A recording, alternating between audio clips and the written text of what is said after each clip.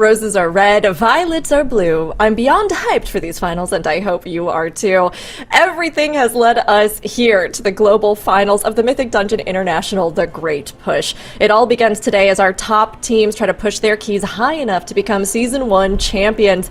I'm your host, Rook, here again with Nagura, Makes, and Dratnos. You know, we've had a journey the last couple weekends. We're here at the end of it, but it's not over yet. But let's take a look back at where we came from as we come into this weekend.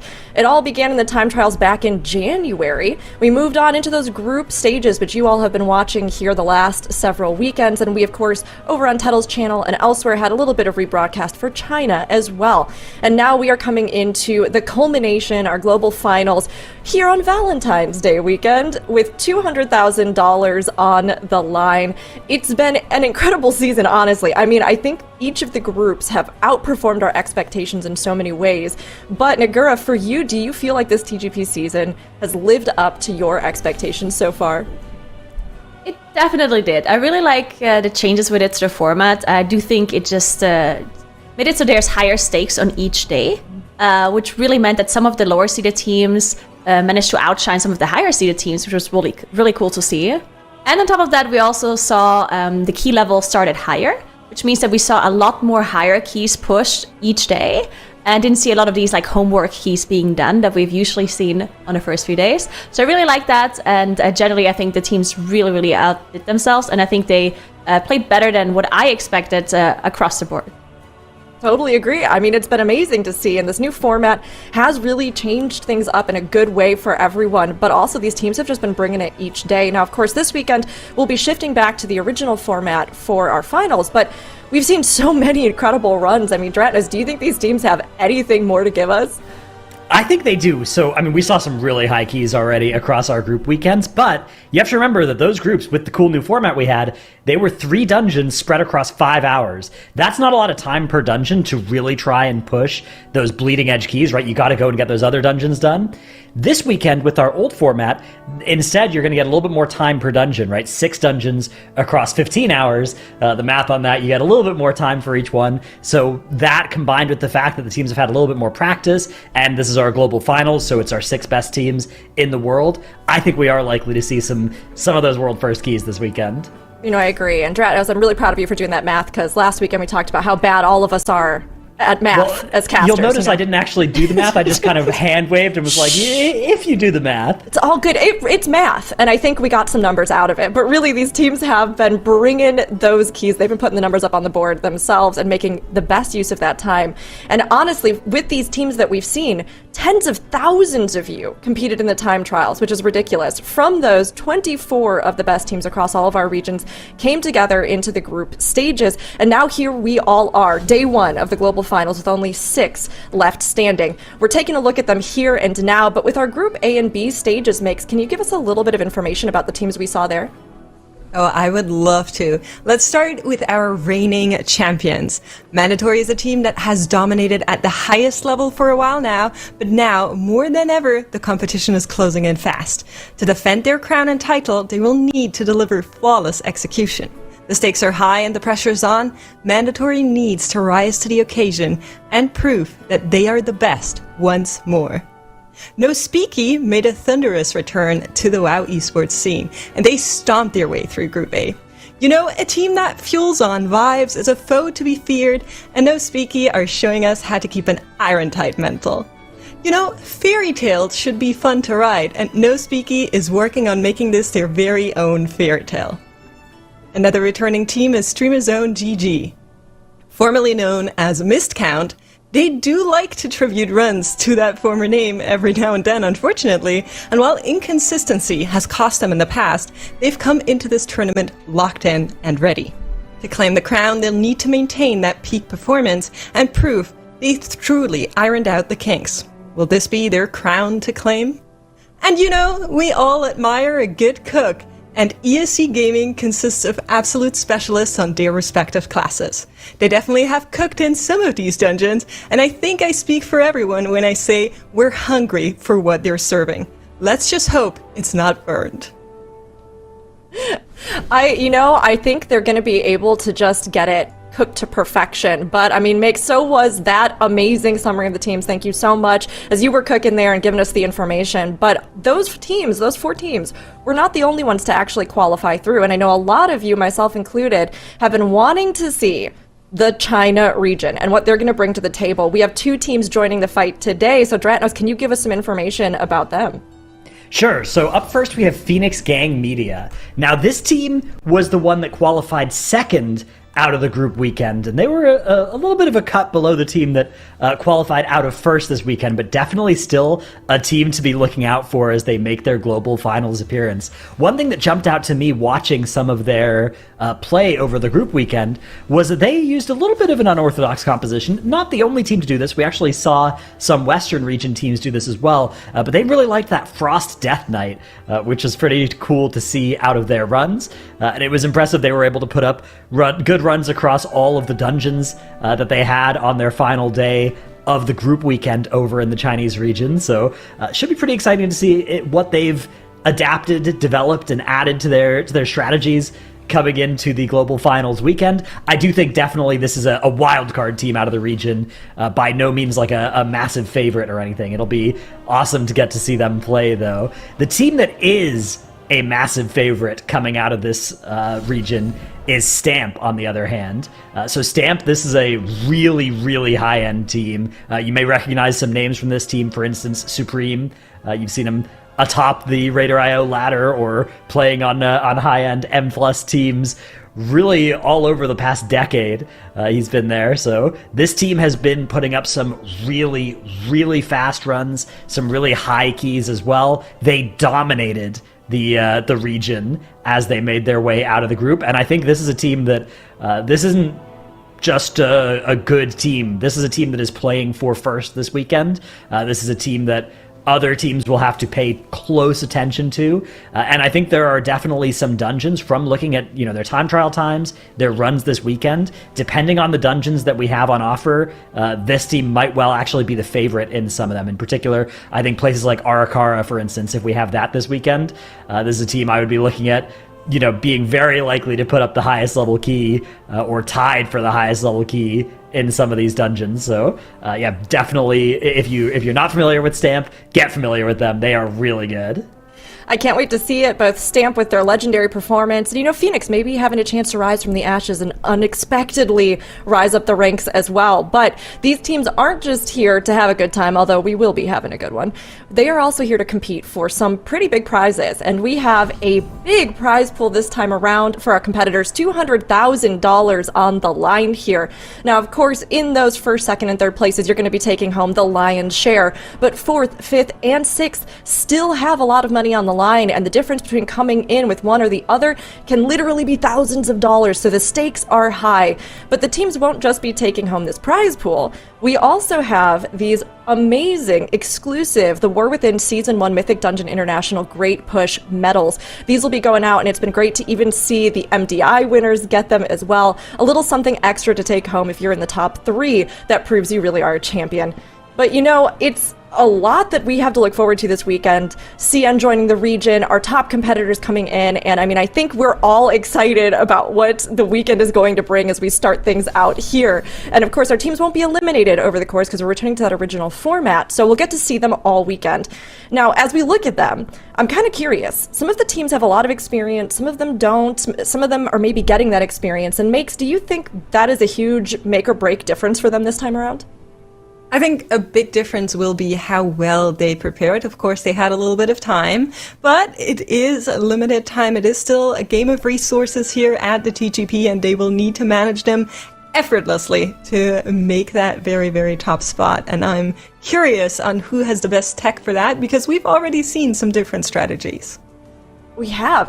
Some interesting variations. We're hoping the keys will go even higher this weekend, so we'll see what they bring. But Dratnos, do you think there are any dark horse teams? We have experienced teams, but are there any that you think might kind of surprise us? I think when we look across our 6 teams here, all of them definitely deserve to be here. All of them have put up some really impressive runs to get here. I would say, I think probably not a lot of people are betting on No Speaky to win the weekend, but I've been really impressed by watching them play. in their first group. That was a while ago now, so maybe people have forgotten as well. But yeah, that's my dark horse prediction to do really well this weekend. We'll try to refresh everybody's memories as well, but you can always go rewatch that broadcast, catch up. No Speaky, I think, left an impression, and I am curious to see how they perform. And I mean, Nagura, these teams all have a lot to prove this weekend. What do you think that any of them that stand out to you are trying? Oh, hold on. Oh. Now, they're going to have to prove a lot, but they're going to have to prove it in these dungeons we have revealed. I mean, Nagura, since we were tossing over to you, what do you think looking at this right now? All right, interesting. So we do have City of Threats, Dawnbreaker, and Siege of Boralus here for this first day.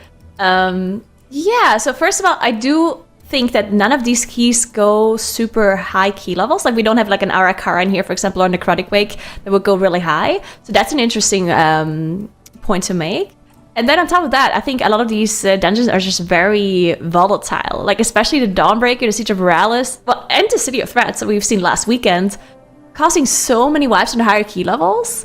So this is going to be a very interesting one for this first day. It is, and we're going to be getting into it. We can chat a little bit more about the dungeons. Of course, they'll be revealed in a 3-2-1 pattern over the course of the days. So these are our 3 for today. Makes, we'll say goodbye to you on the desk for now. Dratnos and Nagura will be hanging out for a bit. But Dratnos, looking at these, what are you seeing with the dungeons today? Yeah, so it looks like Dawnbreaker is a little bit of a popular starting point here. We have ESC Gaming and Stamp moving in there with some quite different comps. Stamp are actually using that Frost Death Knight, whereas ESC Gaming have opted for the Rogue instead. Then we see Streamer Zone up in the very top left here. Don't worry, we'll condense down from this 9-box soon. But Streamer Zone are heading into City of Threads. Mandatory in the top right look to be making their way to Siege of Boralus. And then we have 2 different stamps actually down there at the bottom. But yeah, okay, so here we go. We can see Stamp actually wiping on the first pull of this 16 Dawnbreaker. They'll potentially be resetting. One of the things that's interesting here is since we're starting at this 16 key level, you might be thinking like, oh, it's 16, you have time to wipe. But depending on the dungeon, it's maybe actually a little bit more pressure in the 16 than it will be in the 18 because that 2-chest timer in a lot of these dungeons is tight and important. It's important to get that 2-chest if you can, because that basically saves you 30 minutes across our weekend. Now, unlike the group weekends, there's no danger of elimination at the end of the day, so there's a little bit less pressure on the teams. But on the other hand, they know they'll probably need to use all 15 of these hours across the weekend efficiently if they want to have time to push up those really, really bleeding edge level keys. And if you're coming into a group week or into a weekend that includes teams like Mandatory, you probably know somebody else is going to put up some world first keys, so you've got to be able to have the time to do it as well. Definitely, yeah. With the high key levels that we start, but going back to the old format, definitely going to be interesting to see how many like super high keys we're going to be seeing later on.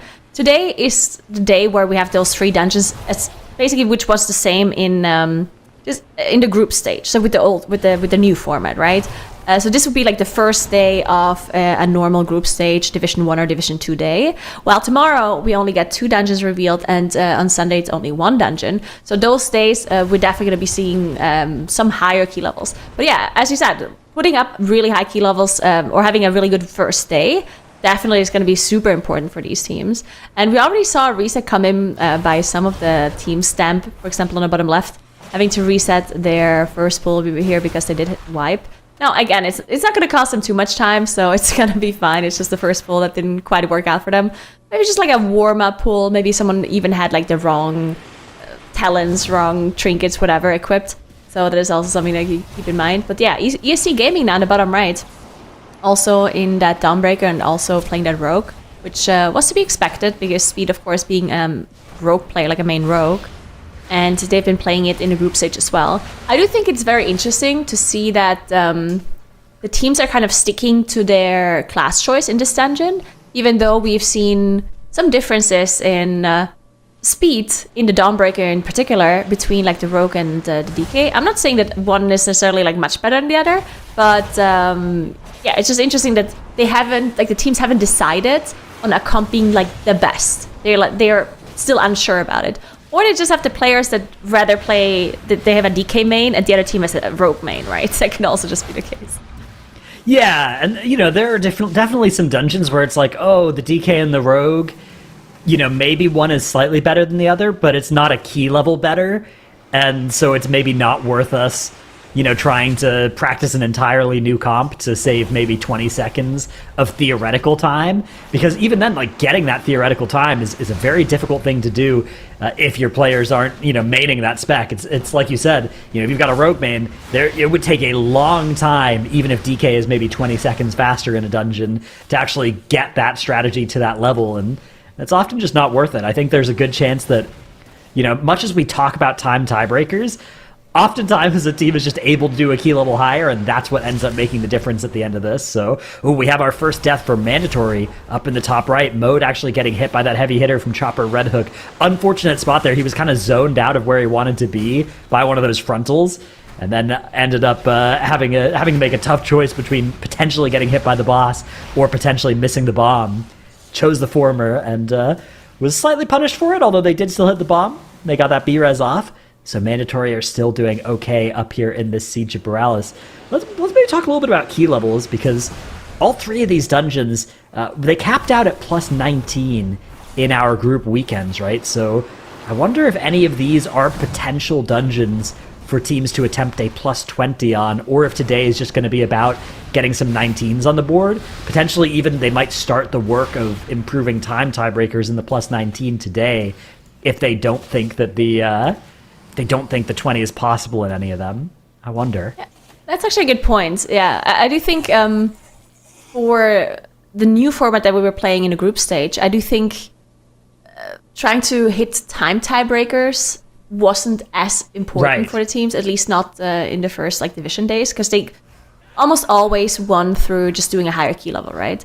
But for the global final here, I do think it's actually a lot more important. If you really think that the highest key level in some of these dungeons is the 19, for example, and you think it's impossible or incredibly unlikely that anyone is going to do higher than that, then I definitely think that improving your tiebreaker today would make a lot of sense, especially because it's fresh in your mind, and then you might not have to come back to the dungeon in the next few days, which I do think is valuable, because at the end on Sunday, we're going to have a total of 6 dungeons, and if on Sunday you still have to go back and do all of the dungeons to do some tiebreakers, then if you have to switch between 4, 5, 6 dungeons, that's a lot on your mind. Well, if you can just focus on the later dungeons, only do 3 or something, or 2 even, then that's going to be much better for these teams. So I'm really interested in the strategy and how these teams are approaching this. Because technically speaking, and I don't think this is actually going to be happening, but since there are no eliminations, technically a team could decide, you know what, we're not going to do one of the dungeons at all. I don't think that's happening, but yeah, that would be potentially a possibility. I mean, it's interesting as well, because we didn't, none of the dungeons that we've added today are those Necrotic Wakes or those Arakars that go up to that 20 plus level. If in theory, if you budget out the time, right, you can 2 chest a 16 in all 3 of these dungeons, and then you can run the 18, and then you can run the 19.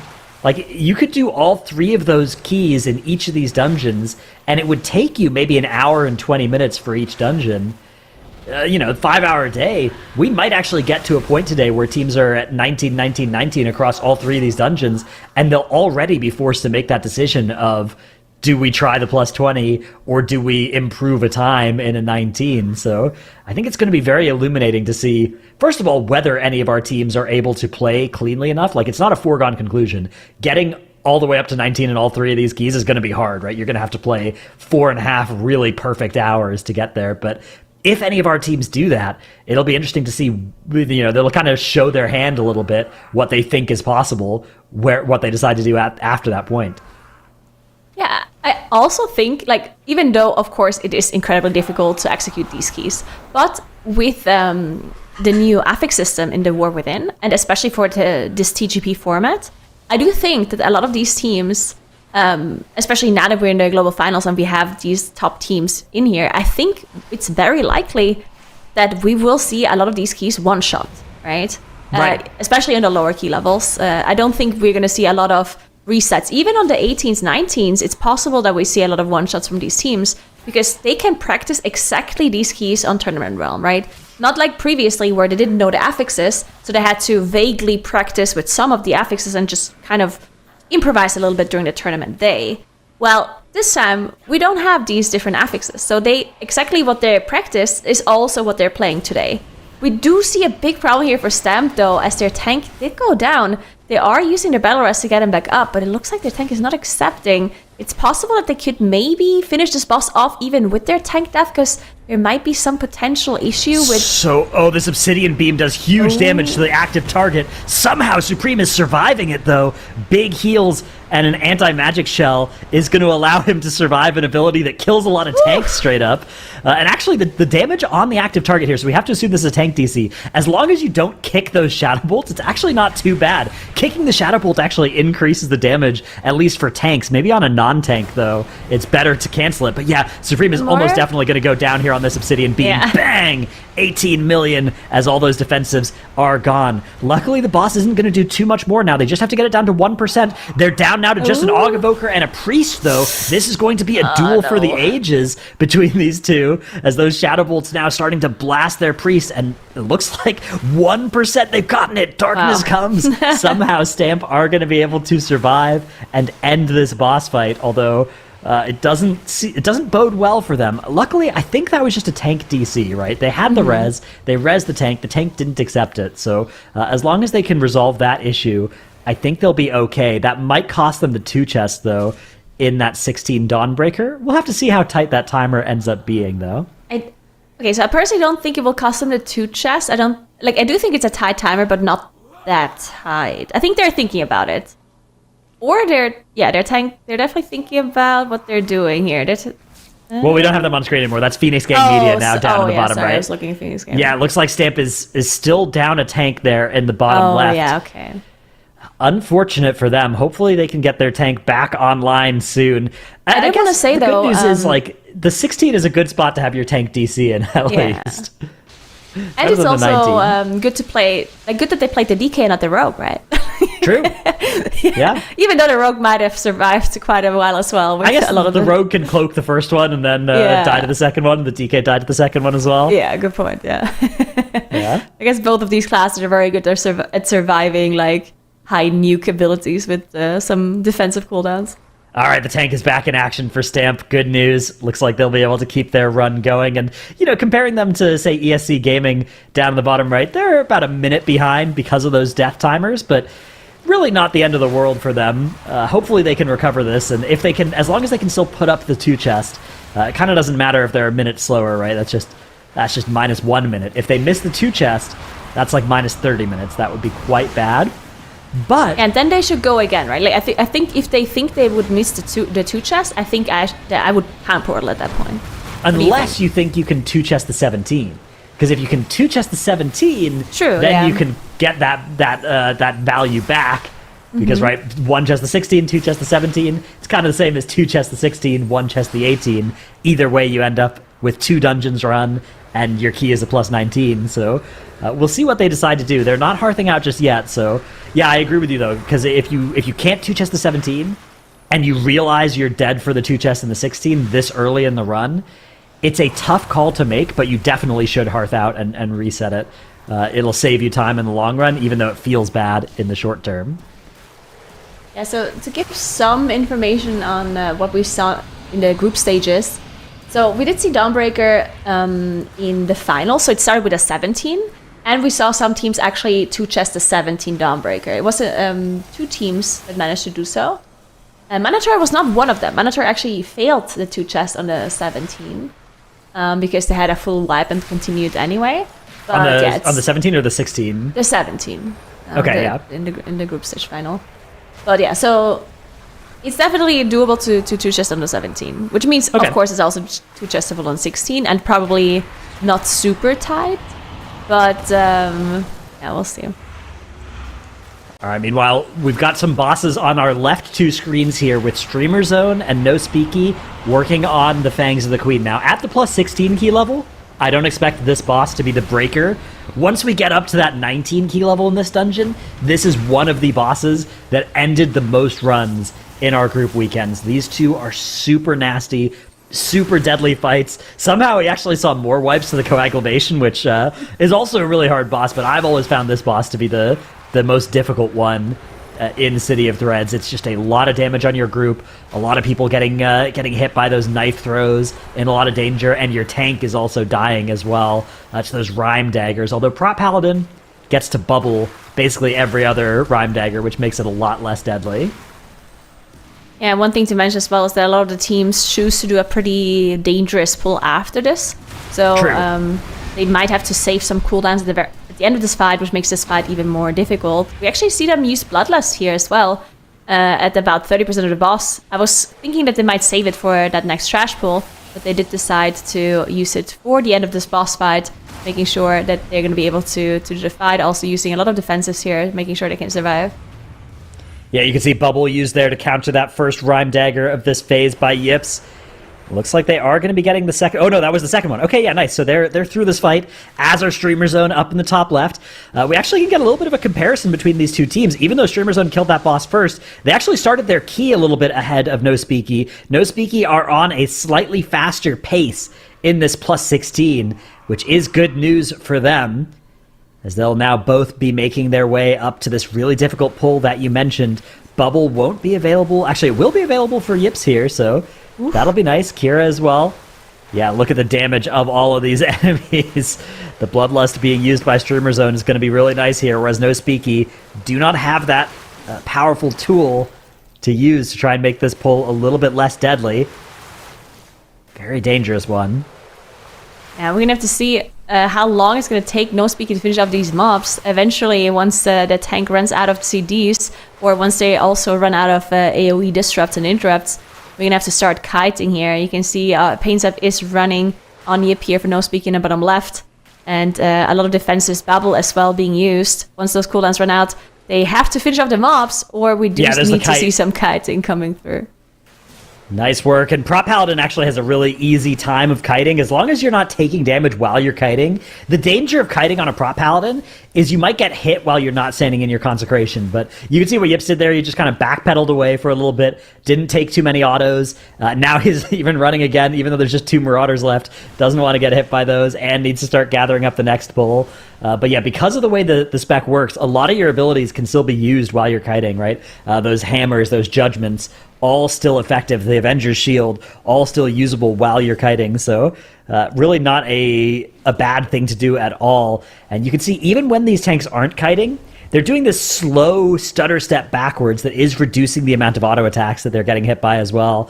Over the course of a dungeon, doing this sort of small micro kiting, even if it's like in a little circle around where you started, can reduce the amount of auto attacks you take by 20, 30, even 40%. It can be really big. Yeah, definitely can be, and all of the tanks doing a really good job showcasing that, especially on this pull that we just talked about. In the meantime, Mandatory in the top right is actually in that Siege of Boralus, and they're doing really well. They did have a death on Stove earlier to one of those crushing slams from the demos on the trash. Did manage to get him back up though and recover, so that's good to see. Sometimes when you have a damage dealer go down in one of those bigger pulls, it can cause for things to just go wrong, mobs don't die fast enough, all of a sudden you run out of defensives and so on. This pull also pretty dangerous as they have the double commander coming through here. You see double Azerite charges being used onto the players. They are they only have the one Shadow Melt on Stove there, which you can use to stop the Azerite charge from going through.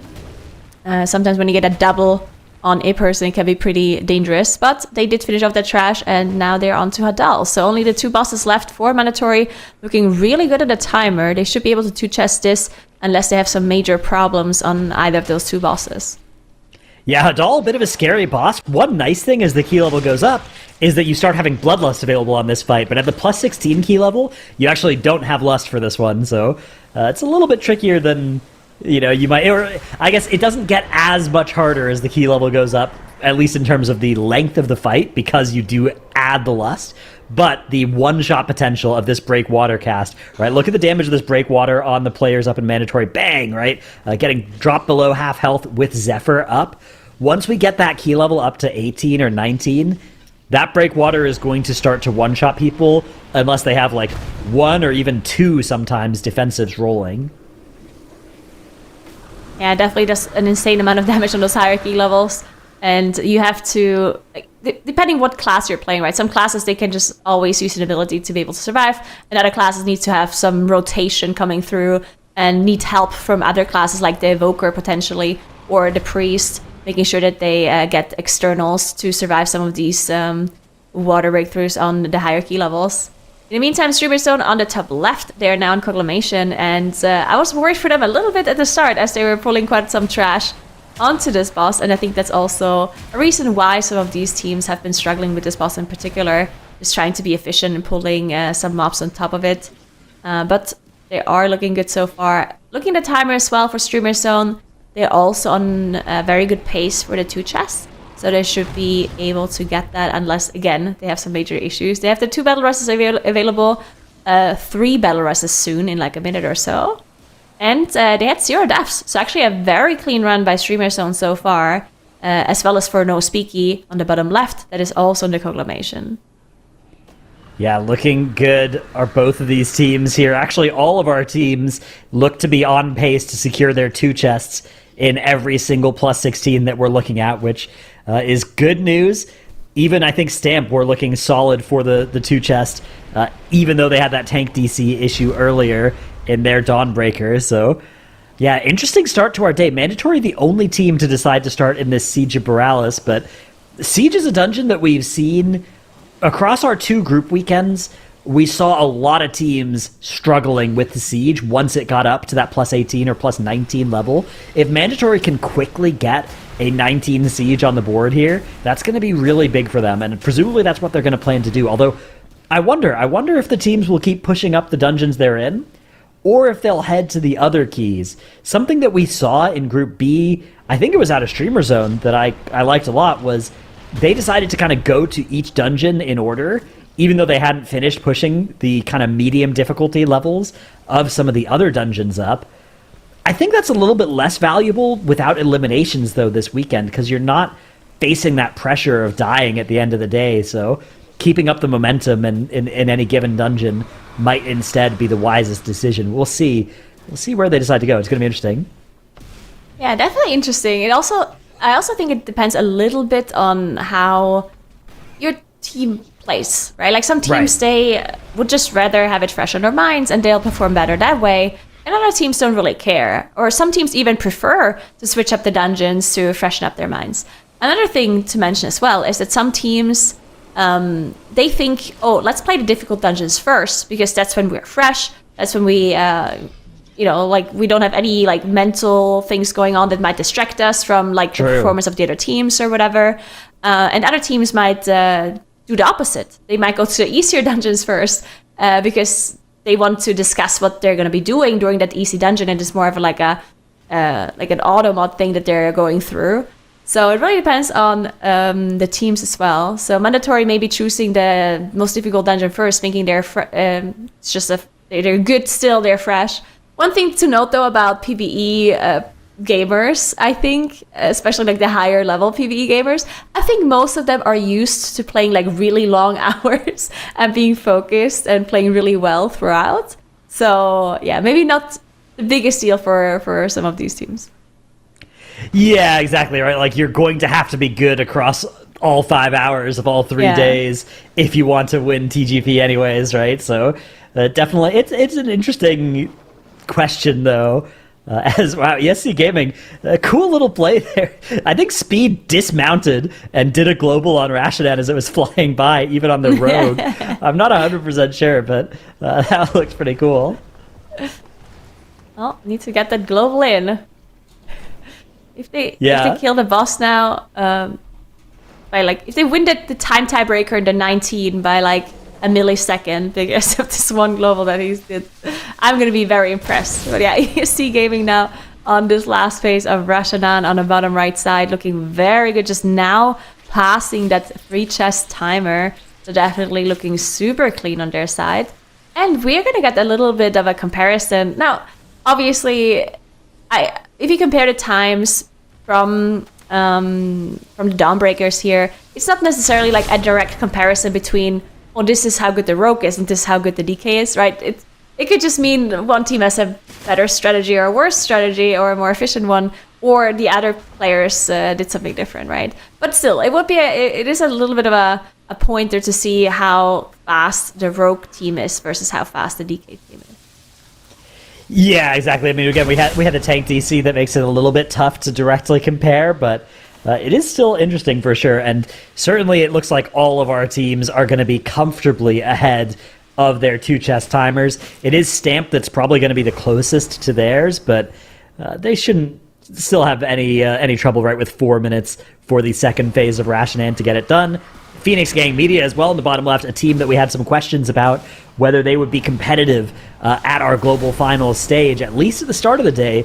The answer is yes. They are going to be putting up a 2 chest in this 16, and they're going to be doing it with 0 deaths in the Dawnbreaker as well. So a very strong sign for Phoenix Gang Media, who I think are definitely the most low-key team out of, like, the most unknown quantity of our 6 teams this weekend.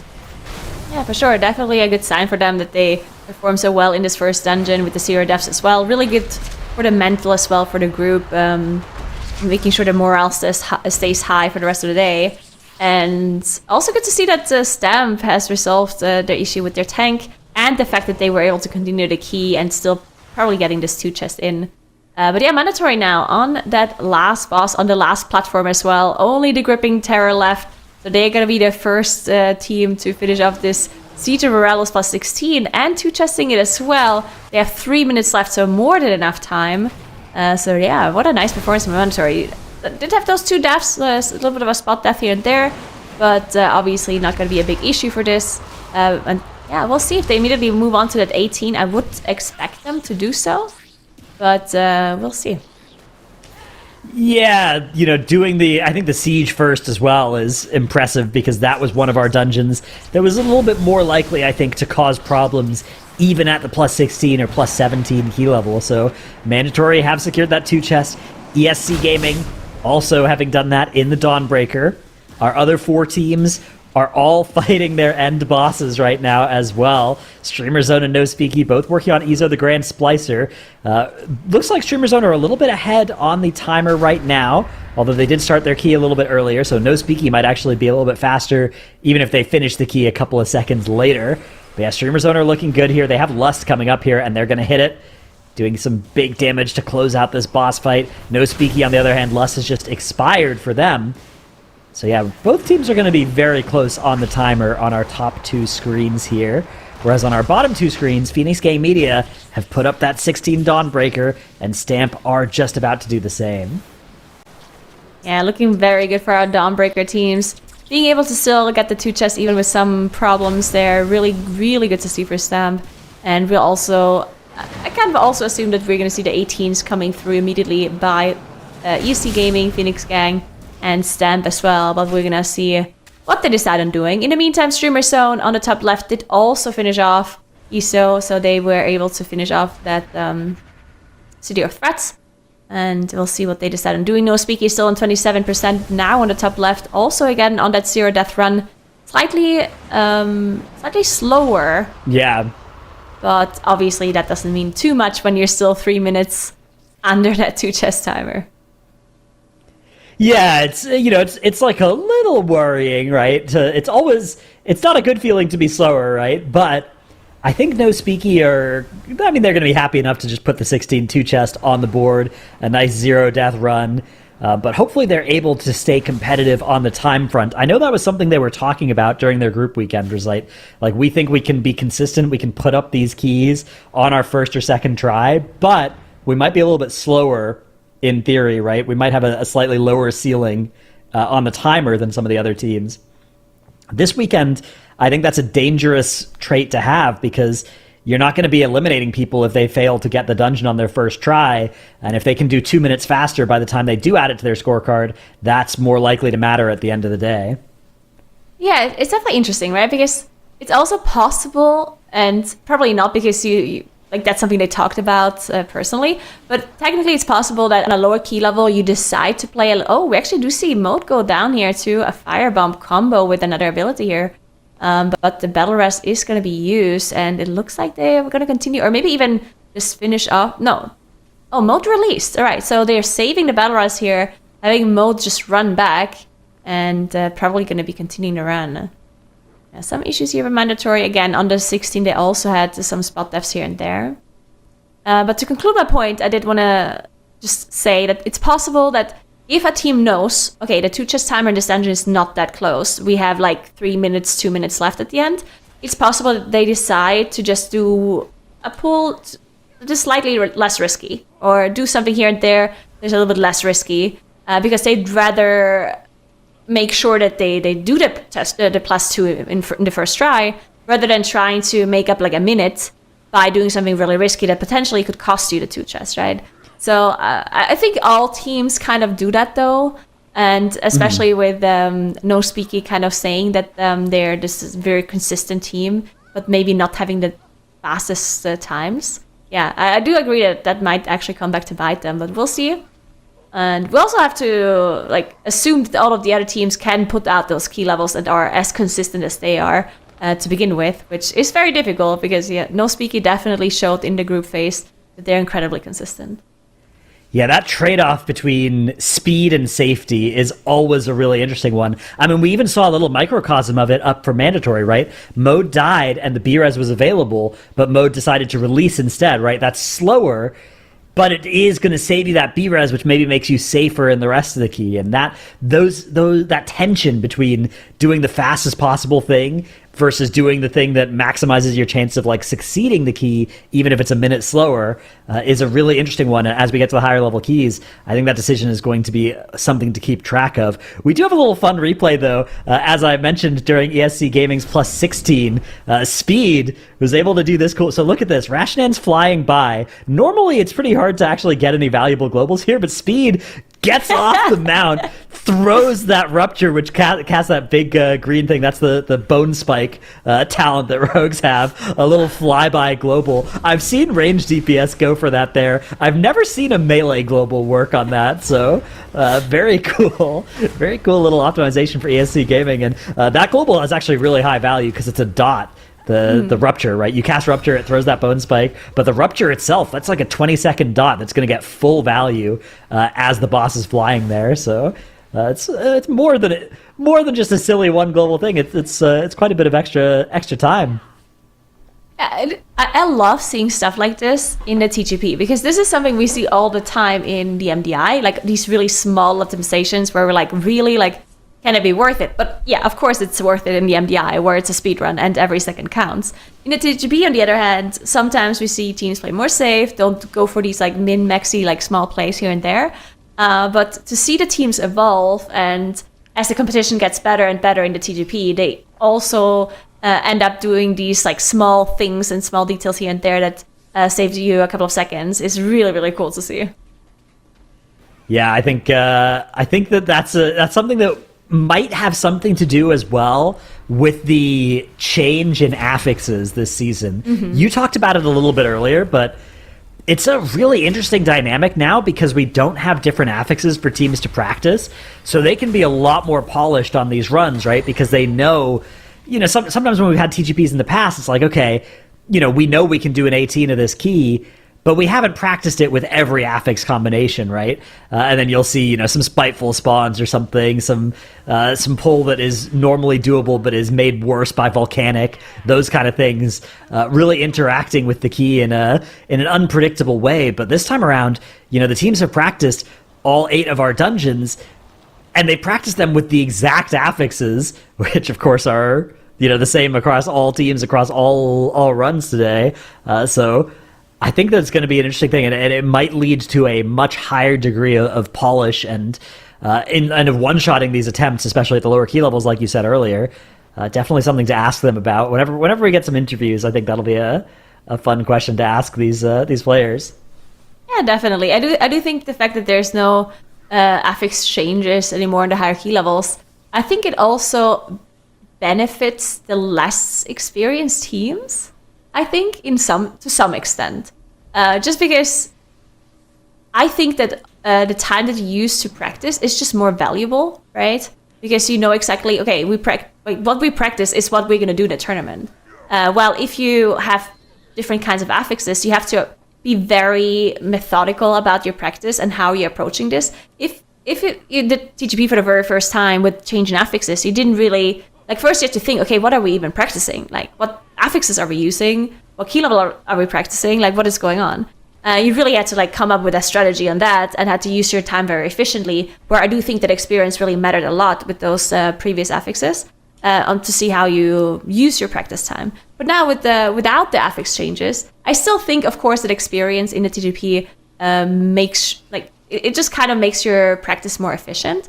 But again, I think that affix is not changing does benefit the new teams a little bit, and it, like, lowers the barrier of entry, in my opinion, a little, to have them just go into the TGP. What we practice is what we're gonna do, and it's gonna make it a little bit easier for them, I think. Yeah, absolutely. I think a very important thing to make it a little bit more accessible for new teams, right? To only have 8 dungeons to practice instead of 56 dungeon affix combinations that you need to be ready for. Although, of course, not all the affixes changed every dungeon, but it was often like, okay, you needed to be ready for bolstering of each dungeon, tyrannical and fortified in each dungeon, sanguine in each dungeon, right? You kind of had to have all of those adaptations at least somewhat pre-planned out. So I think it's cool to see what the game looks like with that changed. As we do have all of our teams now, they've all started off the plus 18s of the dungeon that they started in, so no moving between dungeons yet. All of our teams doing about equally well here. Mandatory, of course, have had that one death that didn't cost them a B-res. They decided to save that B-res. Streamer Zone in the bottom left actually had a death in boss combat, so they were forced to use that B-res. It's probably not going to be the end of the world for them. That B-res will be back up before the next boss fight. But it is an important variable to keep track of here for them, is that they won't have that available. And then all of our other teams are still on some 0-death runs of the current keys, all of them either working on or having just finished their first bosses.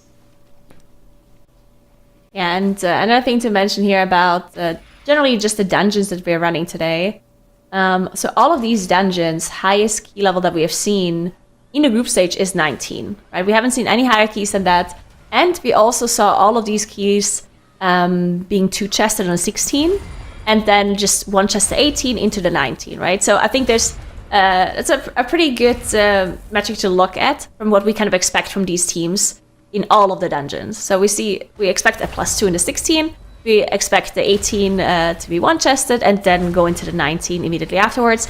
And that potentially might be the highest key in all of these dungeons.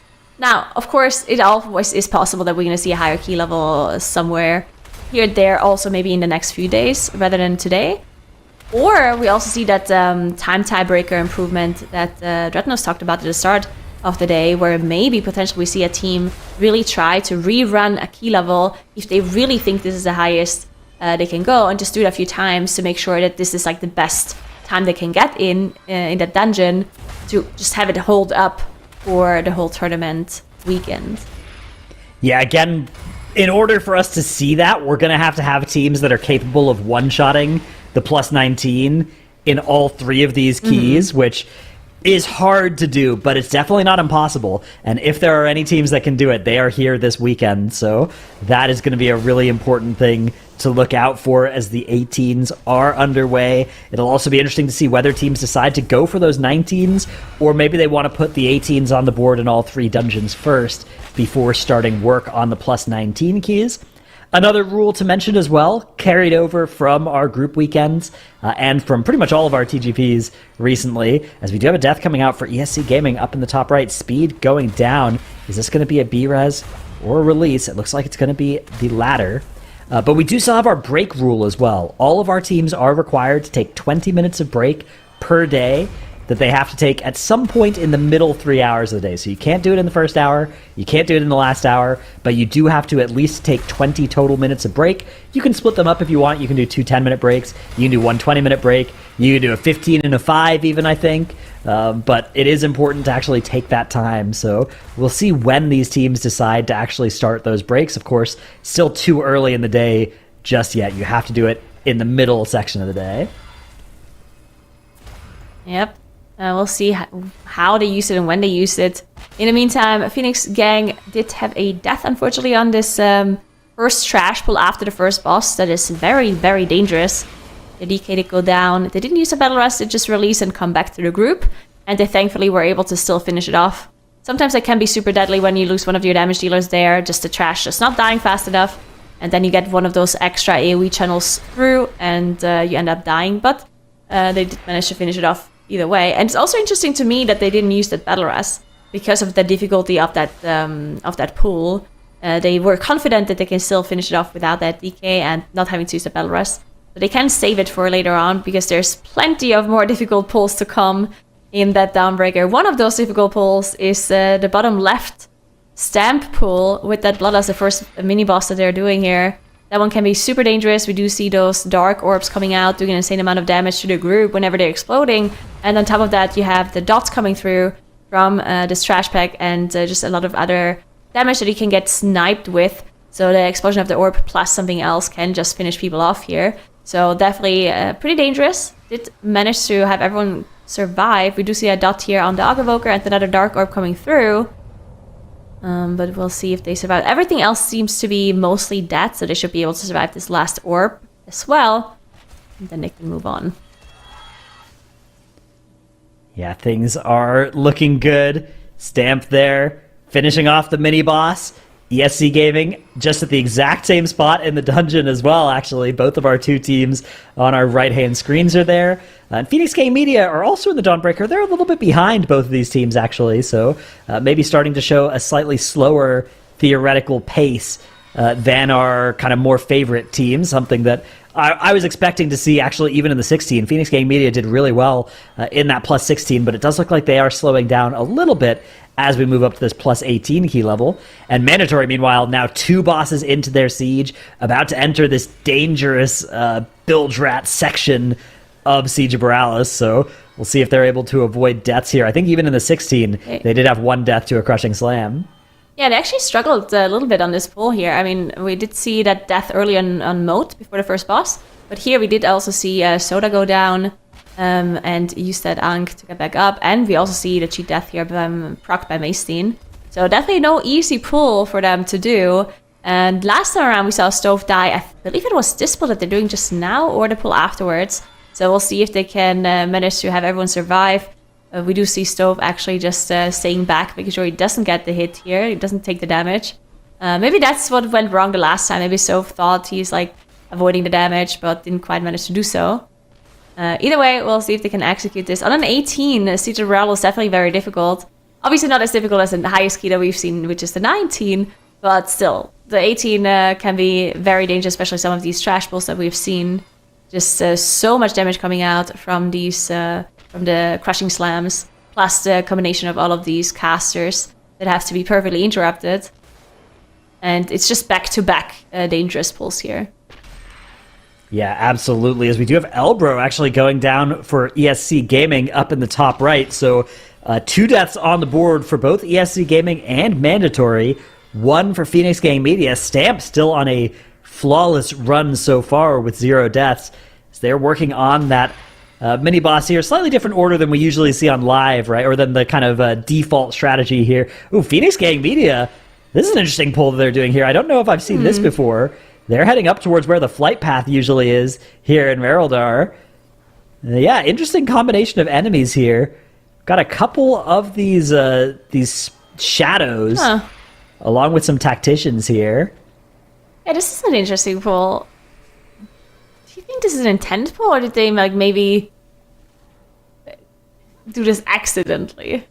This looks intended. I mean, they're missing quite a bit of count. Yeah, it looks intended, so this is cool, yeah. They did this last time as well in the plus 16, so this is a nice one. Yeah, I mean, I always like seeing teams having interesting divergent strategies. This trash seems pretty deadly to me, though. You're adding in extra shadows, which tends to be the most lethal mobs in here, right? You can see AMZ having to be committed against that AoE, so yeah, curious. That's what I'm wondering. Getting an extra shadow in is something that you would technically want to avoid. I wonder what other mobs that they're skipping. Is it just like, are they just doing a smaller pull somewhere else? Maybe that's it. Interesting. Yeah, maybe they're not pulling all the stuff down there by the boss itself, right? There's a bunch of trash there you can skip. Maybe they're pulling a little bit less in that kind of church area. I'm not sure either, because yeah, the route, the kind of default route in here that the teams are doing does get you a lot of count that is maybe a little bit less deadly than some extra shadows. Yeah, very interesting. Taddles is saying in the Discord that they're doing this pull instead of the courtyard pull. Okay. So there's a strategy that apparently can be done. Interesting. We'll see if they also continue to do this on the 19 as well. I mean, I assume they are. If they're going to do it on 18, I assume they also do it on 19 as well. Yeah. Yeah, cool. Okay, so Tettle says, so take this with a huge grain of salt, but Tettle says it's a low tank damage pull, which is the big value. And you can use it as a break pull and hold on to your offensive CDs, although, of course, you did see some defensives like the AMZ being committed to that pull. So, yeah, it could be a good one for timing purposes. Could be. I mean, it's interesting. I love seeing the differences, especially as the regions start coming in, and we get to see CN because they oftentimes do have their own strats, and especially in key pushing, they shine a lot of times, which is great. But, we're going to have a swap here on desk, so Nagura will be saying goodbye for a little while, and Makes will be coming in. And, Makes, I didn't say it earlier, but your look is on point today. You have a smart way of wearing clothes.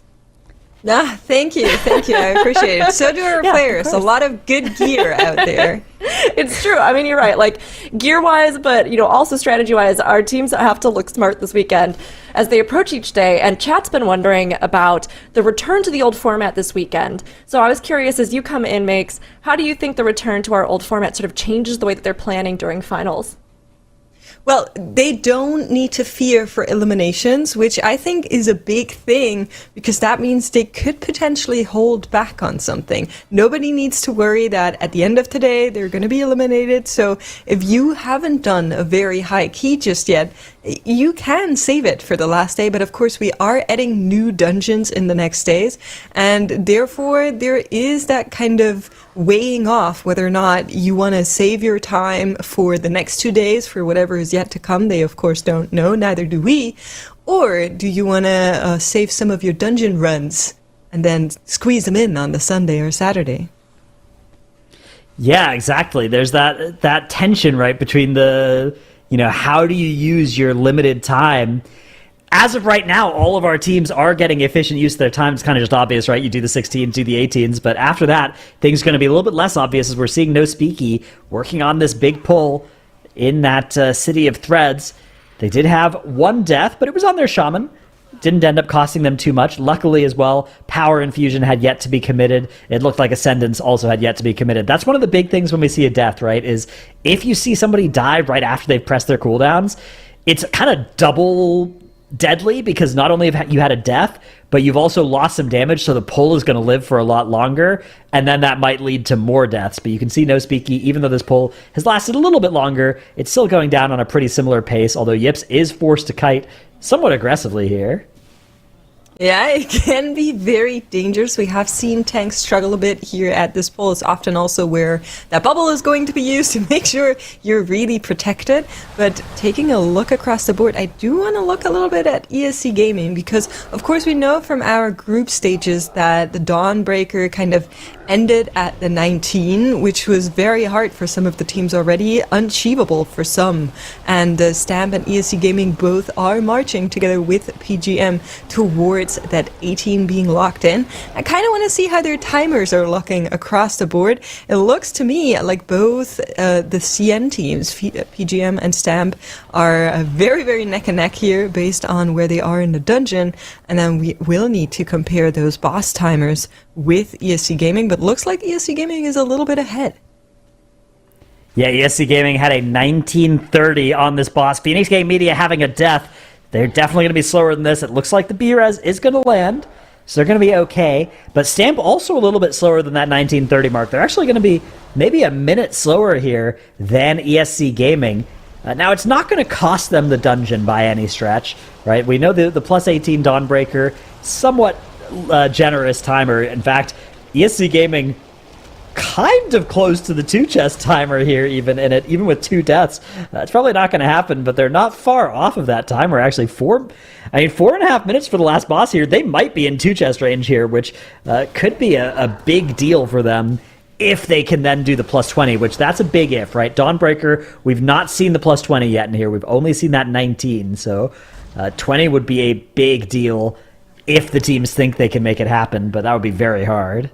Yeah, we did a lot of like theory crafting on which dungeons could be broken in terms of their caps. One that has loomed over both the group stages was the 21-hour Kara that has been done in time trials by a CN team. But of course, there are some other dungeons. The Necrotic Wake was also one we've been talking a lot about that we think there might be wiggle room to go +1. I'm not so sure about the Dawnbreaker because it is quite lethal and it's also not too lenient on the timer when you compare it with something like the Necrotic Wake, but I would sure love to see it. Yeah, exactly. That's going to be an interesting thing to see which of these 3 keys that all have that ceiling of 19 as far as we know, which of these 3 keys do teams think they can get a +20 in? All of these keys have only ever been done on the live servers at +19. And note that players on the live servers have access to avoidance as well, which against a lot of these fights, right? You see Mandatory working on Hadal Darkfathom, for instance. The lethality of the Breakwater cast is dramatically reduced if you have some avoidance on your whole team. But players on the live servers didn't have the benefit of being able to reset and retry the key at +20 over and over again, right? Getting a +20 key is a rare and precious resource on the live servers, whereas once these teams can put these 19s on the board, they will get unlimited attempts at those +20s. So I wonder if these 3 dungeons, if any or multiple of them, are possible at that level and if the teams will go for it. Or if instead they'll decide to improve timers in the +19s, which, again, we might see today which of those things the teams think is possible, because there's a good chance that we will see some teams make it to all 3 +19s today and then have to decide, what to do with their last run or 2 of the day. I'm really curious because, of course, as a day does go on, there is dwindling resources in terms of times, and every single do-over, every single wipe, every single go again matters so much. So a lot in this competition specifically is about being able to avoid that at any cost, being able to recover runs, being able to smartly manage your break timers as well as your last dungeon run, because once teams are starting that last dungeon run, they can finish it out despite the timer being over. We still allow them to finish that one, but ESG Gaming, 1 minute 40 seconds to maybe get that +2 on the Dawnbreaker already. If it is possible to run the 20 Dawn, it would be an absolute insane feat to have that key unlocked and not need to go through that 19, as that is exactly what we were talking about. They need to be careful though, especially on that priest, because acid does burn holes in wool cloth. They are very squishy on this dungeon. Yeah, that's a dangerous one to be playing those cloth-armored players, and there is actually some physical damage that does hit the group in some of these dungeons as well, right? Like the slam that we can see up here for Mandatory is super lethal on those clothies, because I'm pretty sure... Actually, that one might be one of those fake ones that's nature... Let me check whether that one's physical or nature damage, because I know there's some things that look like they should be physical, and some of them actually even were and then got changed to nature damage. But yeah, the slam is physical, so it is super lethal for the clothies especially. It absolutely is. They need to be careful here, but doing a phenomenal job of that right now. Top right corner, EST Gaming. They still have a little bit more percent, 0.1 that they need to get through, but this is looking really, really fantastic for the team. Yeah, exactly. ESC Gaming. Oh, it's going to be so close, that 2 chest timer. I think if they didn't have those 2 deaths, they would be in good shape for it. But they're going to be 0.7% on this boss. They're doing so much damage, but no lust. Those cooldowns now have all expired as well. 6 seconds. I think they're going to be short. It's going to be right down to the wire, though. And yeah, they are just a few fractions of a percent shy here. Those 2 deaths are definitely the difference. Not a big deal, because again, even if they 2-chested the 18, they would probably put the 19 on the board before attempting the 20. It would be very bold to start straight with the +20 attempts. But yeah, ESC Gaming almost 2-chesting a +18 Dawnbreaker. Meanwhile, in the bottom right now, Stamp are on pace as well to have it be close. Their Bloodlust has expired too. Their cooldowns all run out also, so I think they're also going to be short here. Even though it's only 1.7%, that is a lot of health. 1.7% on Rashman is a huge amount of health to actually chew through here. Yeah, I think both the teams on the bottom frames right now are going to be off of it just a little bit. You can see on PGM there are 10 seconds to go, and that is a little bit too much HP to work on through. For Stamp, a familiar picture, we have that 1.4% still to go. 30 seconds. I'm not convinced. I would love to, but it does tell me that it is potentially possible to get the 18 plus 2, and there are 3 teams we haven't seen in that Dawnbreaker just yet. Streamer Zone GG, No Speaky, and Mandatory could get a big advantage if they are able to get the plus 2, and, of course, it hinges on that, and if they're able to get a 20 Dawnbreaker. So that is a setup that maybe we'll need to look out for once these teams enter that dungeon. Yeah, absolutely. It's, again, I think that plus 20s we probably won't see until the last 30 minutes of today, because I do think that it doesn't make sense to start attempting those until you've gotten the plus 19 in all 3 of these dungeons, which is a hard thing to do as well. That if you have even one wipe, one reset key, you're probably going to be spending all day trying to make that happen. But Mandatory in the top left are approaching the end of their run, as we see Stamp and Phoenix Gang Media also about to stop the clock in their 18 Dawnbreakers on our bottom screens. StreamerZone.gg up in the top right, pulling the last 2 mini-bosses before the end boss here of the City of Threads. They also have a bunch of time. So all of our teams, it looks like, are on comfortable timing pace in their plus 18s. This is the kind of pace that the teams are putting up that says, okay, we're going to also be able to do the 19, right? It's not one of those runs where it's like, oh no, we have to be faster to do the 19. It's like, oh no, we're on pace, right? But none of these times are comfortable enough where it's like, okay, we can do the 20, right? That is something where the teams will definitely have to be faster, almost across the board. I think ESC Gaming are the team whose timer was closest to being like, okay, yeah, this is maybe plus 20able. So we'll see whether or not they decide to try and make that happen. They are going to be starting up the plus 19 Dawnbreaker in our bottom left, as Phoenix Gang Media in the bottom right have sustained another death here. Yeah, looks they're like shaman. They're going to also be able to end here. No worries, quick hand. Nobody saw that, and if you hadn't called to it, nobody would have noticed it. So yeah, exactly. Shaman PGM are deaths don't fine. count. It doesn't matter right now. Their timer is still good. With the keys that we have here today, it's City of Threats, it's Dawnbreaker, and it's the Siege of Boralus. I actually, when I first saw them revealed, I had a little bit of a flinch moment, because ESC Gaming in their group weekend was not able to put the 19 Siege on the board, which they will need to do. That was a dungeon that they had a lot of unfortunate things happen to them. Their timer was good, and then they would wipe, and similar things like that. So I don't think they don't know how to do it. I don't think they can't do it, but I really hope they looked back at that dungeon and they practice it, because having it in that first day can do a lot for your mental, right? If you have that dungeon and you come back and suddenly you're performing great there, then you'll feel much better. And then if you have issues there on the very first day, then of course it's going to mess with you a little bit. Yeah, I mean, getting that 19 on the board, there's a very good chance that a 19 will hold in most of these dungeons. And even if another team can get a 20 in one of these dungeons, if you think about the possible dungeons that are the rest of our day, right? Or the rest of the ones that we could show, we've got dungeons like Mists, like Necrotic Wake, like Arakara, all of which go higher than plus 19, and which will therefore be more valuable for tiebreaker purposes, right? Like, if one team gets, say, a 20 Dawnbreaker and you're stuck on a 19, but then you can get a 21 Arakara and they're stuck on a 20, you would win the tiebreaker against them. So it's kind of better to be good at the dungeons that go to those higher level keys. Again, those Necrotic Wakes, those Arakaras, those Mists to a lesser extent.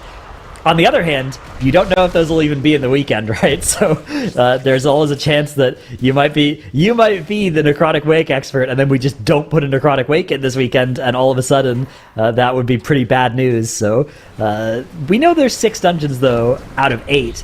So it is more likely than not, even of the ones that we haven't shown yet, that any given dungeon will be in there. So we'll see what those end up being over our next couple days, as Mandatory have entered the plus 19 in the Siege of Boralus.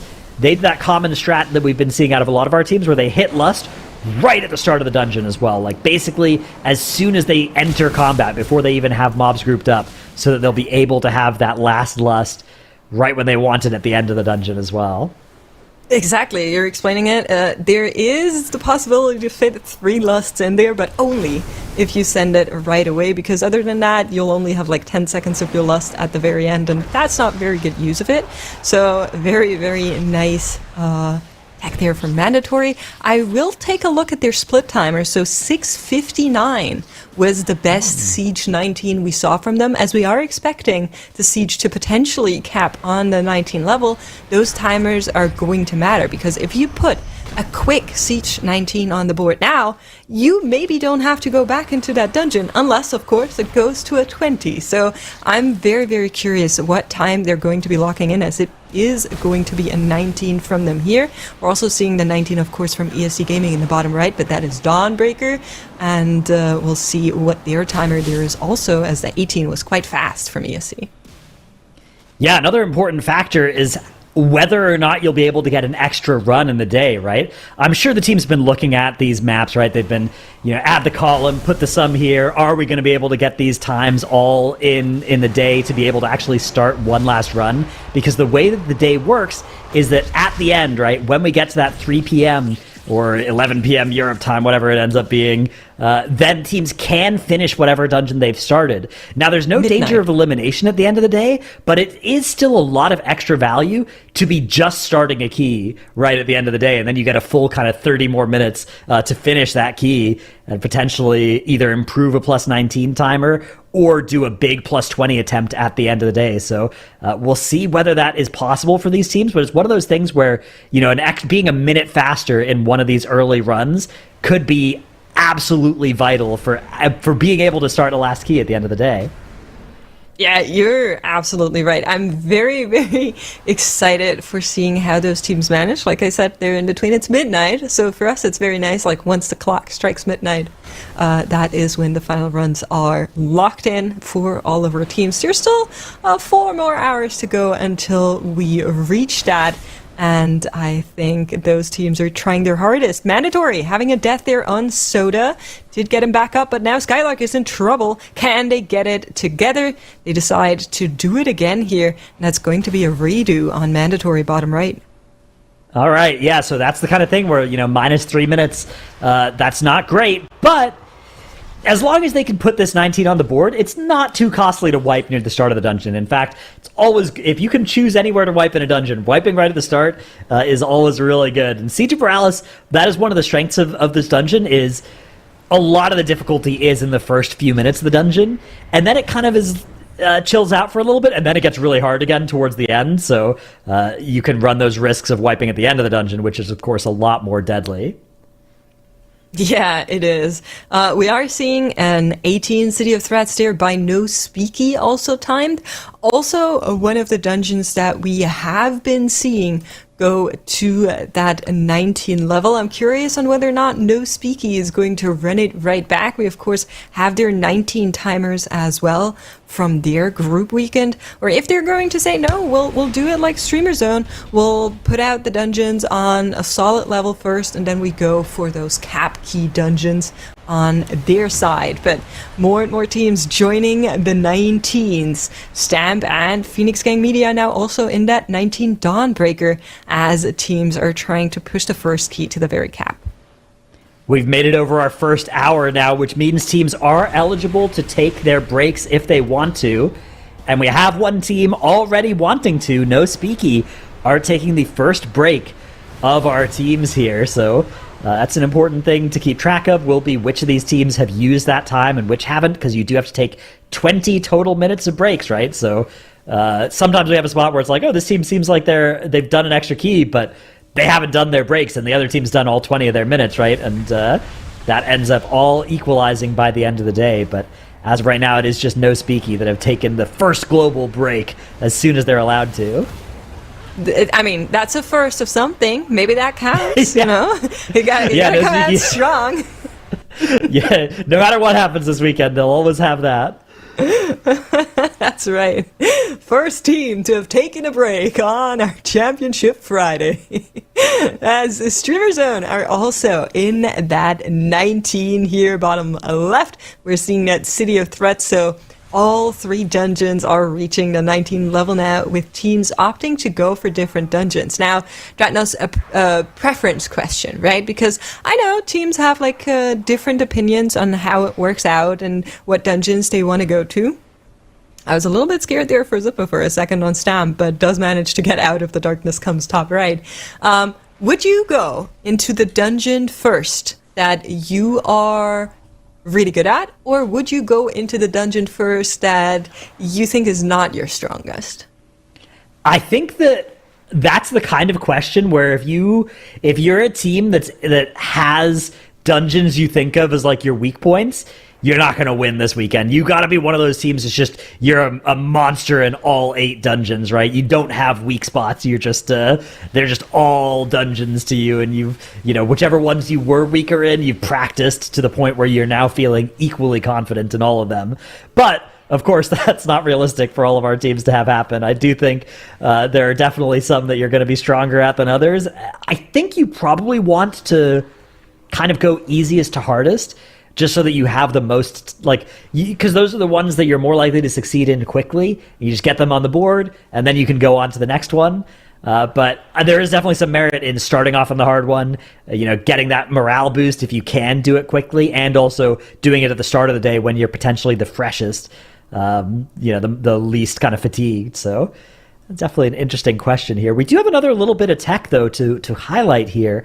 This is from Mandatory Siege here. This isn't a huge benefit, but look at what Mode does here as they move into this area after the gate here. Instead of pulling this pack with a damaging ability, anything like that, I'm going to walk forward, the Mind Soothe on it to get a little bit closer to that pack, and then actually, as soon as it gets pulled, Dominate Mind and Life Grip on that Black Tar Bomber, which normally just stands there and starts throwing those bombs, right? It's not interruptible. You'd have to run over and knock it over or wait for it to finish casting to run into the group. But that Dominate Mind, Life Grip, and then cancel Dominate Mind actually gets it in a position very quickly. The downside of doing a play like that, if you ever try and do this in a pug, is when you Dominate Mind something and then you drop it, it will have threat on you, and it actually gains a bunch of threat over the next 10 seconds. So your tank needs to taunt it twice in a lot of cases. If you're going in there with something like Final Stand, right, the bubble taunt, that will also work on it. But if not, your tank will need to probably spend 1 or maybe 2 taunts to make sure that it doesn't run and auto-attack your priest. Although with a mob like that, if it's going to stand still and throw bombs, then your priest just needs to get out of auto-attack range, which you could see was what they did there. So you could see a highly polished pull for Mandatory as they move into Siege there, something that I think teams will definitely look to copy if they don't already have that pull set up that way. Yeah, I mean, a big benefit of pulling it back there is that you run less risk of accidentally adding something else. You can just pull the pack with the rest of the group on the stairs there, which is why they're doing that. So very, very cool. And I just want to say, Mode and Skylark, I think they work like a well-oiled machine by this time. They've been playing together for so long. And a lot of that comes down to them being able to pull off these niche techs where they 100% need to rely on each other to make it work out. So very, very cool to see there. I also expect that other teams are going to be following suit. And of course, Mode, a player that even back then in BFA was already running that Disc Priest as his main. For anybody that's unfamiliar, that's his favorite class to play as a healer, is of course able to play every other class as well. But if he can, he will prefer that Disc Priest and does have a lot of that kind of tech up his sleeve. Something bad just happened here for Mandatory. Actually, they're in some danger here. A lot has gone wrong here for Mandatory, actually, on this boss fight. We had one of the trash mobs run into a bomb instead of the boss, which is never good. And then it looked like the boss's fixate was maybe set up such that the fixate was broken and it was just autoing or chasing the tank, which does sometimes happen. You have to be careful on this fight with that always being a possibility. Sometimes your tank can get autoed. So Skylark actually nearly went down there and had trouble picking up threat on all those mobs as well. So yeah, we've got an action replay of this going wrong. So on the hook, nearly finishing cast here. Yeah, the bomb is about to spawn here on Stove, but it's going to knock the boss back potentially. Oh no, they just missed it. Okay, so then they get hooked in, and then the cleaver runs into the bomb right next to him there. And then you can see the boss after that hook is actually not fixating right away because Skylark's in bubble taunt here. And I think that Good then reaction. Once Skylark though, okay, so Bubble Taunt's really powerful, but if you're out of range of some mobs, Bubble Taunt is really powerful because it forces mobs within a certain range of you to be attacking you, right? It puts that taunt on them. But if you ever step out of range there, that taunt goes away, and mobs revert to that behavior where they're like, okay, this target's immune, so I'm not going to bother and let me look at the next target, right? It does that usual thing where bubbling as a tank is very dangerous and instead forces threat onto the rest of your group. And so that's what happened to Stove there, was that Cleaver was a little bit out of the bubble taunt range, so it instead was like, okay, I'm not going to hit the bubble, I'm going to hit this juicy Moonkin instead. And that took down Mandatory's B-Res here at the start of this 19 siege. Now, the good news is the Siege of Boralus tends to not be about being super tight on the timer. We have seen some depleted keys in siege attempts, but usually it's scuffed runs. Usually, if you are able to have a run where you get to the end of the dungeon, and even if you use your B-reses, you don't have somebody dead for a long time, usually the timer is generous enough. Yeah, but let's also not rely on those things. There are, especially on that very last boss, a lot of occasions where somebody just gets annihilated by the putrid water. If there's no pre-shield ready, it does a lot of damage. So having those battle rests available is always a little bit nicer than having them spend. Overall, they didn't lose any significant time here, though, which is why they're pushing onward in this try. They had one do-over previously already in this dungeon. So I think it does make sense to just try to move on, get this dungeon on the board, and just hope that nothing else goes wrong. They will, of course, also get more battle rests as they are moving through that dungeon, but I am now just a little bit more nervous for them as they are going to be entering Potassium, what are we calling it, Alley? Banana Town? Yeah. Banana Town, yeah. There's a dangerous section of the dungeon for sure, although not quite there yet, right? That's the area after the next boss. I think that it has all the bananas on the ground that stun you, and yeah, very dangerous area. It's one of the areas where it's almost really embarrassing to die after getting stunned by those bananas as well. So is it though? It happens to all of these players. Yeah. We've seen it so many times at this point. I think it's not embarrassing anymore. It's just a given. It can happen. So you of course try to not have it happen, but I've definitely seen it a couple of times in Group A and B. Yeah, it's one of those things where, it's technically avoidable, but sometimes it's, you just don't see it, or you just have no choice but to run in a certain direction, or it feels like no choice. Even if you review the VOD later and it's like, yeah, you could have dodged it, it doesn't feel like it at the time. As ESC Gaming here look like they're getting ready to pull the boss, killing off that third mini-boss. The timer in their plus 19 is looking great. This is they're in fantastic shape to put this on the board. Looks like maybe going to be taking some trash into this boss here. Let's see what they're up to, because I don't see their tank with them. Their tank, I think, landed far away. Okay, no, tank landing now. All right, all good. Maybe they're just building some resources on something, or not sure. A little diversion, maybe a little bit late to mount, maybe had to scratch his skin. Who knows? So we are on track, though. They're looking good on their timer as well, but you can just see how much damage that boss does, and Jon does go down here for ESC Gaming top left corner. That is a tank death. That is absolutely tragic. Elbro also down.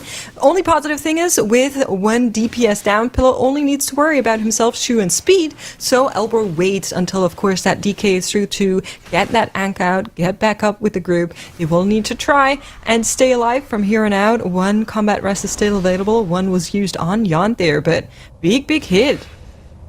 Yeah, dangerous boss now. The tank damage is incredibly scary. This terrifying slam doing so much damage to the tank. Those dark orb explosions also do big damage to the whole group. And then there are some overlaps with the shadowy decays that are super deadly. This next one that will be coming up, actually, depending on the cast sequence of the boss, which is somewhat flexible, it can be super dangerous here. The next shadowy decay can sometimes overlap with one of these dark orbs. It looks like this one will be safe, though. Should be into a terrifying slam. So just the tank in some danger here, but that's going to be Divine Shield, completely immuning that. Then we have some shadows being animated. These ads are actually also super deadly. They need to be fully interrupted. No Moonkin here for a solar beam on them, but we do have Oppressive Roar coming out. helping them stay stunned forever under that capacitor totem. This is it. So here's going to be that Dark Orb exploding into a Shadowy Decay. This is the overlap that is super dangerous here. Somehow they're actually going to be able to hold on to that Zephyr as well. You can see Blessing of Sacrifice used, but now there's going to be a Terrifying Slam as well. Yant potentially running short on defensives, although it looks like Ardent Defender is actually going to be still enough there. It's going to proc Gift the Golden Valkyr, though, as they do manage to get through that section of the fight. Yeah, halfway through the boss, but it's always just so dangerous. Whenever you have a tank death early in one of these fights, it's so scary. Yeah, I mean, it's not just one of these overlaps, it's like 20 of them. There's so many. Okay, maybe not 20, more like 6. But it's definitely a lot, and you can really see how they're spreading out all of their personal cooldowns. We just saw the barrier there. You mentioned Zephyr holding that on for the next one, the Ardent Defender being safe for that next smash, and so on. And a lot of these players call that spreadsheet gaming, because previously they do allocate where they want to use what, and that, of course, is something to keep in mind whenever they have something go wrong, where maybe resources are used that they had planned for something else, and then they need to like change tactics on the fly, make sure that they still have something to cover all of these big hits on the team. Great planning out there from ESC Gaming. Are making headway through this boss. One more time, that DK is going to come on in, and I think there's one more overlap after this that they will need to be ready for, but we should have Rapture up. There's 2 pain suppression stacks on Pillow as well, and I think they got this. Yeah, one thing that's really impressive as well was they were able to land that B-Res without having a Battle Res class, right? We see a lot of Moonkins, Death Knights, and a lot of these other comps, which would be able to just instantly cast a res. ESC Gaming don't have any instant cast B-Reses aside from their tank, so they had to actually use those engineering cables. But you could see as soon as their tank died, multiple players started running towards the corpse and casting that B-Res to try and save that pull, and it worked out. Elbro ended up going down, but again, it's just their shaman. Shaman deaths are never that bad. Yeah. In case you don't know, there's a little bit of a fun interaction on the tournament realm where that Ankh sometimes has a lower cooldown than on life sometimes realm, you get the bonus Ankh. Right. So sometimes it's like a free battle res that you have more often than on the live server. So if you ever see that, that's what's going on. They're mandatory finishing out the second boss, and I will use that to quickly check in with their timers. They're a little bit faster on their first boss split compared to what we saw in their group weekend 2 weekends ago, 6 seconds, and then they finished out this boss 5 seconds faster than in their group weekend, so keeping on the same tempo here with just a little bit of speed. But Dratnos, I think it's time to maybe make sure we have enough nutrients. We are in the banana passageway, and they need to be careful from here on out and watch your feet. Yeah, mandatory definitely needing to be careful here. This could be the section of the dungeon where they either look really smart or potentially foolish for starting off in Siege of Boralus, right? All of our other teams were scared to start in this dungeon. Only mandatory picked this as their opener, and this is one of these sections of the dungeon where it's not just a lethal section of the dungeon, it's a lethal section of the dungeon that is 15 minutes into the dungeon. So if you wipe here, you lose so much time. We've seen this happen to teams in our group weekends where their day was going well, and then this section of the dungeon happened, and it's cost. There are teams that aren't here at our group or at our global finals because of this section of this dungeon. So very much something where if mandatory can put this on the board on their first try, they are going to be delighted, and they might never have to come back to Siege of Boralus, right? This is, one of 3 dungeons that I think are all maybe almost equally as likely to be that plus 20 candidate. Although, if I had to guess, I would kind of guess Dawnbreaker is the easiest one to plus 20. None of them have ever been plus 20 before, though, so that is pure speculation. Yeah, it would be a world first run in either way, and we would be loving seeing those 20s on the board, but I think it's very hard to get these dungeons to the 20 to begin with. We saw some teams not being able to get the 19 in on their group weekend, so that is going to be the first challenge for all of those players to get that. Yeah, exactly. Right. Even attempting a plus 20 today would basically mean that you have finished all of your dungeons at plus 19, right? It would almost never make sense to do a 20 without all those 19s. We are having some problems for Phoenix Gang Media down in the bottom left. They're having people dying on this mini boss. It is going to be a full wipe and a full reset on that mini boss as well from low HP. That's always the most time costly, and it looks like Phoenix Gang Media have decided that it's going to cost them their chances of timing that plus 19. They are going to be our first team after an hour and 20 minutes today. They are going to be our first team with a serious mid-dungeon reset, right? Not just in the first few minutes, but almost 20 minutes into that run, being forced to town portal out. Very bad news for Phoenix Gang Media, but definitely something they can recover from. Again, no teams are being eliminated at the end of the day, so you can recover from even a bad day one as long as you can pick it up sometime later. You know, it's unfortunate to see that wipe there because I was going to slide right in here, Makes, to ask actually about Phoenix because, you know, Phoenix is one of those teams that we didn't have quite as strong of a presence of coming in, right? We knew they made it in here from CN, obviously, but, you know, they had kind of mentioned that they didn't have as much time to practice as they'd like, but they're really good at keeping a good mindset as they approach. So maybe that good mindset is going to be put to good use here with this wipe. But wipe aside, I'm kind of curious, Mix, what you think they've kind of been doing to set themselves apart, or if you've noticed anything with their performance today that sort of stands out to you in their approach. Well, we'll have to keep seeing them in other dungeons as well. Of course, we've only seen the Dawnbreaker from them just yet. I do think it's worth a mention that with an international competition where we have the Americas, where we have EMEA, where we have CN, that it's never easy to find a time that works for everybody due to how time zones work. So these CN teams are playing at like 3 a.m. right now, and there's still more hours to go. That added with maybe not being too happy with your practice time is definitely a tough challenge that not only Phoenix Gang Media but also Stamp are going to be facing here, and I really hope they can use, like you mentioned, their solid mental that they called out in their pre-interview, saying we have a good mindset, put that to use, focus on that, shrug it off, and go back into the dungeon and just, you know, lock it in. Yeah, hopefully so. I mean, it's a big part of this, right? That not only are you competing, but also you have to be able to withstand it. And as we return to the original format this weekend, you have each of those days where it's not just you're out one day or you just have those 5 hours. You have to sustain through the whole weekend. So hopefully that mental will keep with them, and we'll be keeping an eye on them as well to see how they set themselves apart and hopefully are able to come back with a vengeance as they come into this plus 19 Dratnos. Absolutely, yeah. I think that as well, it's going to be interesting to see, you know, we are seeing this Frost Death Knight out of both Chinese teams in this Dawnbreaker. I wonder if that's going to be, I mean, we've seen Phoenix Gang Media use it in a lot of dungeons as well, but I wonder if the Stamp is also going to be using that in other dungeons. I think they're a little bit less likely to. I think they're more likely to switch to kind of that default Moonkin as we move to some of these other dungeons, but it'll be interesting to look at as we do have a death actually coming out for Stamp as they're working on that Dark Architect. Again, shouldn't be too costly here to have some deaths on this mini-boss. But yeah, sometimes we do see some interesting regional meta differences, right? We see, especially China, in some MDIs and TGPs in the past, has had some different specs that they've favored. So yeah, Frost DK might be an example of that. Although, again, we saw some Western teams that also really liked to use it. I think it was Fiki Knights in our Group B weekend that used it almost everywhere. Yeah, they use it everywhere, but a miss that I don't think we ever got to see in that group weekend, unfortunately. I would have really liked to maybe see what else they can do besides that DK.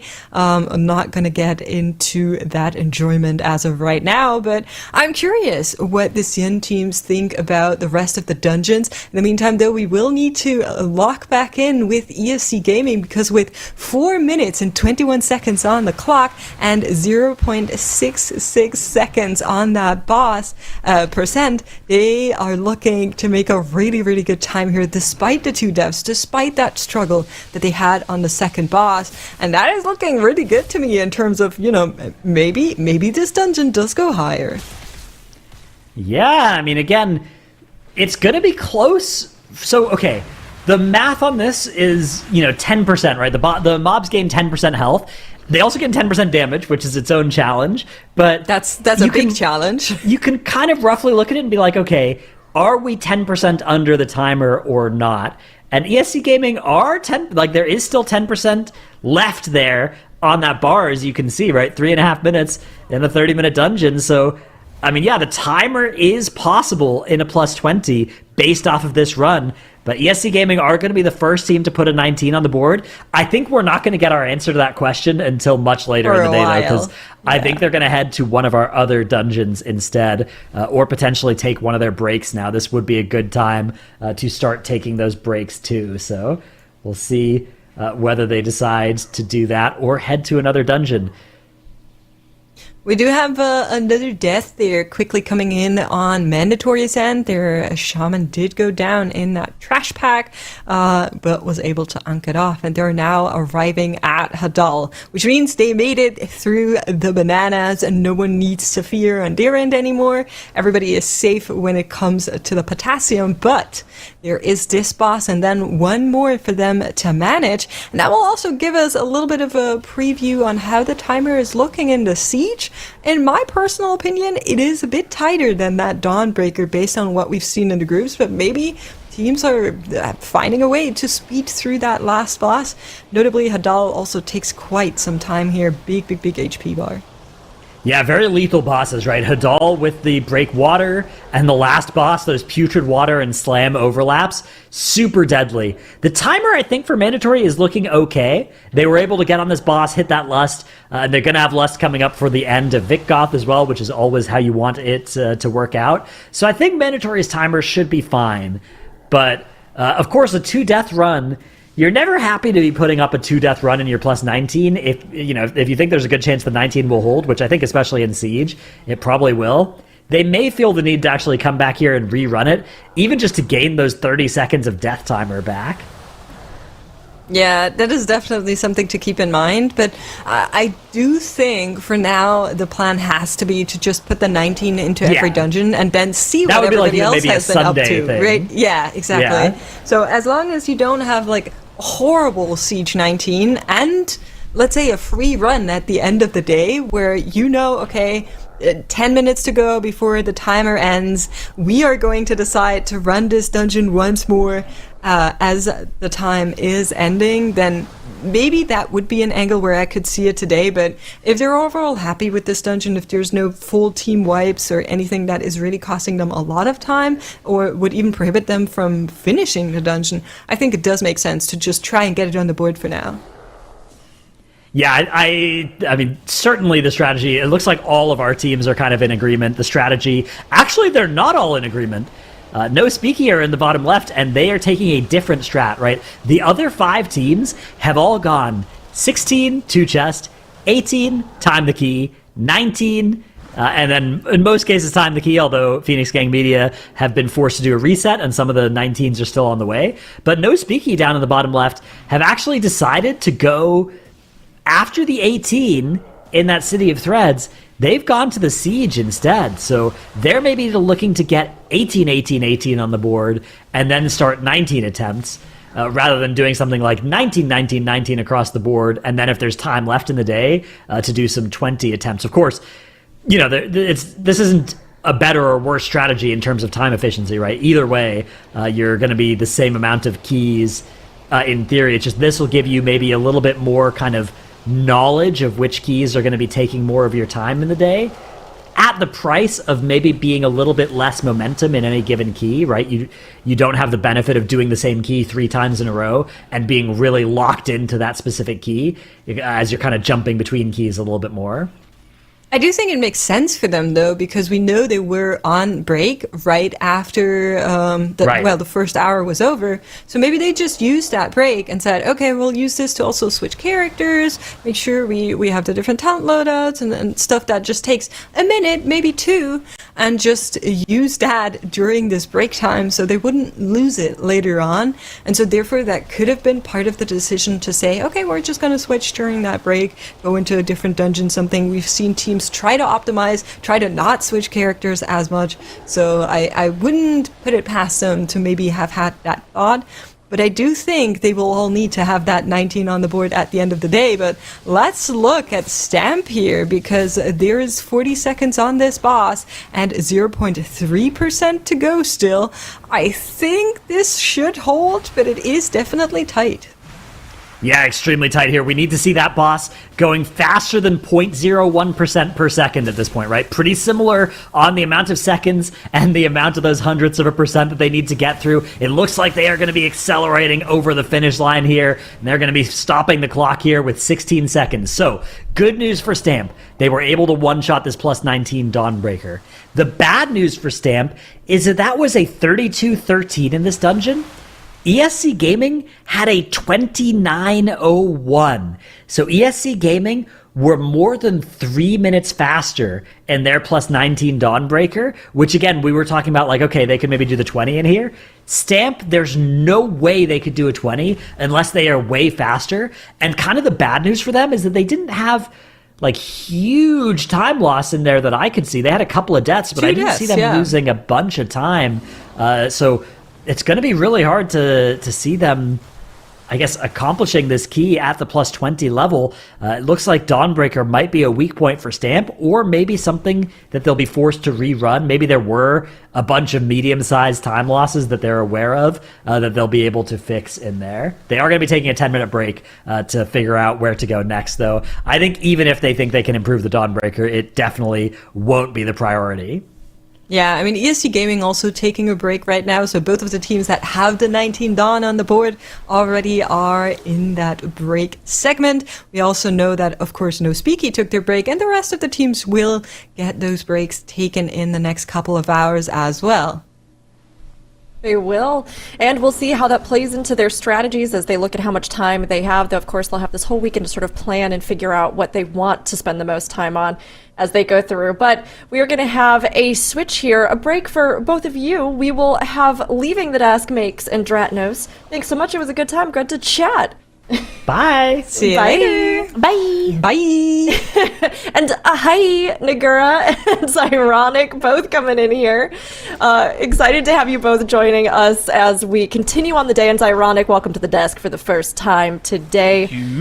Of course, but we just got to see these plus 19s go up, right? And getting that plus 19 Dawnbreaker was really big for ESC. We see a town portal here happening for Phoenix, unfortunate. But that was a big one for ESC, especially because they couldn't land it in groups. And they came in faster than Stamp. So Zyronic, from your perspective, what does it mean for them to get this on the board day one? It's really important. I think you have to think about the context of the overall competition weekend when you talk about how important it is to get the baseline 19 set up. You know, from our actual format that we had during the cup stages, there was like less of this incentive to set a base and then go for push keys. It was more about just making sure you got that base done so you could qualify to the next stage. This weekend, now that we're back to the 3-day 5 hours format, the first day is really all about setting up the baseline so that you can give yourself more and more time over the course of the weekend to go for those insane push keys, because you're going to have so much more time to go for them, so much so that if somebody has a clean day one, they're going to have at least 5 or 6 hours on Saturday and Sunday to go for the insane push keys. We're talking things like 20 Dawnbreaker, 21 Arakara, etc. So if you're unable to be consistent on the first couple of days and the first few hours, you're not going to give yourself that much of an opportunity to go for those high push keys. So these resets, while they are only costing 10, 15 minutes here or there, if you continue to have those mistakes, it's going to add up a ton over the course of the weekend. Mm-hmm. I mean, you don't want to see that happen, and we obviously just saw some mistakes occur there as well with another wipe there from Phoenix Gang Media. I mean, Nagura, as they kind of look at where this leaves them, what sort of time loss are they looking at? What does this kind of cost them? Yeah, so, I mean, at this point, earlier they had lost around 20 minutes, and this time they did lose, I think it was around 10 minutes as well. So it's definitely not ideal to be losing out on 30 minutes. We did talk about this a little bit earlier. I do think it's kind of hard to tell with no eliminations at all how this is going to play out with the key level starting so high. Because the last time we played this format in the global finals, we definitely had the key level started a little bit lower. And the first day, we did see mostly just keys being pushed up, +3, +2, +3. And we didn't really see any high keys happening the first day at all. And then the key pushing started later. So if you had a bad first day, it definitely reflected on like the next 2 days as well, because you were not able to get to those high push keys, right? As Sarah also just mentioned. But with the key level starting a bit higher, and tomorrow we only have 2 dungeons and then 1 on Sunday, I actually think it is possible, and I'm not sure if this is true, but I think it is potentially possible that even a team that lost out a lot of time earlier on could potentially still make it all the way to the top if it's true that some of the teams end up being stuck somewhere at some point, right? Because at some point you just can't go higher. And yes, you can improve your time tiebreakers, but that does not, like, just because you can improve them doesn't mean you're actually doing it, right? It's very possible that a lot of teams just wipe over and over on like a 19 and they can never improve their timer. While another team comes out of nowhere, one like gets the 19 done first try at some point, and actually first tries it like with a good time, you know? And then all of a sudden they're in front, even if the other team has been wiping this 19 over and over to try to get it done on a faster time. So I do think it's wide open for this format, like with the hierarchy level that we're starting at. But again, you don't like it. Like, it's not, we don't know if this is true. Like, it's also just very possible that the teams that go to the hierarchy levels first, that they also just manage to improve their times every single time that they're doing it, right? I feel like it's a little bit of an unknown. But potentially the teams that get there first, like, either it's really like good for them and they improve their times a lot, or it does nothing. It can really go either way. Yeah, I agree. I think a lot of it also comes down to whether or not those, potential push keys that we keep talking about are actually doable, right? And if they are doable, how much time do you actually need to commit to getting them down? There's a very real possibility that none of them are doable, outside of the Arakara, which we've already seen done in the time trials by Stamp. But, I mean, yeah, it really comes down to how much time you need to go for those keys, how consistent they are. But I agree, it's obviously it's too early to assume anyone's out based off of a couple of wipes, but if the wipes continue to stack up and you start seeing yourself get further and further behind, that can just add a lot more stress to an already highly stressful situation. I mean, one of the things that we don't really talk about is the intangibility, of how difficult it is to play at this high of a level, not only for 5 hours in one day, but 15 hours over the course of the weekend. That's part of the reason the break timers were implemented, right? Because it's really difficult to just sit there and play super high-stress situations for 5 hours straight and not make any mistakes. You need to sometimes just relax, de-stress, give yourself a little bit of free time to just think about things so you can come back and play better for the rest of the day. Yeah, definitely. And I think the positive side that I just looked at it, right? I think that's something that Phoenix Gang needs as well. Like, Phoenix Gang Media, they need to look at it the same way as I just did, where they're like, oh, this doesn't matter, we can just catch up later on, right? But just because that's how they should be looking at it doesn't mean that they will. It's very possible that it does affect them, that they had 2 resets now, and that they end up performing a little bit worse because it's stressing them out, right? So you definitely don't like having those resets going through. You need to have a very strong mental to not have this affect you like at all. And that is something that, especially as a newer team, can be definitely super difficult to overcome. But we do see No Speaking at top left now in that 16 siege that they went to after not trying to do that 19 in the City of Threats. And they're looking very good for the +2. So 3 minutes left, they're definitely going to be making it unless they have some major problems or deaths here. So +2 for No Speaky looking good. Yeah, they're crushing it. Also, in the meantime, Streamers on GG has finished off their 19 City of Threads, right? Like you were talking about. They're also on a break now. A lot of teams going for that. Going for pushing one key up, then taking a break. We have 3 teams on break right now. Mandatory taking a 10-minute. Streamers on taking a 10-minute. Phoenix King taking all 20 of their minutes a little early on. Hopefully they don't have any. Hopefully they don't have any issues that they're trying to resolve right now. But break timer is a great time to do that if that is the case. So we'll see what the plan is for them when they get back from their breaks. The 2 teams on screen are the only ones not on break right now. And we'll see what No Speaky does. I mean, kind of assume that they'll continue and take the break a bit later because doing the 16 and then going on break maybe doesn't make that much sense. They probably do want to do the 18 at least and then maybe take the break to discuss what their plan is going to be and how they're going to be approaching it. But also possible to just take the break because they want to break. I don't know. Cookies, milk, I don't know. Whatever. Cookies and milk, is that your go-to snack? It is my go-to snack whenever I take a long and plus break, yes. You need cookies and milk if you have done Teacher Boralus for a long time. What kind of cookies? Also, I don't know if you know them. I like Ringo, they're called. I've never heard of them.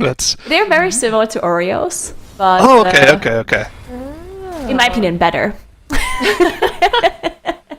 We have a tangential question just to sneak in here from chat since it's Valentine's Day. Zyro, you can maybe start first. What's your favorite Valentine's Day candy? That's a thing. Is this Valentine's Day candy? I or don't. chocolate, or I don't know. I actually don't. Maybe like a Ferrero. Those are pretty good. good, good. All right, that's all. Very important. And Nagura, you're welcome to answer Oh. too. Although you shared your favorite cookie, but Okay, so I actually don't really know any kind of like Valentine's Day things, but there's one thing we make here that they sell in pastry in bakeries around this time, and it's like a heart-shaped kind of pastry. It's covered in chocolate, and there's like a chestnut sauce or like cream inside. And it's very good. They call chestnut hearts. that sounds delicious. That sounds great. Zyra, how's this ESC gaming run gaming? going? Yeah. It's looking great, except for the fact that they have a few people dead, and now everyone's dead. That's going to be a reset. All good. It's a 16. You're not too worried. You're not too invested in this run. Obviously, they would have liked that to go differently, but what can you do? Reset, go again. Not that much time lost. I'd much rather see a wipe there than a wipe in the alley that we've come to calling about 20 different names later on. The newest one I like is the Gross Michelle Gateway.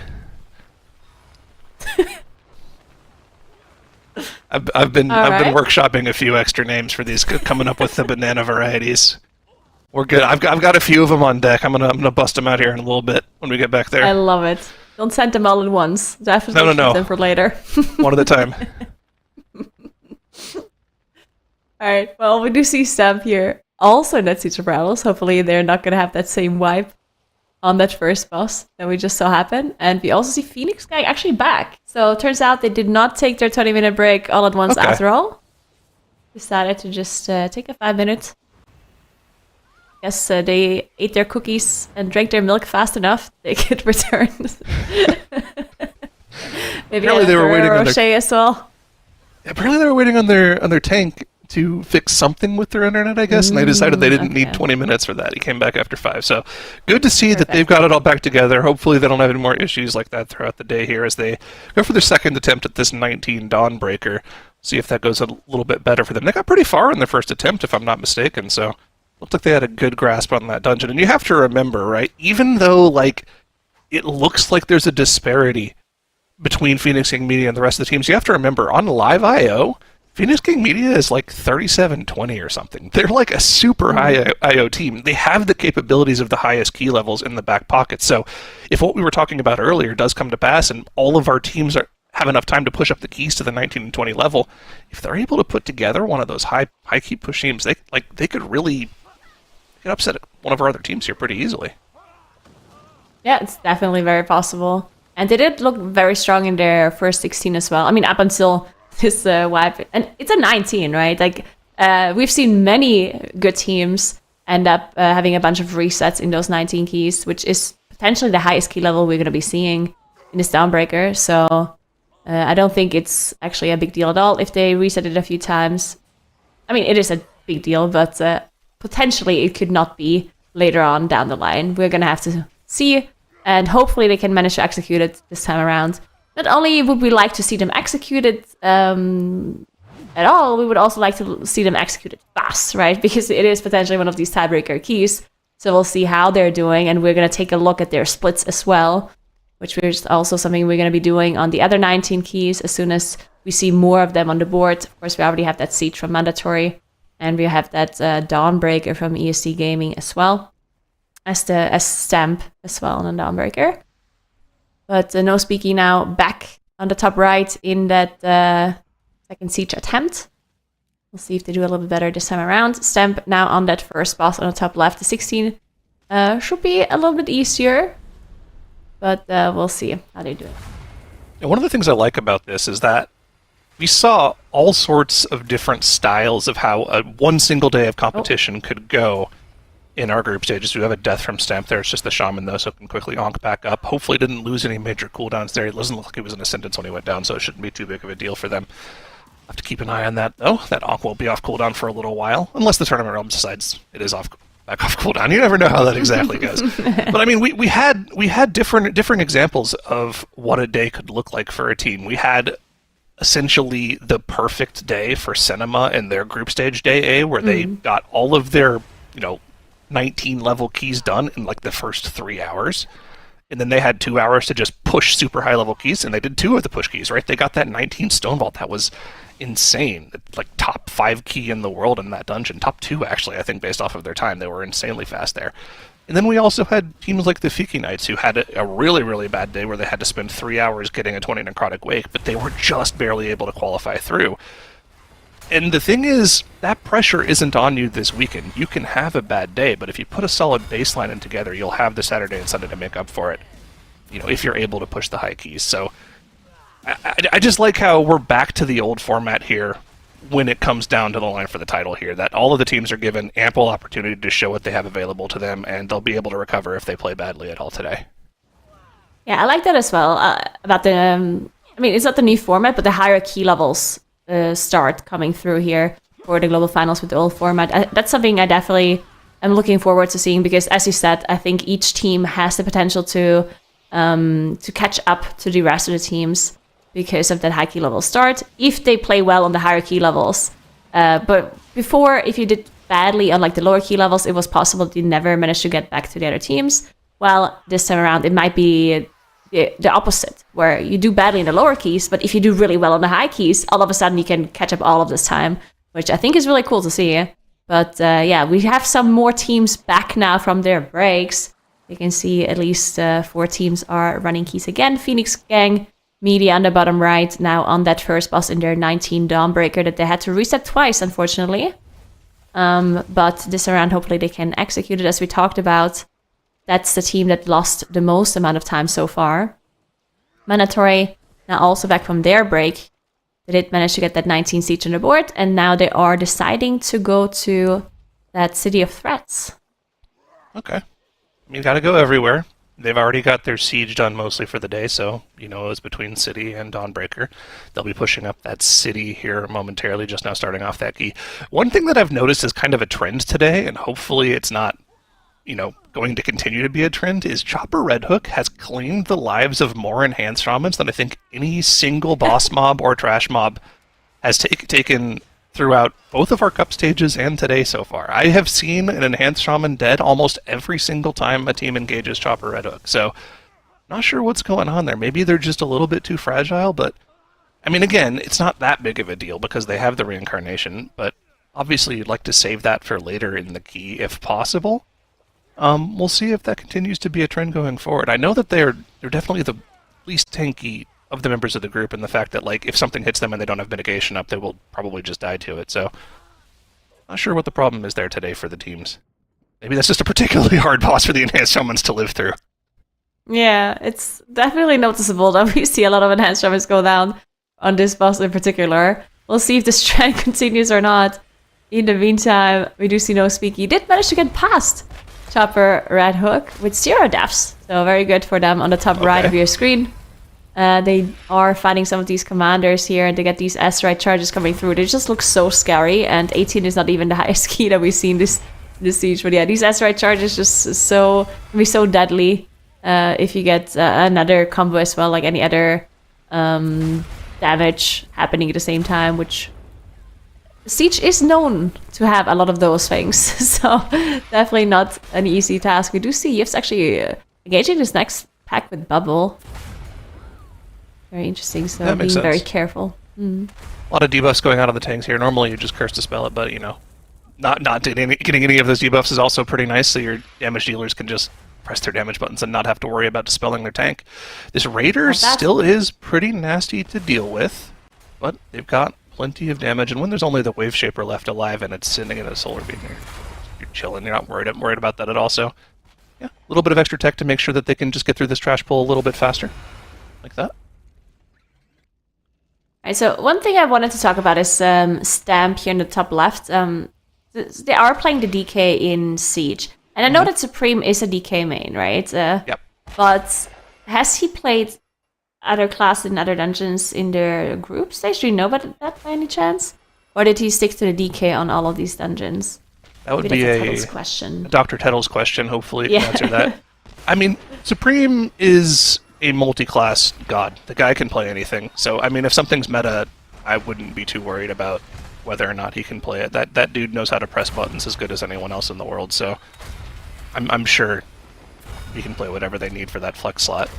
Boomkin has appeared to be the best option in a lot of situations purely because of Mark of the Wild, but, they have Dispels, they have, a lot of extra utility that is pretty useful, especially in things like Necrotic Wake, where they can root mobs most of the dungeon.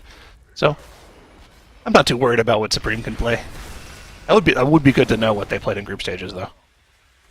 I just wondered about the DK in particular in Siege, because I do remember seeing DK in Siege, but mainly from the teams that only played DK. We haven't really seen the teams that play like the Moonkin comp sticking to DK here as well. But Stamp, actually, as we talk about Supreme, he does go down, unfortunately, to that Dread Volley. They do have a battle rest that just came up, so they can potentially rest him, but we also see their Evoker go down, actually.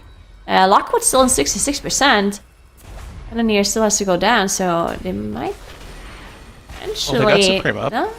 Yeah, makes sense. They have a lot of this boss to go through. This is going to end up costing them upwards of about a minute having that one DPS player dead. Yeah, it's the Evoker. They don't do a lot of personal damage, but if you look at the details meter, you can actually see how much damage they've contributed with that sort of grayed out portion of the damage meter. So it essentially is missing an entire DPS for the rest of the encounter here for 2/3 of the boss. So going to cost them a lot of time. They are in the 16, so they have the best opportunity to still +2 this key, but we're going to have to look at their timers here under a microscope to see if they're still going to be able to +2 it. This is definitely going to be a lot closer than they otherwise would have with these deaths on this boss. And also, for the next 10 minutes, they need to be perfect. Any deaths has to be a release. If it's a death during a boss, they're dead for the entire boss, so they need to be perfect from here on out.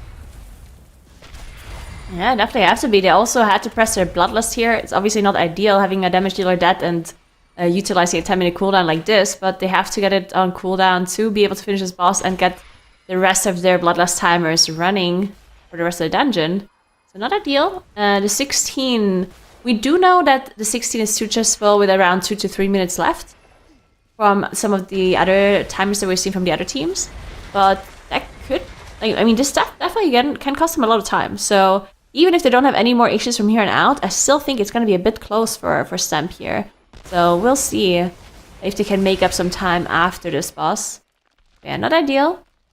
Phoenix Gang Media, though, on the bottom right side. They are now 10 minutes into this dungeon. They are gearing up to do one of the most dangerous pulls here. Ooh, ESC. And they're also... Oh, ESC actually having a death there on their tank.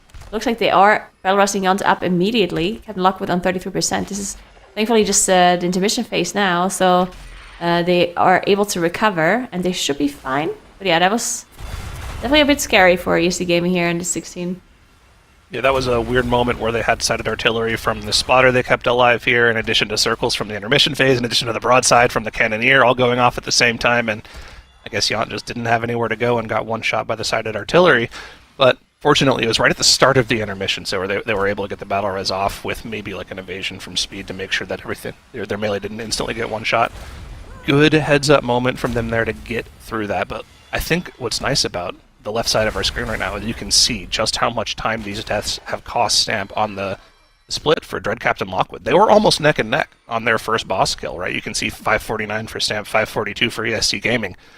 Boss goes down for Stamp at 13:33. Stop the clock. ESC Gaming, though, is going to be almost a minute faster, maybe more than a minute faster, and that's even with the tank death. So Stamp has a lot of ground to make up here as they enter the Cavendish Causeway. Yeah, and that Causeway definitely also having caused issues before to many other teams. So we'll see if Stamp can go through it cleanly, because they kind of have to go through it cleanly. Not only because of the time they have to make up, but also because they don't have battle rests available. So they can only really lose maybe a shaman that has Ankh up, or a person that can release and come back to the group really quickly. So yeah, definitely have to play super clean from here on out. No speaky top right side. Also Lockwood, but they are in the 18, and they've already two-chested at 16. So, oh my god, I was confused. I was like, where am I looking at? Did they switch all the orders around? Get tricked. I was actually, they should do that. They should bring up the logo and then just like reshuffle all the POVs so no one knows anymore where they're looking at. It was a transition into the exact same quad box. It was. Thank you, production. Oh, this is nice. I like it. See, everyone has to pay attention. This is to test the casters. Oh man, that's the same. That's I can tell. the same. That is the same. We did see a death on the Archivoker by Phoenix Gang Media in the top right on that bloodlust pull of that mini boss. So did it get the Battle Rush back up and get the Archivoker back? But that's not great. Definitely not something you want to see. If you get too many orbs coming out here, that can be super deadly for the group. We do see another Dark Orb casted and a lot of mobs still alive. This might actually be pretty deadly. We'll see if they can top everyone. Archivoker still having a dot as well. The explosion's going to come through in just a moment. It looks like the Archivoker can be recovered. Now the tank is dropping really low. Yeah, if this trash group lives for a long time, like we see here, and another orb coming out, this might not go through if they finish off the boss before it explodes, and it looks like it will. So they did manage to still recover that death. But yeah, that was a little bit scary for Phoenix Gang Media there. Yeah, definitely scary for sure, especially the Archivoker having the dot at the same time the orb explodes. That's almost always a death. Let's see how this pull goes for Phoenix Gang Media, though. We see that they're doing this pull in lieu of going for that large courtyard pull that we see most teams doing for their count.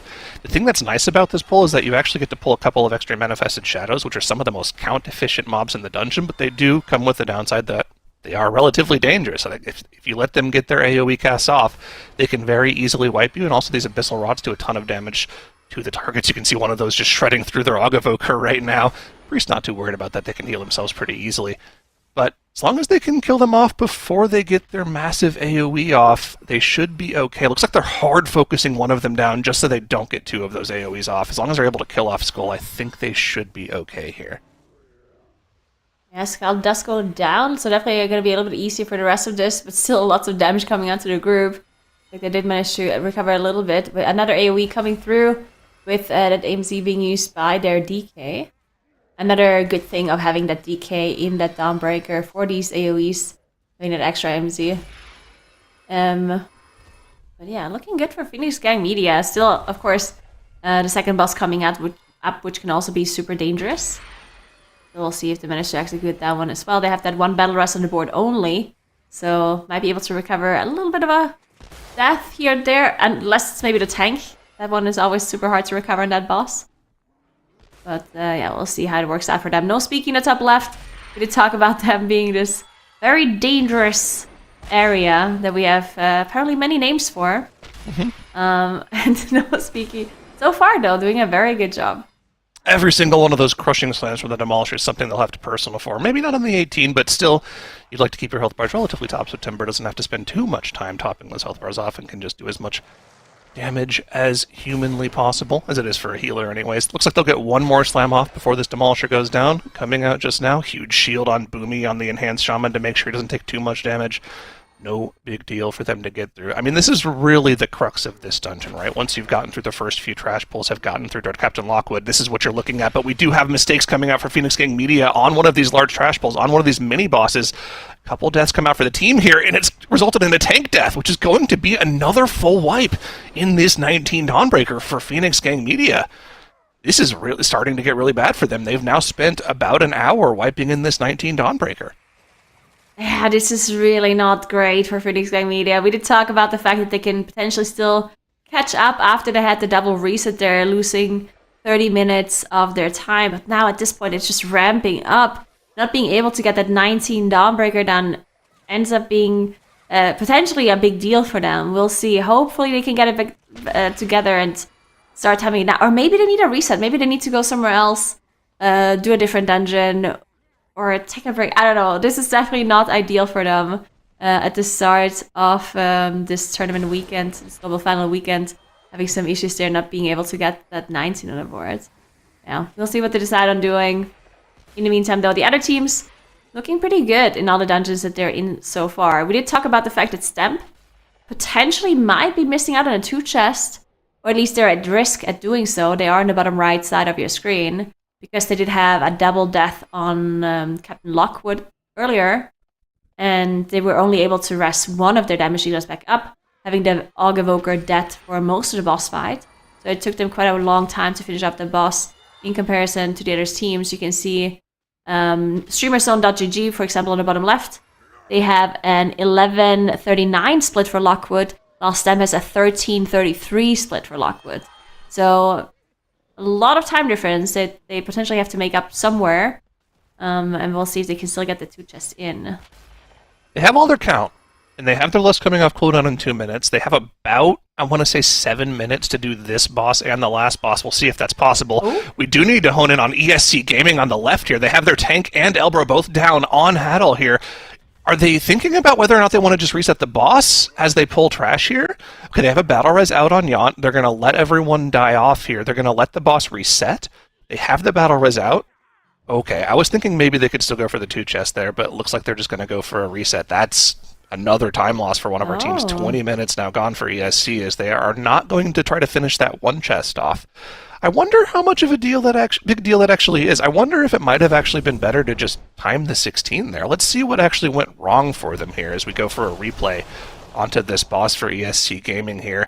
Is this just them not getting behind the wall? No, it's not that. Oh, he actually moved out too early for the title surge. Oh, wow. Mm-hmm. Interesting. And Alvaro Okay. immediately going down to that melee, not having an Ankh available. Huh. Wow. This is interesting, though, because... Yeah, I think finishing the 16... I mean, 2-chesting the 17 is obviously a lot more difficult than 2-chesting the 16. But it seems doable. Like, just looking at the timer, right? We've seen a lot of teams 2-chest the 16 with between 2 and 3 minutes left. Which, to me, it makes me believe the 17 can potentially also be 2-chested. With a little bit of a better Bloodlust allocation, because you can Bloodlust Hadal and the last boss as well. I think it should be able to work out. Unless it has to be the 18 for that one. It's also sure. It's a question of whether or not you want to spend 20 minutes getting nothing out of it, right? Because you can still guaranteed 1 chest the 16 there, right? Even if you can't 2 chest the 17, I think it's still better to just guaranteed take the +1, especially when you factor in that it's a 15-hour competition, not a 5-hour single day anymore. Are they continuing it? Okay, they are continuing it. This makes the most sense for me. And I don't think they're completely out of 2-chesting this key. They can still burn through this boss. It is only a 16, so each of these bosses probably in the realm of 3 to 3.5 minutes. So I think it's still possible. It's just going to be extremely tight for ESC Gaming. It's good news for Stamp, though, is I think they actually have a lot more time than we initially thought they would here. Haddle should go down here with about 4.5 minutes left in the key, and I think that's going to be enough time for them to finish off Vit Goth before the end of the 2-chest timer. We'll see. We'll see how it goes. Interesting. Okay. So you think Stamp is actually good, right? I think it's like close. 3.5 minutes for a last boss. I think that last boss just takes so long. I never know how long it takes. It just feels like it takes forever. So, yeah, I mean, obviously Hadal still on 50% for Stamp. We'll see if EC Gaming... They do have a little bit of a different comp, right? We do have the Rogue for EC Gaming, while Stamp has the DK. And no, speaking of top left, that is also in Siege, has the Moonkin. This is interesting to me, right? Because I personally think, like, I know that people that watch the TGP and the MDI, like, they sometimes complain about not seeing different kinds of compositions, right? And different kinds of, like, not enough variety in classes, which obviously is true. These teams, of course, are gonna play the absolute best that they can. And not to mention the fact that even if there might potentially be a better comp in a dungeon, it's very difficult for these teams to switch classes back and forth between dungeons, right? Because if you've practiced a certain comp, you know, like, the utility the classes have, you know what you're calling for, you know the interrupts, you know the callouts, you know what utility you have available to your group. If you switch classes around, all of a sudden the utility that you have available switches as well, and that is very difficult for your shot caller to keep an overview of. And all of a sudden you have to, like, consider that when you do routes and strategies, and whenever you are in a situation where you have to recover something. So sometimes sticking to a comp, even if it's slightly worse than maybe another comp, is also something that these teams do, and that's why these kind of, like, meta comps kind of crystallize, and a lot of teams, like, default to, even if there potentially would be better comps. But one thing that usually is true for the global finals of a season at the TGP or MDI is that at some point these teams kind of agree on a comp being, like, the better thing. But for this Siege, clearly these teams do not agree when we see a Moonkin, a Rogue, and a DK And so even it's like a small variety, I still think it's it's interesting, right? To see that these teams disagree on what's good here. Yeah, I think it goes to show that the meta is a little less defined than it needs to, than people think it otherwise would be, right? There's definitely room for interpretation based off of your individual player skills. Like, we've seen Speed do things on Rogue that I don't think anyone else would even consider doing. Like, that class is actually insanely powerful in some of these keys. So yeah, that's a good point. We'll have to see if it makes a huge difference when they get to the higher key levels, if maybe they run into some timer problems. Stamp, however, does have still 2.5 minutes left in this key. They had the Bloodlust off cooldown at the very first platform here. They popped it with all of their cooldowns, getting a perfect lineup of everything, getting through that first platform in about a minute here. Let's see, do they have enough damage to potentially still 2-chest this 16, even though they lost about 1.5 minutes on Dread Captain Lockwood due to timer and deaths? If they're able to get that done, that would be amazing for them in their time potential for the rest of the day here. Second Demolishing Terror is going down with a little over 2 minutes left in the key. Are they going to get one final use of 2 minutes at the end of the dungeon? No, they're not. So they're going to get one more use of the Ascendants here. I don't think you send this on the Gripping Terror here. I think you save this for the last platform. They also have the Breath of Syndragosa 2-minute combo coming up too. So yeah, they're going to have one more big push with 2-minute cooldowns when they get to that last platform. I think they've got this, Nicker. It's going to be close, but I think they've got it by maybe less than 20 seconds or so. All right, we're definitely going to have to keep an eye on that. That is going to be super close for them. I did spot something, though, while you were talking about STEM and how close it is for them, which we'll definitely go back to. But no, speaking in the top left, they are in their 18, and they're looking good, and they're the last boss, but they missed a little bit of trash. And I think it's not going to be a problem. Like, I think they have enough time to go back and do it, but it's not that easy to go back in Siege. What could they have missed? And I wonder if they noticed, because they could have done it before the door opens. They're gonna notice the second this boss dies and the dungeon isn't over. That's for sure. This is a problem, because if they killed everything in Hadal's room, how far back do they have to go? They have to go pretty far back into the alley in order to pick up one of those mobs there. I think they probably have the double ranger pack available to pull in Hadal's room, but that is a nasty trash pack to pull. So we'll have to see what their strategy is and how much time they're going to have left once Vitgoth goes down. But we need to draw our attention to Stamp here in the bottom right. 30 seconds left on the 2-chest timer. Again, those 2-minute cooldowns coming in clutch here on this final platform to burst down that Demolishing Terror, but the cooldowns are gone, and they still have 50% of this Gripping Terror to get through. You have to remember as well that there's RP time. After this mob goes down, you have to wait for the Coltiran to get down, fix the cannon so you can shoot it off here. Do they have the time left here? 15 seconds on the board. You need about 10 seconds to shoot off that cannon. I don't think they've done it. This is going to be incredibly close here. The Coltiran getting to the cannon, starting his cast on the cannon to fix it. The second that cannon becomes available, you have to jump in and shoot. Will they get this done? It's shootable. Get the shot off. It's not in time. Off by 2 seconds. Unfortunate for Stamp. Unbelievably close. And I mean, that also means sad.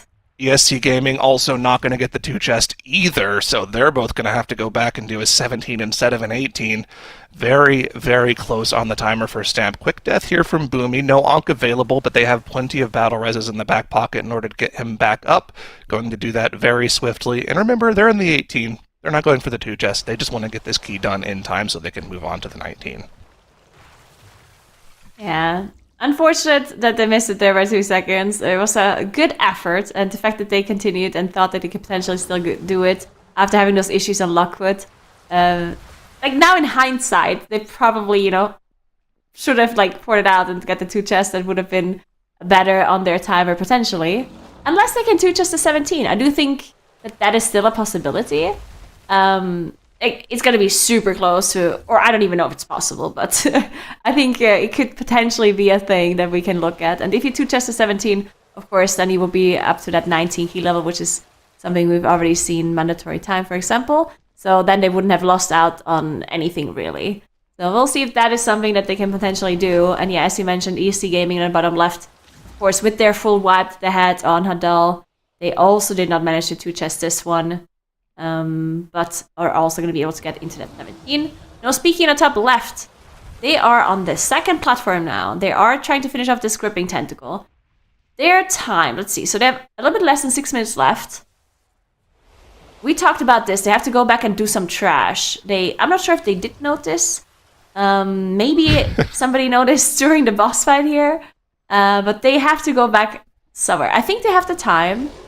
Because the last platform is going to take them, I mean, like a minute 30 maximum, right? So yeah, they're gonna have like 4 sure. minutes. Yeah. Now the worst thing would be to see them start to town portal out after the... Well, no, that wouldn't be the worst thing. The worst thing would be them wiping. But if we do see them kill the boss, and they start to town portal out, that means they didn't realize the miscount. So let's keep an eye on No Speaky once this boss goes down here. A little bit of a scary overlap with the Surging Waters out. 2 debuffs out on the players here, plus a slam from that Demolishing Tear. Timbermaw doing a great job keeping everyone alive with the Lust active. Will easily top the health bars off before that next slam was still a little close. But I think with the cooldowns active here, they should be stable and able to finish this boss off.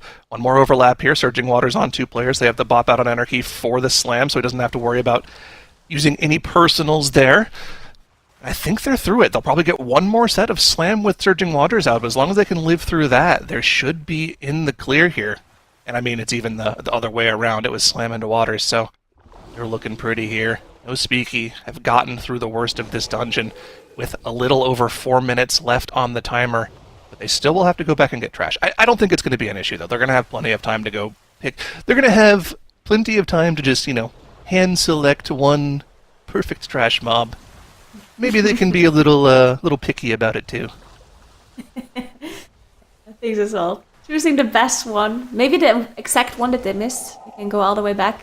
Figure it out. I don't want to kill this raider. I want to kill this curse blade. Yeah, Boomy instantly realized. He's like, I'm gonna go see what it is. Yeah. Maybe even just AoE at trash back down. That's also something that people like to do on like life keys on packs. When you missed one mob, but you still have plenty of time left, so you pull a pack, instead of just hitting the skull marker, you just AoE to make sure you get as much overall damage as possible. We'll see if No Speaky does that as well, or if they're actually going to be single targeting him up down here. So something that's interesting to talk about as well for the context of what we've seen already with the 2 one-chested 16 sieges is that we actually had 2 teams in Group B finals 2-chest the 17 siege. It was Streamer Zone and Cinema that both 2-chested the 17 siege. So we know it's possible. They just need to clean up the play and make sure they don't have any major mistakes in that key. 2 deaths to Streamer Zone at the end of the boss here, but they're already in that final cannon. That doesn't matter. That was just one for the road for Vic Goth before they got the final cannon shot off. And they were so far under the 2-chest timer that it's not going to matter. That is a 2-chested 16 siege for Streamer Zone. Yeah, you bring up a good point. The siege was actually a 17, right, in the Group A final, right? So we actually do know that the 17 is 2-chestable, yeah. Very good point. So if they manage to do that, which in the final of Group A, it was 3 different teams that all managed to 2-chest 17. It was Mandatory, Shiny Unicorns, and No Speaky that managed to 2-chest the 17. So I do think that the 2 teams that ended up not getting the 2-chest here in the 16 are also able to chest 17 technically. And if that is the case, then they're actually not going to be losing out on much at all. So that's good news for them. And they might potentially already have known this. And that is why they ended up finishing the key, knowing that they can get 2-chest either way. But yeah, there we go. We do see Stampin' that 17. This time they have to go faster, right? On the 17, the 2-chest is definitely going to be quite a bit closer to the 16. So they cannot have any This is the dream bomb setup, too. Look at these bombs, very nice. all in a tight little triangle here for them to instantly restun the boss. This hook's going to go off. They're going to reposition right behind this close bomb here and instantly get back into the damage amp phase again. This is perfect RNG from them. They're loving life on this boss right now. Something I also wanted to point out as well that I thought was really smart from them is right before they went into the damage amp phase, their shaman actually went and we saved a Tempest and just went and finished off one of the powder shots instantly, so they weren't worrying about that extra little bit of physical damage going out over the course of the fight. Just small things like this that help make this encounter a little more consistent. Now, is the Enhanced Shaman gonna stay alive? That's the important thing. Chopper Red Hook has like a 80% record of killing off the team's Enhanced Shamans from what I've seen so far today. MJT so far doing a good job of staying alive, though. Yeah, definitely doing a good job on Stamp's side. We'll see if they can continue this. Same as Easy Game, of course, on the top right. also on chopper. Mandatory bottom left. They did manage to get their 2 chests, so they're able to continue to that plus 18 on that City of Threats that they're on. Mandatory actually playing exceptionally clean so far. Being able to get that 19 done so quickly in the siege. And being able to move on to this City of Threats. We'll see how they're going to be performing here, but so far looking very strong. Streamer Zone on the bottom right, now also in that 18. They're actually the only second team to get the 2 chests in that 16. Or the teams that ended up going to Siege as the second dungeon is what I'm trying to say. So really nicely done by Streamer Zone. I feel like we haven't talked about Streamer Zone that much because they just played so clean. They just walked in, they did all their stuff, and there weren't too many mistakes and issues to really talk about for Streamer Zone. But yeah, they're performing incredibly well, really keeping up with Mandatory. I mean, looking at comparing Mandatory and Streamer Zone on the bottom left and bottom right. Even though they've done their dungeons differently, they're both in their 18 of the second dungeon that they went to, and they're really equal. Mandatory is 1 minute in, and Streamer Zone is 50 seconds in. So they are completely equal in my mind. Yeah, I mean, they've been playing incredibly well. I think they are probably the second favorite team overall in the competition, just based off of pedigree as well as how well they've played for the past for the competition so far. Obviously, if you're unaware, Streamer Zone, formerly known as Mist Count, was our third place finisher in the previous TGP back in Dragonflight. So obviously, they've got big shoes to step into, right? We know how good they are, how capable they are. So hopefully we can see them live up to the expectation here. I think though, when you look across the competition, I mean, we were asked for our predictions coming into the first day here today, and I had a really tough time coming up with my predictions because I think all 6 of the teams have legitimate claim to potentially win the entire competition. And I mean, we've seen really close gameplay already in the first 2.5 hours of the first day. We have. I mean, I was same boat. I was just well, there's a lot of different ways I think I could see this going, and a lot of teams could win it. So, sure, I'll narrow it down to just 2 choices, I guess. It's tough, right? We've got a lot of strong contenders in Streamer Zone, have definitely been doing well today. But we are going to be switching off here on the desk, Zyro. We'll have to see you later. Bye! Bye. Bye. And we've got Tettles coming in, and, as we've kind of been talking about, right, seeing the teams here, Streamer Zone GG playing really well, Mandatory, coming in here and putting up a lot of these big numbers, Stamp as well in the mix here from CN. Now that we're a couple hours into day 1, Tettles, which strats are emerging from the teams that you're seeing and how they're kind of approaching the day? Strats? I mean, I think the meta has been kind of an interesting discussion where you've actually seen a lot of the DK from the Chinese teams, and you've basically seen no DK from any other of the Western region teams, and so they're, I think, a little bit over-indexing on that DK to the point where you actually see Stamp going for that DK in that 16 siege, but they know that they have to 2-chest the 17 siege, so they have to swap off of it because it's so low damage. Whereas, you see Phoenix Gang Media running the DK in pretty much every single dungeon. It's just, I think that's probably the biggest difference in strat that we've been seeing. Beyond that, I feel like a lot of the teams have very similar strats. Pretty much every other team's going to end up running Rogue and Dawnbreaker, if I had to make a guess, just because Rogue seems so powerful in that dungeon, and whenever you're looking at the timers throughout Group A and Group B, it seems like that's the preferred pick. Wait, I just now noticed that you said that Supreme went onto the Moonkin down to 17. Yeah. That is very interesting. So he was talking about it a little bit on his stream, actually, whenever they swapped. He said that they basically needed the damage for the 17. He was playing it in the 16 because he thought the 2-chest was on auto lock and they couldn't. Yeah. They couldn't 3-chest the 16, and so he was just on DK because it's safer. And then they're going to end up having to play Moonkin on the higher versions of this dungeon.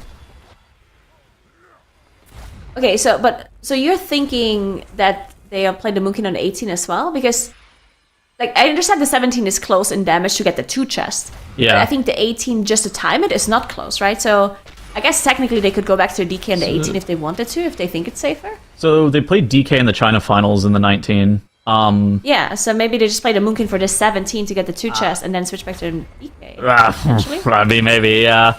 I feel interesting, though. I feel like DK has a cap in terms of how fast it can be, and at some point you're probably going to end up wanting time tiebreaker.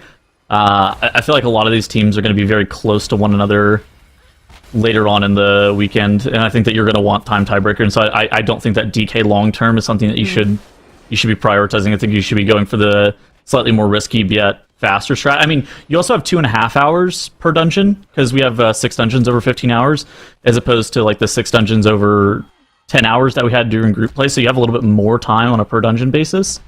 So I think you can afford to go for maybe slightly more risky strats, especially in those highest level keys that are likely to stand. Yeah, I definitely agree with you. Also, one thing that I personally would be annoyed by is just like switching back and forth in the same dungeon, like switching classes, right? Because all of a sudden, like, I don't know, you're used to having a DK, and then in the back of your mind, you're like, oh, we can just grip this mob, but then you don't have the DK anymore, and then all of a sudden you have to think of the Moonkin utility, and I feel like it's just confusing to switch classes back and forth. How have you been feeling about all the teams so far? What have been your standout performers?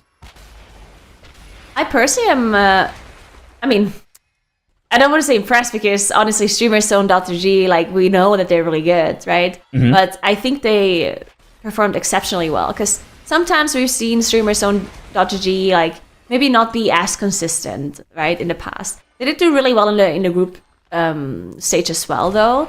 So it's not that I'm like super surprised by the fact that they're playing so clean, but I am definitely surprised. Like it's really cool to see that Mandatory and Streamer Zone are basically like head to head, like playing completely even, just one-shotting all of their keys and getting to those high key levels. Now, the other teams, I think ESC Gaming struggling a bit more than I thought they would. Obviously, it's still very early in this weekend, and there's anything can still happen. Yaunt has had some weird deaths, weird uncharacteristic deaths, I would say, compared to what you kind of expect from him.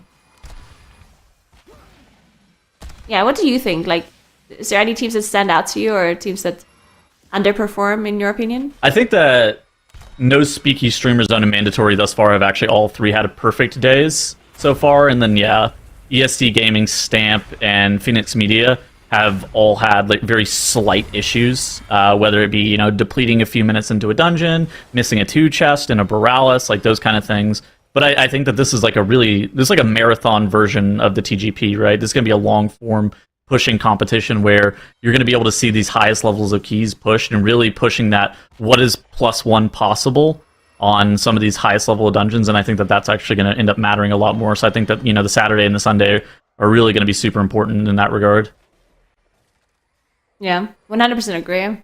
I do also, like, what do you think about the Rogue for EC Gaming here in the Siege? Because we just talked about the DK being maybe safer, but like worse in damage compared to the Moonkin. Do you think the Rogue is similar?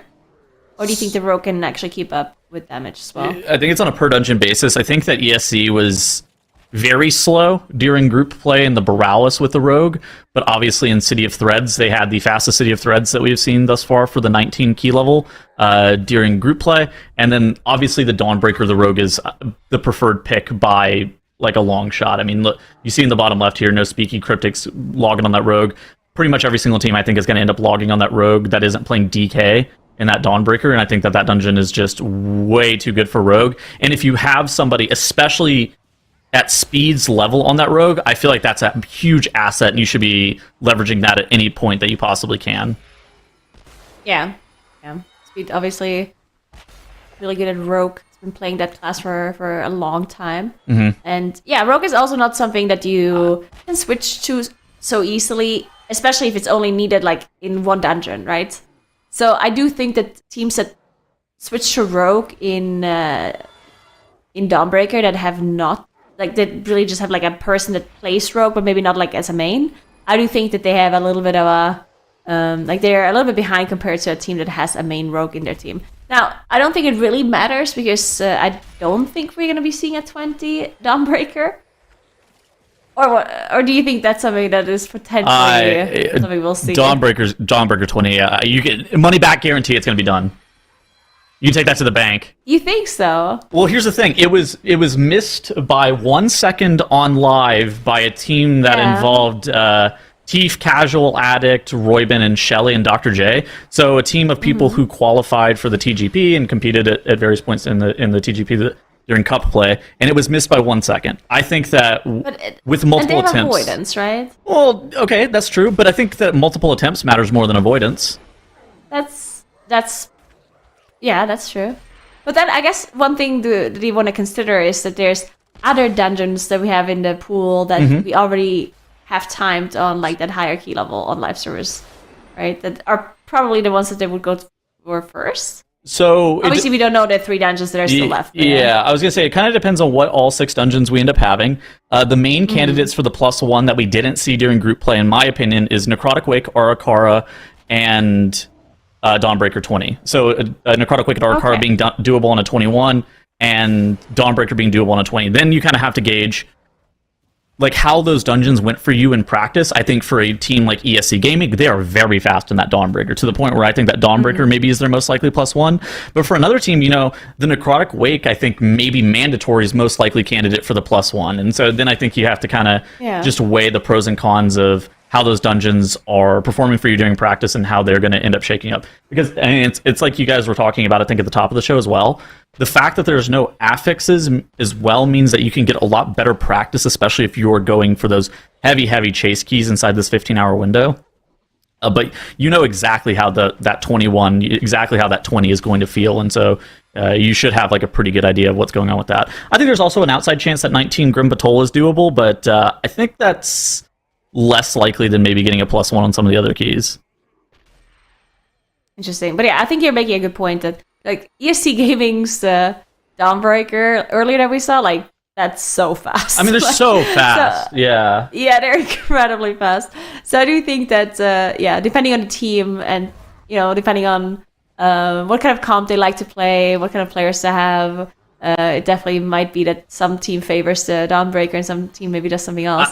But that would be cool to see, right? If we see different kinds of dungeons done on those hierarchy levels. I think just looking at ESC Gaming, we need to see them be able to put up 19 Siege of Boralus rather quickly today. I think that's kind of the big goal for them if you're like looking at that team, because they barely qualified for global finals. They were very close against Cinema, and they didn't put up the 19 Boralus after like an hour of trying it during group play, which I think that like, if you're ESC Gaming, you have to be looking at that Boralus after you're done with group play and be like, all right, we have to go back to the drawing board. We have to be faster in this dungeon and kind of reevaluate that. And I think that for them, it's like, especially whenever you're looking at this dungeon pool that we're seeing today, getting that 19 Boralus is probably the big thing. We know that they can do 19 City of Threads. Again, fastest City of Threads during group play. I think this is like pretty good. We know that they already have the 19 Dawnbreaker up and they're really quick in there. I think that for them, it's going to be like, can they get this Siege of Boralus, and how quickly are they going to be able to get it done?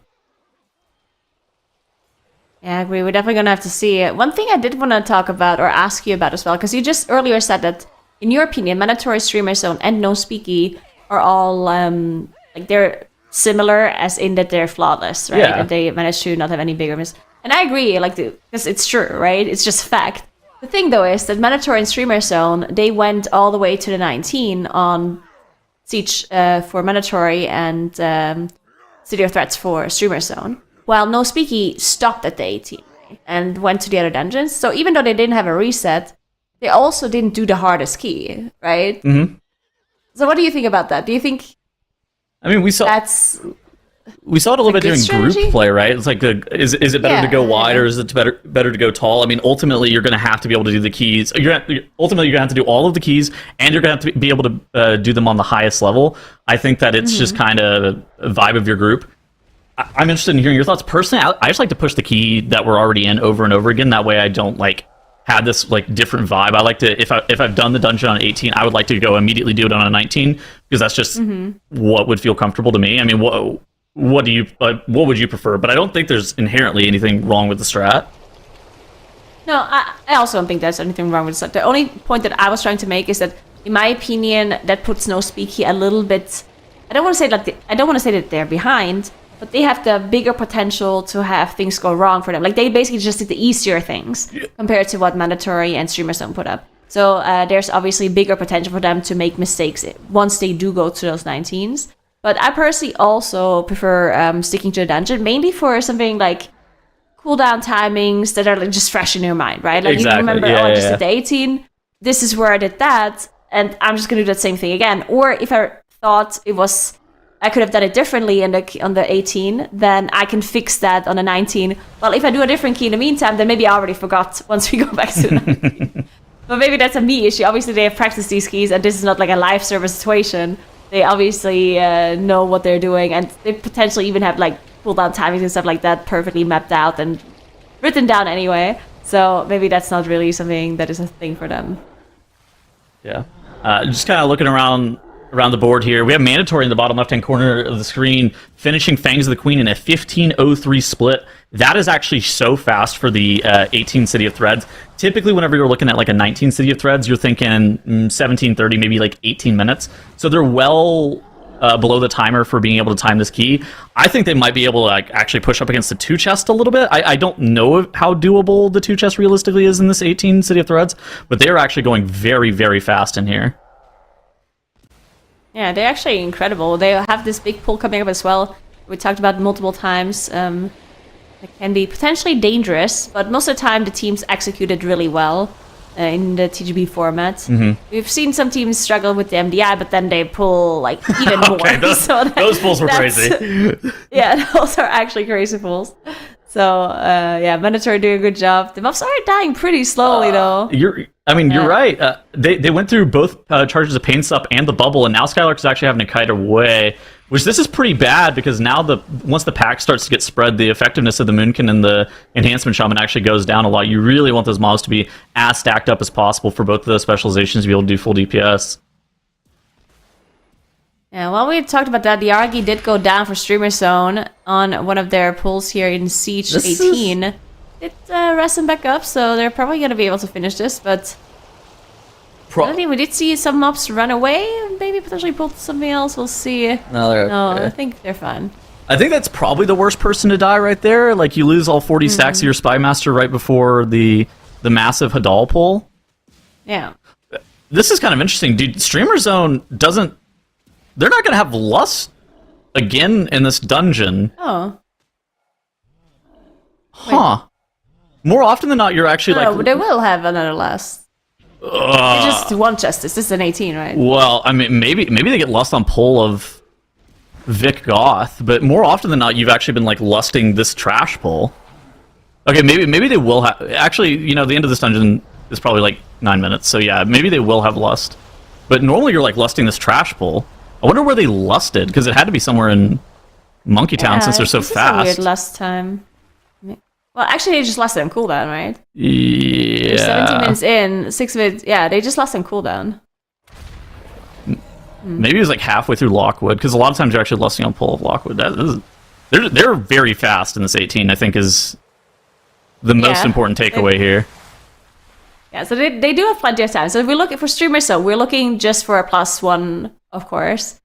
They don't need to do anything crazy here. But for Stamp and EC Gaming, on the top left and top right of your screen, here we're looking for a 2 chest, because the 16 they both did earlier, they both missed a 2 chest because they had different kinds of issues on both sides. And we know that the 17 is 2 chestable because we have seen teams do it in the group stage. It was Group A, where this key was a final day key, which means that it started at 17, and 3 different teams did 2 chest it, so we know it's possible. And looking at the timer, as they engage the last boss, they still have 4 minutes left as they're on the grouping tentacle on the first platform, so definitely doable. Just need to not have any major mistakes coming through here. And this boss, of course, can be really dangerous with those slams and the debuffs coming through, just doing so much initial damage. And Stamp lasting here at on the first platform. What do you think about that? Like, a lot of people save it for the last platform. Or it's just because it comes up. It's just because it comes up on the last platform. On Hadal, right? Yeah. It's because you lust on that double pull normally. I think it's much faster. It is probably like 30 to 45 seconds off of this boss if you're actually able to lust on pull as opposed to lusting during that last platform. So it's actually a pretty big deal. I mean, Stamp. I actually much prefer ESC's position in terms of how much time they have for this boss compared to how much time Stamp has. Stamp is really going to be up against the timer here on this 2 chest. And if they miss that 2 chest timer, then they might be in a little bit of trouble. You even see them actually starting to optimize. Like, more often than not, you actually don't want your Moonkin AoEing that Gripping Terror and DPSing that one at all. You want them to be just like hard focusing the Demo Tentacle because it's like way more dangerous. But I think that how Stamp has to play this is they have to play this for time to be able to actually make sure that they get this 2 chest. Yeah, definitely trying to optimize their time here, which makes it slightly more dangerous for them. We'll see if they can execute it. In the meantime, we also do see that No Speaky in the bottom left is now at the end of their plus 16 Dawnbreaker here on Rashanan. Definitely really good Dude, on they're time, so no far problem. under. Yeah, they're super far out. Easy 2 chests for them, so they're going to be able to get back into that 18 right away. And then No Speaky is going to have 3 18s on the board. And that means, I mean, obviously they still have to do the 18, but if they manage to do that, then we're going to see some super exciting runs from No Speaky. It's going to be back-to-back-to-back 19s that they have to attempt. If they somehow manage to one-shot all of those, I'm going to be very impressed. Like, being able to just do that back-to-back is really impressive. So they actually struggled to time this dungeon on 19, not actually being able to get it done in groups at all. Now they did end up wiping, I think there was like some legendary skipper pulling through walls and accidentally body pulling additional trash packs and stuff like that for them. So of course I think that they got that fixed. But I heard that they practiced this dungeon a lot, so I'm kind of interested in seeing if they are going to be able to one-shot this dungeon on a 19, if that's going to be in their bag.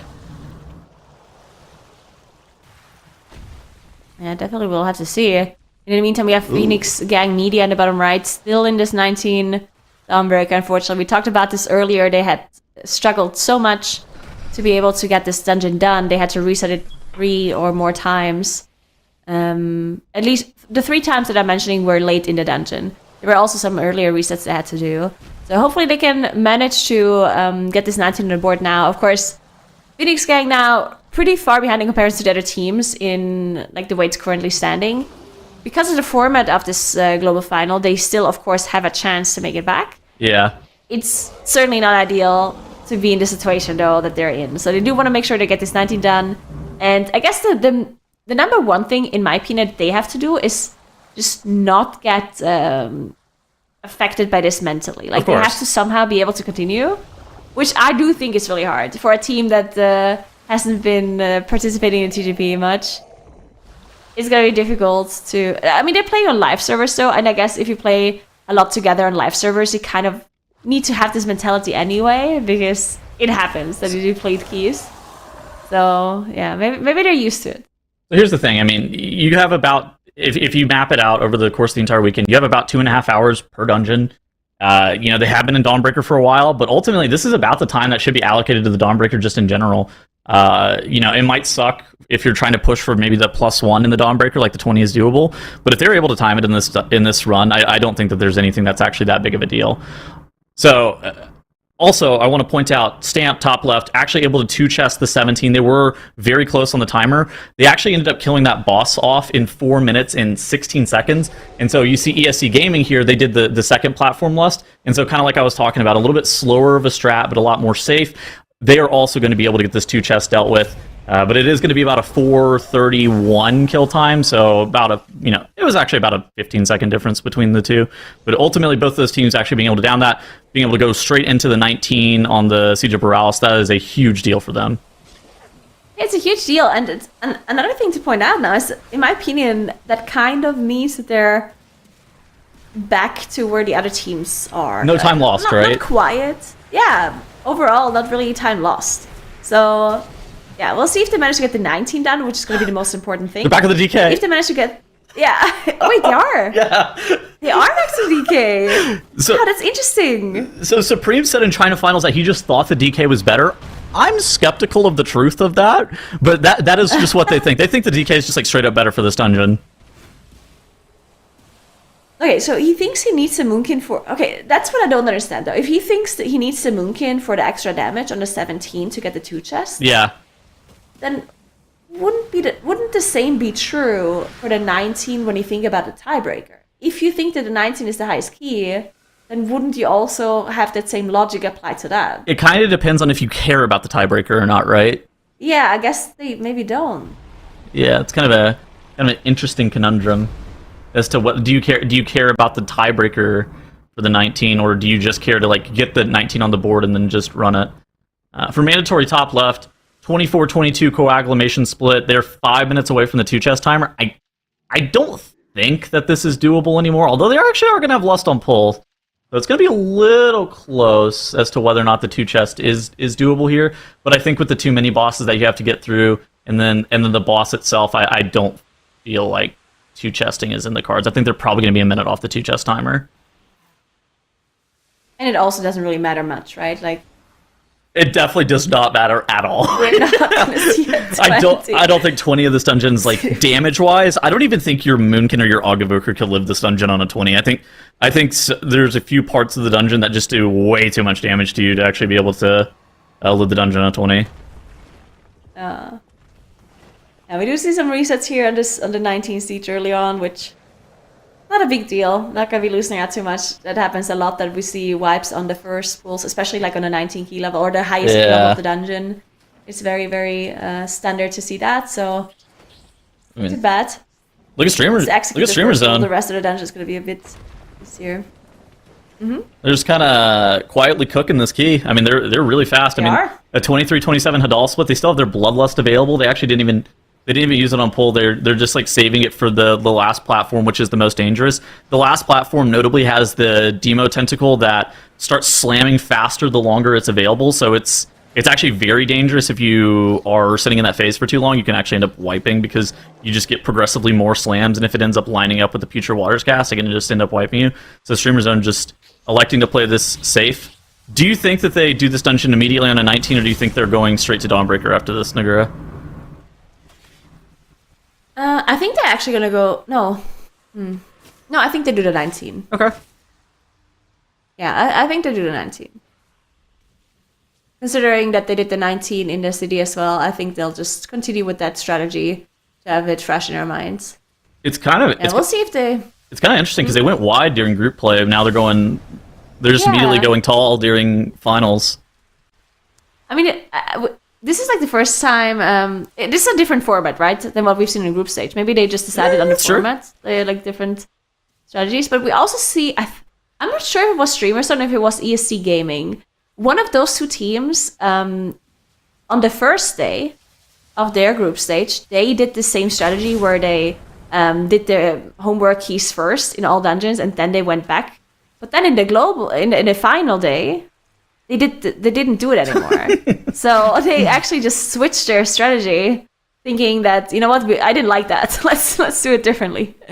What if you just picked every individual day off vibes? Just how good good or bad the vibes are. I like it. Yeah, you come into the day. Just to confuse the casters, just completely random decision making, just so no one knows what you're gonna do next. Keep them guessing. Just absolutely no strats involved. The streamers just rerun a 16 key after we've already timed it. I think that they could have two-chested this Boralus 18. This is actually, they are so quick in here. They are super fast. Obviously, it's like hard to critique the run. They only have like one death, but I suspect that there's probably a couple of places they could have made up another maybe 20 or 30 seconds. And then if you eliminate that death, I think there's probably a world where you two-chest this dungeon on 18. Again, I don't think it actually results in anything. These dungeons are kind of weird because you may have a bunch of time on like one key level lower, but then the next key level up is actually just noticeably harder. And I think that Boralus is kind of one that is especially like that, where on a 18 things don't one-shot you, then on a 19 your evoker gets one-tapped by every single ability and is doing intense calcs as to what they live, and they start putting on verse file, and they're like pre-sacking calling for sacrifice on basically every single ability. So I don't think 20 is doable, even though the timer would suggest that it is. We did see EC Gaming do the 19 Dawnbreaker, right? Yes. How fast were they in the 18? Because I guess the Dawnbreaker would be the only dungeon where the 18 two-chest would actually be somewhat relevant. How close were they to the two-chest there? If you want to keep talking, I can pull up the numbers on that, okay? Yeah, that'd be nice, yeah. Because that would be interesting, because we talk about the 18 two-chest a lot, and we've seen it happen where teams ended up two-chesting an 18, or maybe two-chesting like a 19, or any like high key, but then they didn't even attempt 20, even though it was possible. Like, we've seen it in the Arakara, for example. So they were 30 seconds over the timer for two chests. They were 26-31, and they had 30 seconds. They had two deaths, so they were. Oh wow! Okay, interesting. So it's doable if you have effectively a perfect run and you were fast. I do think that ESC is the fastest Dawnbreaker that we've seen so far. Now I think that there's a world where mandatory or No Speaky and some of these other teams, like with the rogue play, have picked up a bunch of strats since group play and can match what we've seen from ESC. But ESC had the fastest Dawn during group play. And I mean, Soph does play rogue, right? Yeah. Sure. Yeah. He played it during the groups. Yeah. They kept like wiping in their Dawnbreaker.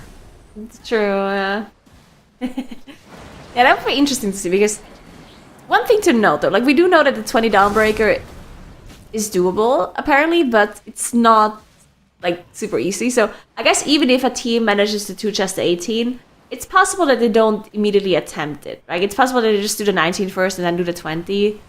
Yeah. Just because of how difficult it is to do that 20, and you have a lot of time, so running against a wall in a 20, maybe not the best thing to start your push keys with. My hope is that I think that one team, or at least a couple of teams, are going to try the 20 Dawn today.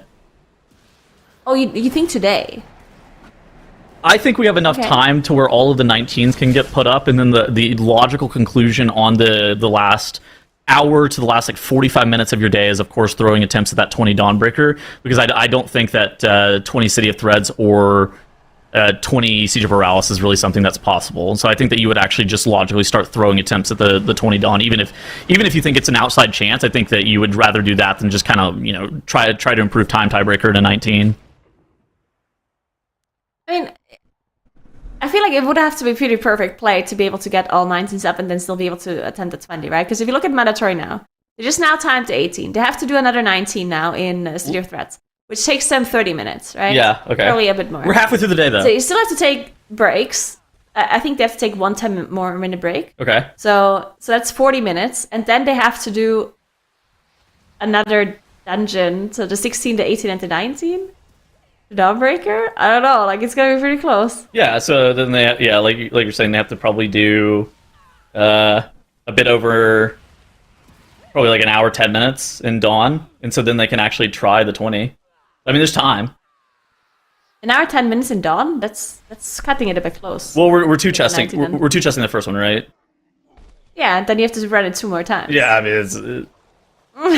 it's not saying an hour, 10 minutes. Well, You're both sort of mentioning and talking about the higher level or pushing dungeons to the highest levels we could kind of imagine. And there was a chat question, and maybe Nagura, you can kind of fill the chat in about this, that was actually asking about if the dungeons are kind of capped already, and what happens if they make the highest possible. So if somebody gets we have multiple people getting the highest possible theorized all together, or if 2 teams are competing, do you think that's something we might see, or how is it sort of determined so that chat can learn a little bit about the tiebreaker rules?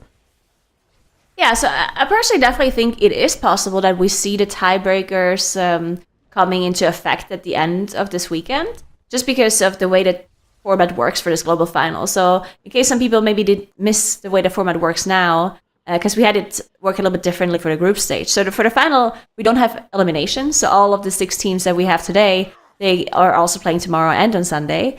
And today we had these 3 dungeons that were revealed. Tomorrow we're going to see 2 more dungeons revealed, and on the final day we see 1 dungeon revealed. And because we're starting on these higher key levels, you can see these teams already are reaching the highest possible keys that we've seen from the group stage so far really quickly. And especially with tomorrow and Sunday only being 2 dungeons and on Sunday only 1, they have potentially even more time to get to those higher key levels, which means that we're going to be seeing a lot of push keys and really trying to get these highest keys done. And that makes me believe that these tiebreakers are going to come into place. And the tiebreakers, if you want to explain how those work, Tattles. Yeah, so typically it's so the first tiebreaker rule is highest dungeon done. So say you've done a 21 Arakara and a 21 Necrotic Wake, and the other team has done, say, they have all the same dungeons except they're +1 in a Grim Batol, and they have a Grim Batol 19, you had an 18, and somebody did a Dawnbreaker 20, and you did a 19. You would have tiebreaker advantage because you have the highest level dungeon. Then it goes second highest, then it goes third highest. But then if, say, all those dungeons are the exact same, then you go to time. Say all the dungeon levels are the same, then you go and you measure time, total time in all of the dungeons versus one another, and I think it's not like super common that we see a I don't think we've actually seen a TGP go to time tiebreaker before, but I have this like sneaking suspicion, and I'm interested in your thoughts. Do you think that this TGP is going to go to time tiebreaker? So I personally think it's pretty likely that it will for some of the places, right? Because it's not just about the first two, which was the case for group stage, but this is for prize money, right? So I think it's possible that we see a tiebreaker between 4th and 5th, or between 2nd and 3rd, right? And I think that's something that is pretty likely to happen. And I honestly think that it will happen on the higher seeded teams, like between maybe the 1st and the 3rd, in between that range. It would be the most likely, because the reason for you to be lower on the seeds is because you didn't manage to get to the high levels, right? So then it would be pretty clear that, you just have lower key levels done. But I do think it is possible that the higher teams, like 1st, 2nd, 3rd place or something, that they all are very similar, or like 2nd and 3rd is similar, and the first team managed to get this one like super high key down that no one else did, but then 2nd and 3rd are like equal. I think it is possible. What do you think? Yeah, I think one of the consequences of the Guile, so one of the new affixes that we have for the season, ends up increasing the dungeon scaling by 10% health and 10% damage after you go from the 11 to 12 threshold. And one of the consequences of that is that the scaling just ramps up so fast on some of these higher keys to where it's like whenever you're like lifting weights in the gym and you have to throw on, like, instead of increasing and putting on like 5-pound plates on the side, you have to actually throw on a 25 to go up the next key level. That's kind of how it feels in some of these dungeons, where you go from an 18 to a 19 and it is just an insane leap, and then you're just like, okay, we have the time, but there's absolutely no way that we can even do the 20. It just does too much damage. Oh my god, AJ going down for streamers out. The powder shot spawned on top of the bomb and actually let the boss melee him. Anyways, yeah, it's like I was saying, just like finishing that thought, the Guile, I think, just increases the scaling and it ramps up so quickly that I think that a byproduct of that is that there's a high chance that I think that we reach the time tiebreakers. Yeah, it's gonna be interesting to see. I do think the time tiebreakers make it super interesting, like at the very end of the last day, like on Sunday, we're potentially going to see a lot of these decisions where teams either decide, you know what, we're going to try to do this like super high key that no one else has had before, or we're going to try and make up like a 30 seconds or a minute here and there, which I always like these decisions at the very end of the day, these strategic decisions by the teams. But yeah, let's take a look at where we are right now. We do see Phoenix Gang Media on the top right. They managed to finally get to Rashanan in their plus 19 Dawnbreaker that they struggled to complete for so long. Hopefully they can manage to get it done. They do only have those 6 minutes left, and we all know that Rashanan is one of those bosses that takes a long time. But technically they're fine if they don't have any major issues going on. They also have that Bloodlust, of course, available for that second phase in just a moment. Then we do see ESC. We actually see all 19s on the screen right now. So we do see the highest push keys that we've seen for the TGP group stage. So lots of super dangerous and difficult keys on the screens right now. Easy Gaming on the top left. On Captain Lockwood, we've seen a lot of the players drop super low throughout this fight. And Mandatory on that first boss in City of Threats bottom left. And Streamer Zone also in the Siege on their side bottom right. So the City of Threads, a really good first boss split is like anything below a 6:30. A sub 6 minute is kind of like that normally indicates that you can actually time a key level higher whenever you're actually killing this boss super fast. And so Mandatory here, having a deathless first boss split and looking like they're going to be around that 6 minute mark, I feel like this is actually just a great pace for them. And this sets them up quite nicely to continue to progress through this key, because this is an area where you can pretty quickly lose probably like 45 seconds to a minute, and then your lust gets pushed back, and it ends up having like really weird consequences whenever you go down the road, whenever you're looking at like the second lust on the Fangs of the Queen, and like how you're actually going to end up getting that lust on the coagulation.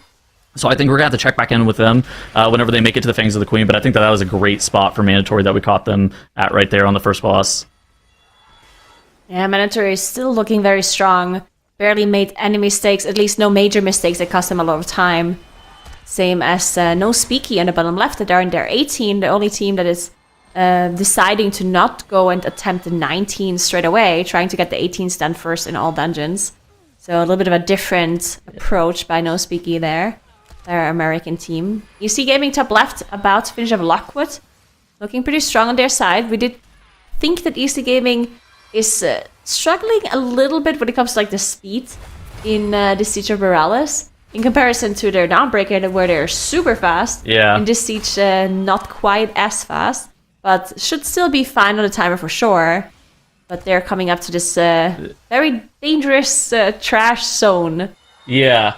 Between here and Tadal. Their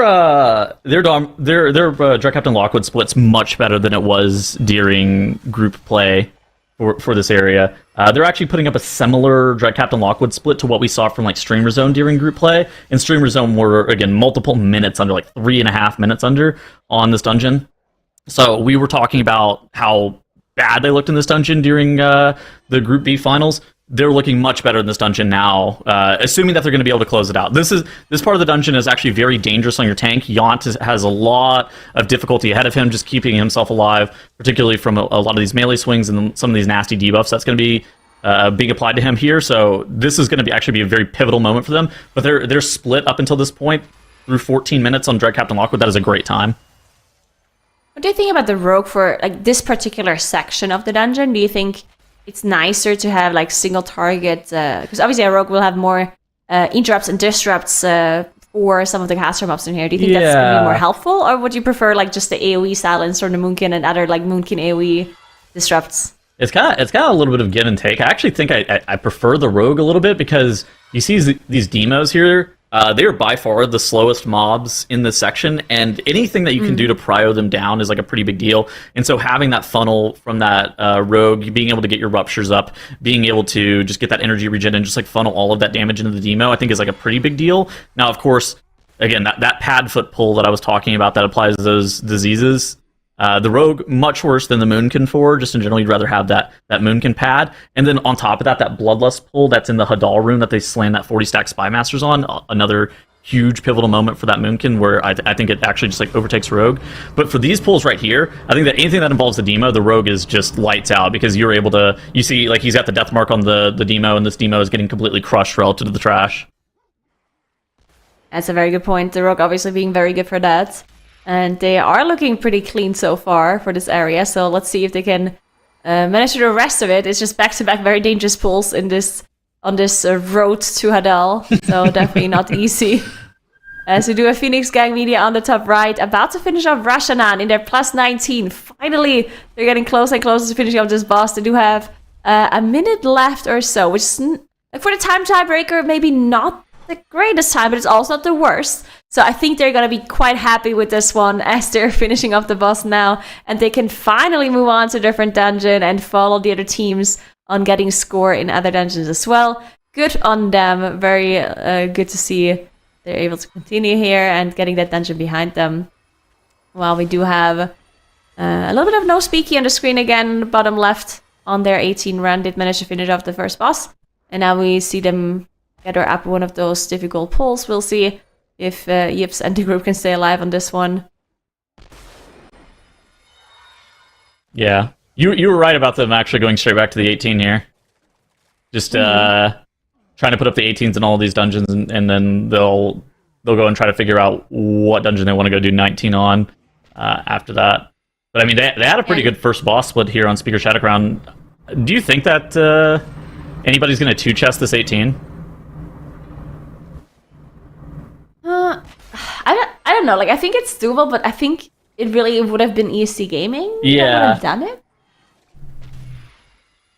Just considering how fast they are and the fact that they needed a perfect run with 0 deaths, and even then it would have been close, right? Because they were 30 seconds over with 2 deaths, right? Like, even that could have potentially just not been enough.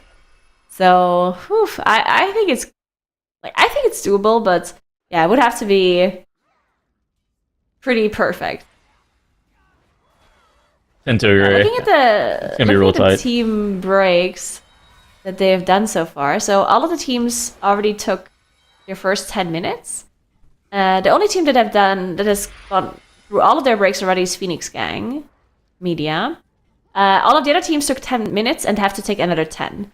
Do you think that No Speaky would go and take a break after this 18 and decide what they do, or do you think they just leave it for later? Because a lot of teams decide to take a break basically at the latest possible moment, But that's usually just a decision they make if the day is, like if there's an elimination day or something, right? But the score today actually doesn't really matter that much. So maybe they don't have to do any kind of strategic decisions where they would have to look at what the other teams are doing. Because what the other teams are doing is actually completely irrelevant for each team today, at least, right? In my opinion. Like, they don't have to care about what the other teams are doing. Yeah, you can afford to take the break there, and I think just kind of feel out the vibes and kind of temp check how your group is feeling and kind of where they want to go, what they're feeling the most comfortable on. Like, say Cryptix is just really not feeling Rogue. Just for example, right? Say Cryptix is just not really feeling Rogue today. He wants to get back on Moonkin.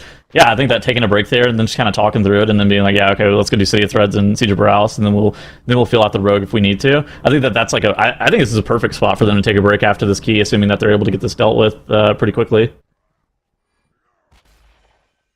Yeah, very interesting. We'll see what they decide on doing. I do think that most of the teams having a pretty good day one so far, though, and I think some of the teams definitely living up to our expectations, especially StreamerZone.gg there in the top right in that plus 19 siege that we talked about. I feel like StreamerZone is really just a team that I personally, at least, I don't talk about them very often because they're so clean today. So I feel like I talk about the other teams, struggling here and there, maybe missing a 2 chest, potentially being a little bit slow.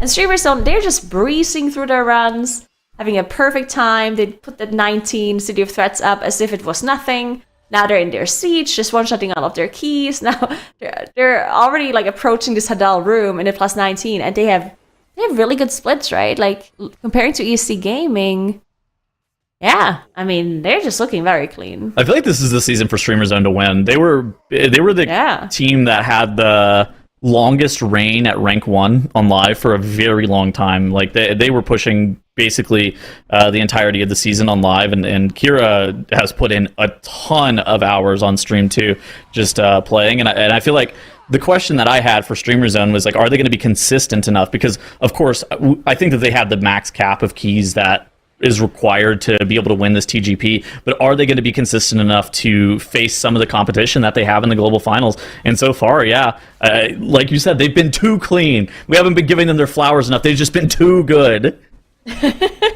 Well, when you're just sitting there at the top, it's a lot easier, I think, to critique those who are kind of underneath you at the moment. But, we have a lot of teams that are fighting out. StreamerZone GG's work, trying to just make sure that they can stay consistent, is definitely showing. And we'll have a lot more to say about all the teams, I'm sure, as the events unfold this weekend. But here now, we're going to be saying farewell, Nagura. I don't know if you have some, frozen cheese you want to go eat, or... Just really quick, like a picnic kind of thing, or... Yeah, I put all my cheese on the balcony to make sure it's at least minus 2 degrees. It's my favorite temperature for cheese. Great, go have a refreshing slice of frozen cheese, and we will see you a little bit later. We're going to be getting Dratnos here on the desk, and, we were kind of talking there about some of the ways the teams have really, I think, shown today, even if we haven't highlighted it quite as much. So, some of our teams, they talked a pretty big game coming into this weekend. ESC Gaming had tons of confidence in their plays and their players being top of their classes. Stamp set out to do world record runs in the competition. Mandatory's coming off an MDI win, looking to be double champions. No Speaky and StreamerZone wanted to blaze a trail, leaving 8 miles of woodland burned to waste behind them. I'm sorry, what? So, Dratnos, all of these stakes up there, how do you think the teams are performing so far? Yeah, I mean, it's interesting because it seems like ESC Gaming and Stamp had the kind of first big stumbles, aside from, of course, Phoenix Gang Media, who had a series of disasters before they could put the 19 Dawnbreaker on the board. But the good news for ESC Gaming and Stamp is that even though both teams failed to put that 16 Siege 2 chest on the board, they then secured the 17 2 chest and kind of scored those points right back, as we can see on this leaderboard now. So we have No Speaky, who've been taking this kind of unorthodox approach of doing all the keys at 18 before going to 19. And then of our other 4 teams, they're all about to be at that 38-point threshold with 2 19s on the board. So far, these runs are all looking promising from all of our the 4 teams that aren't No Speaky, who are on the different strategy, and Phoenix Gang Media, who've had a bad start to the day. Yeah, I was kind of calling it like going wide versus going tall, kind of the differences in the strategies that you can possibly deploy here. It's kind of, I feel like pretty much all of these teams, we're kind of looking at about a 2.5 hour budget for every single dungeon across this weekend. So even like whenever we were looking at group play, it was like an hour and a half long that we were kind of budgeting for all these dungeons. So there's actually a little bit more time to even make those mistakes, assuming that your final run for that dungeon actually has a really good time tiebreaker. And that's the most important element there is like, how good is your final run and what does the time tiebreaker look like for that? Yeah, and again, remember, there's no eliminations today, so there's not actually any pressure on today avoiding being the last place team like there have been in some previous formats, previous times that we've run this format. Look at GC from Streamer Zone. Hold on, not to cut you off. Dude, he was actually doing some insane tech. He was actually getting targeted by the commander, and there was a Z-axis spot that he was jumping onto to cancel that commander charge that was in the corner. So actually allowing him to not actually press a defensive for this actual dangerous double commander pull. That was insanely cool. That's very cool. Yeah, maybe we could even get some replay potentially of that to see exactly what it looked like, because let me make an excuse. My microphone is in the way of the top right screen for me sometimes. So, okay, here we go. Here's a full screen view of it. Up and over. And the commander cancels the cast. Line of sight? It's actually like up in the air needs to be there. Impressive. Yeah. So there's some spots that I've seen, like in the first commander that you get after the first boss. Like if you get on top of the house, for example, you can cancel that commander charge there. There's some like really weird spots that'll cancel it. Some like pillars and random stuff that you can just like stand on. Mythic Plus players like to stand on like the weirdest Z-axis spots to try to cancel casts. So you try to find a bunch of game-breaking stuff sometimes. But I didn't know that corner there. It seems like a really good strat. Yeah, I mean, that charge does a lot of damage, right? Like, it's not just the upfront damage as well. It leaves behind a dot, too. It's pretty nasty. They lust Hadal. What? Yes, this is typical for our TGP routes. You lust Hadal on pull, and then you get it at the end of Vic Goth as well. Are they going to get it from Vic Goth? Yeah. Yeah, because it's like a 33-minute timer, right? So you hit the lust on... That's part of why you lust right at the start of the dungeon. So you lust right at the start of the dungeon, so it's basically like 20 seconds in, and then you lust off CD for the rest of the dungeon, and you get 4 lusts, including 1 on Hadal on pull, and 1 at the end of Vic Goth. I guess it depends on... Because I feel like this is like a pretty short boss, and then Vic Goth should only be like 5:30. You'd think it's a short boss, and you'd think Vic Goth is... I mean... 5:30 is a lot, right? Like 5:30. Yeah, 5:30 is a long boss, right? But this boss should be like only 4 minutes or something. We'll have to watch it. I mean, I guess we're gonna find out, right? It's a minute in. They had lust, and they've only done 20% of its health, right? So, all right, hold on. Maybe you're on to something. Yeah, I mean, most of our teams have been doing this lust when they do get to the high enough keys. It's a little bit of an interesting thing where in the lower keys you don't have lust on Hadal because you're too fast for it, but. As the key is getting up to 18s and 19s, I think this lust has been pretty typical. I feel like a lot of teams are actually lusting the trash pull, like before this, that double captain trash pull is actually super dangerous just, too. Like, on cooldown, yeah, you exactly. want to hit it. Yeah. Huh. So if you can get to the trash pull instead, then that's great. But at the plus 19 key level, it's like the timer is so tight that you often will just have it as you're pulling it all. I mean, I think it's gonna be really interesting to compare the Hadal splits between ESC Gaming in the top left and StreamersZone.gg in the top right in this 19. Yeah, absolutely. We'll see. ESC Gaming also should be having lust coming up here for the end of Vic Goth as well. Slightly different comps between the two teams as well. On Vic Goth, I would say so. Playing the rogue in this spot, it can feel somewhat durable, right? You have the elusiveness feints, but it costs a lot of energy to keep those up the whole time. Now you can immune, right? You can Cloak of Shadows as the projectile is heading towards you and immune it so you don't take any damage from it, which is good if you can notice that it's going towards you. I think we saw Speed doing that on that previous set of Putrid Waters just there, so that is really nice whenever you can do that. That reduces the dispel pressure by a lot on your group. I do think that both Moonkin and Rogue aren't especially good for this boss. Both of them... I mean, Speed's actually doing a lot of damage compared to where you'd kind of expect. You know, Assassination Rogue, pretty low single target. But yeah. I think he was trying to optimize and like dotting both the Gripping Terror and the Demo Tentacle, so maybe able to get a little bit of his energy regen from those ruptures like that. So, yeah, the situation, it's pretty hard to get good value from the extra energy regeneration if the targets are far apart. The way it works is that you need your bleeds and poisons to be ticking on the same target, and they have a pretty short duration, so You can see what he did there was he did go and put some dots up on the Gripping Terror, and then shadow stepped over to the Devastating one. But he's probably just going to stick on the Devastating Terror here and let those dots fall off the Gripping Terror.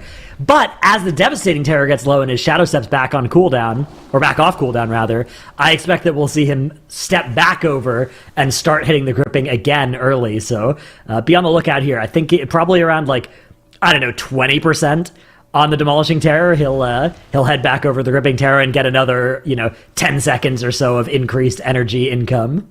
Yeah. Top right, looking like StreamerZone.gg is going to be a minute ahead of where ESC Gaming are on their Hadal split. So, I mean, the StreamerZone.gg, assuming that 19 is the highest key level for Siege of Boralus, are going to have an excellent time tiebreaker in this dungeon. Oh, it's Speed dying to the Putrid Waters there. There it is, just the straight-up one-shot from the initial hit, and I was completely wrong as well. He stayed the entire time to help finish off that Demolishing Terror. It did not prevent the death from that Putrid Waters initial hit, though. Yeah, 7.13 million damage just on the first instance of damage here at this plus 19 key level. This fight is terrifying. Yeah, there you can see what it looks like when one hits Feint instead, and you've got shields and stuff on you. It looks a lot less scary. Bottom left. The good news for ESC Gaming is their timer is still hard chilling. They're fine on timer. Is No Speaky going to two-chest this Dawn? I know that I think it was you and Makes were casting earlier whenever ESC was very close on the two-chest in the Dawn. Is this about to happen for No Speaky? It's looking pretty good for them. The kind of interesting thing is that it doesn't necessarily help to two-chest the 18 unless you can do the 20. And even if you can do the 20, you probably are going to put the 19 on the board first. But it would be great for morale to have that happen. As ESC Gaming having another death here, that's another minus 15 seconds for them. It was just their Shaman, so they were able to preserve the res. No cooldowns either. He lost his pre-stacks on his Tempest. Like, he wants to be pressing Ascendance here in about... Okay, actually, he's going to be able to build up to the Ascendance. I saw the Lust coming up, but his Ascendance isn't up for another 10 seconds.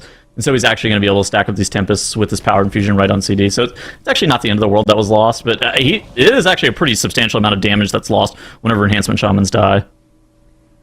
Yeah, depending on the timing. Although this fight has some kind of forced downtimes anyway. So usually you can carry some Tempests over to the next platform. Here comes that Power Infusion Ascendance, though, as they're trying to send this Demolishing Terror home. One last slam lands into the Zephyr. And ESC Gaming should be okay here. Yeah, down goes that Terror. Now they just have to finish off this Gripping Terror. And this is going to be a nice timed 19 for ESC Gaming joining their Dawnbreaker. Very great momentum from ESC Gaming. The timer here is going to be pretty good as well, right? It's not going to be the fastest 19 Siege to have ever been done, but it's not going to be particularly slow either. Mandatory had a 32-34, so ESC Gaming are going to be a little bit slower than that, but this timer still should be okay for them. I think there's a good chance that some other 19 Sieges are going to come closer to the timer than the kind of more than a minute that ESC Gaming should have to spare at the end here. I think that Stamp, whenever we saw them earlier, they were going to have a pretty close to the timer 19 Boralus. They are running that DK, which is a little bit... It's like a noticeably lower damage composition. But so I suspect that they're going to be a lot closer to the timer than something like ESC Gaming. And ESC Gaming able to down this a minute 25 under. Great choice for them. I suspect that they're going to just slam their break, and then we'll see them in City of Threads in a little bit after they're done with their break. Yeah, almost certainly will be a City of Threads angle for ESC Gaming. Of our 4 teams that were trying to get the second 19 on the board, they are the first team to do it, but no two-chest this. They're on two-chest pace right now. They have 1 minute to do 1% of Rashnan's health. They aren't going to have... So actually, here comes Ascendance and Power Infusion as well, along with Kingsbane and Deathmark. So they have a huge suite of cooldowns coming in here. Yeah, this boss's health is evaporating. And they are well ahead of the check here. So it's kind of an interesting decision point for No Speaky. It's where do you go next? In addition to that, do you go directly into the 20 Dawnbreaker? Because we know the 20 Dawnbreaker, it was almost timed by 1 second on live, I want to say about a week ago at this point. And so we know that the 20 Dawnbreaker is doable if you have what is a perfect run. And so kind of going to come down to where NoSpeaky feels the most comfortable next, and do they want to adventure directly into 20 Dawn, or do they want to start picking up the 19s in something like the Siege of Boralus or the City of Threads? But that is a great run for NoSpeaky, able to bring down that 2 chest. Now they're also probably going to slam their final 10 minutes worth of break and make a decision as to what's next for them. Yeah, teams have 48 more minutes to start their breaks that they do all need to take. So, very cool. Okay, look at the Streamer Zone Lust. It is going to be up for this last platform, but they're going to start hitting this tentacle for like 20 or 30 seconds before it's even up. So, that's why I was saying but like, look at the lust for Stamp. This is the more typical like live key lust that you see right here, where you just like lust this trash pack on CD. Streamer Zone, I'm unprecedentedly fast for a 19. This is going to be it's a great time problem to have, right? Is that your lust isn't up yet as you get to this last platform. Exactly. I mean, they're on pace here for like a 32 flat on this Siege 19. There is a little bit of a downside of this happening because this Demo Tentacle actually ramps up and starts slamming more frequently the longer you're in this phase. And so that's why kind of having Lust on, like right on pull of this platform is actually a pretty big deal, because the more slams you get allows for weird timings with the Putrid Water one-shot, and the Evoker and the Enhancement Shaman start to run into problems where they can potentially be one-shot 100 to 0 if this Demolishing Terror doesn't get killed off fast enough. But, I mean, Streamer Zone GG, they finally are able to pop their Lust. They get the Ascendance and the Power Infusion up at the exact same time. There's one slam for the road, but we're in Lust and PI, so AJ is going to be able to top us off rather quickly. And Crims, again, it's kind of that problem where you're just sitting in that phase for too long. You kind of end up running out of CDs. You run out of sack. There's no more spell warding available for you. But the 2 deaths, they're going to be very, very swift in this dungeon. It's going to be like a 31:45. That is insanely quick for StreamerZone.gg, and a great time tiebreaker for them. Yeah, they're also the only team to have that 19 city on the board right now, although Mandatory are closing in on the end of the dungeon as well. Streamer Zone almost a minute faster than Mandatory, 2 minutes faster, I guess a minute and a half faster than ESC Gaming in the Siege. Let's see how City of Threads shakes up, though. So Streamer Zone put up a 33:56 in their City of Threads 19. Mandatory... they're going to be much faster. Be slower, right? Actually? No, this is the min... Oh, dude, I thought that this was the boss. No, you're right. This is the trash mob. Oh, no. I mean, this boss does take a while here on the plus 19. I think that Streamer Zone actually have some incredible tie breaks so far. So if these dungeons don't get done at plus 20, I love Streamer Zone's position. Although the thing is, if these dungeons don't get done at plus 20, the other teams are going to have a lot of time to fix time tiebreakers. So it's going to be... This is such an interesting texture of competition that we're at here, because teams aren't getting eliminated, and we have these keys that are capping out at that 19 or 20 level. We may well see a lot of time, not just today, but over the course of our weekend, for teams to improve their most questionable time tiebreakers. StreamersOn.gg, I mean, they are coming out of the gates with some really great runs in these plus 19s, but it's possible that other teams will be able to match or even overtake them given a couple of attempts. Speaking of time tiebreakers, is a little bit interesting, because in the bottom left, we actually have Stamp playing what they believe is the safest composition. Supreme kind of talked about this a little bit on his stream, where he thinks that, the DK is the safest option to be able to put up this dungeon on a 19. While the Moonkin is noticeably faster in this dungeon, the DK is just a lot safer, and they think that 19 is the highest level of this dungeon that can be done, which, again, the DK, great option for timing the dungeon on a 19, but whenever you're looking at time tiebreakers like you're kind of talking about, DK maybe not the best option here. Yeah, in a format with eliminations like we've had in the previous few weekends, it makes a lot of sense to just be a team that's like, yeah, we're going to get the points, right? Because in all of the up until now this season of TGP, getting the points was enough to qualify you, right? But to win TGP this time around, you're either going to need some incredible time tiebreakers as Mandatory or maybe wiping here. Oh my! This is very dangerous. There's Mode getting the res. Maystein as well. Okay, all right. We still have 2 B reses. It looks like the cleanliness of their run up until this point means they have those battle res resources to stabilize this. Oh Very my scary, God. though. The barrier is going to help them through this next splice damage combo. I mean, this Good is really baits on bad. those circles. Mode might not have been able to CDR's Mindbender enough. Oh my god. Wow. Looks like they're going to be barely alive. Yeah, the next dot here is going to be super nasty, though, and it's going to be into one of those slams. But I think first we got the process of elimination, on the tank. This is a little bit of a breathing room moment for the rest of the group, as Skylark is forced to use that Guardian of Ancient Kings there to survive. Okay. But now the rest of the group actually has those Chrono Ward shields on them as well to help with this next splice dot. Look at the damage of this splice. Yeah. Mode has PI here. I was really worried that he wasn't going to be able to CDR back to his Bender again, because like once you die on Priest, it's completely just messed up whenever you're getting your Bender. But since he's actually in the Power Infusion, he's able to keep them back up to the splice. So actually going to be able to fully recover this. God. Yeah. Dude, that was so scary. Nice work by Mandatory stabilizing this for sure, yeah.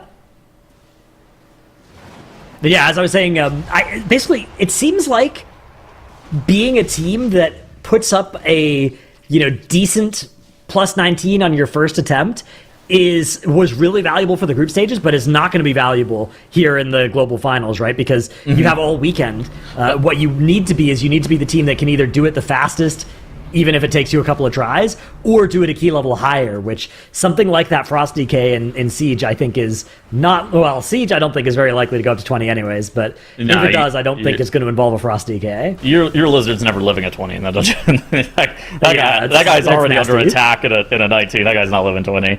What do you think the odds are that some of the spots, whether it be like first through third, or some of the like the lower spots that actually have prize pool implications, end up going to time tiebreaker? Because I feel like it's pretty likely this season of TGP. Likely. Yeah, I mean, I wouldn't be surprised if like first and second are both at whatever the number ends up being, like 117. Both those teams like that, by the end of the weekend are there, and then 3, 4, and 5 are at 116, and then 6 is 114 or something like that. Yeah, it's kind of an interesting dilemma, and then there's the question of, because there's a couple of dungeons that we're kind of speculating that the +1 is possible in. For me, I think it's Dawnbreaker, Arakara, and Necrotic Wake are probably the most likely to see the +1 compared to what we saw during group play. And then I think that there's room for maybe the Grimbatol 19, but it kind of depends on what dungeons we see. I think it really depends on what dungeons we're going to be getting during all of these days. But being able to put up those +1s, I think, is going to be a valuable asset, and then being able to rerun for time is going to be huge. We saw Mandatory there, a minute 33 under. What was the time that you said? How far under was So Streamer Mandatory Zone? were a minute slower in City of Threads than StreamerZone.gg, and they were almost a minute slower in Siege as well. So StreamerZone.gg are setting up to have some phenomenal time tie breaks. Is it too late to change my predictions? Yes, I think it is. Oh, rats. Do you want to? Have they shown our predictions yet? Because mine's looking good if we stopped right now. Okay. Did you pick the American Heroes? I do, yeah. I got no speaky taking it down. So we've had a Chinese team win a TGP. We've had a lot of European teams win TGPs. Well, It's time. we've had one European team win a lot of TGPs, and then now it's time for NA. Bring it home. Exactly. No speaky. The team to maybe do it. They're in first place, right? Look, they're at 54 points. The other teams are all at 38. I mean, that's a huge lead. No way they could lose from here. Well, what is it that they say? First to the moon, third to the TGP or something? Yeah, that's, I think, the way the saying goes. Yeah, one small step for man, one small leap for mankind or something. Right. Yeah, speaking of teams that are in a little bit more danger, Phoenix Gang Media, up in the top left, are, I think, the only team to have had a bad start to the day, really.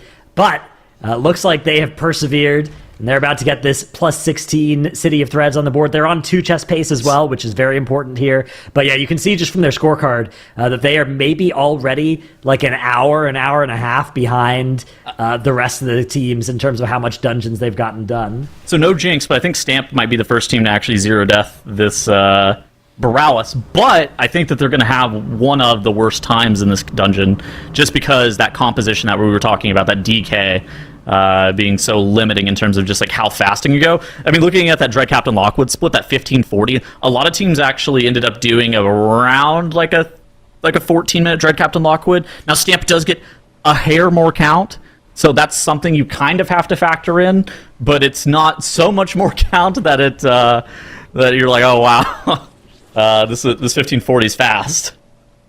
Yeah, exactly right. It's you have to skip like all of Monkey Town for 1540 to be fast. Right, but, yeah. But they're timing the key. That's the most important thing, is that they're actually being able to put up this 19. They basically lost no time relative to ESC or any of the other teams. They were able to +2 the 17, and so the fact that they only won chest of the 16, it didn't come back to matter at all.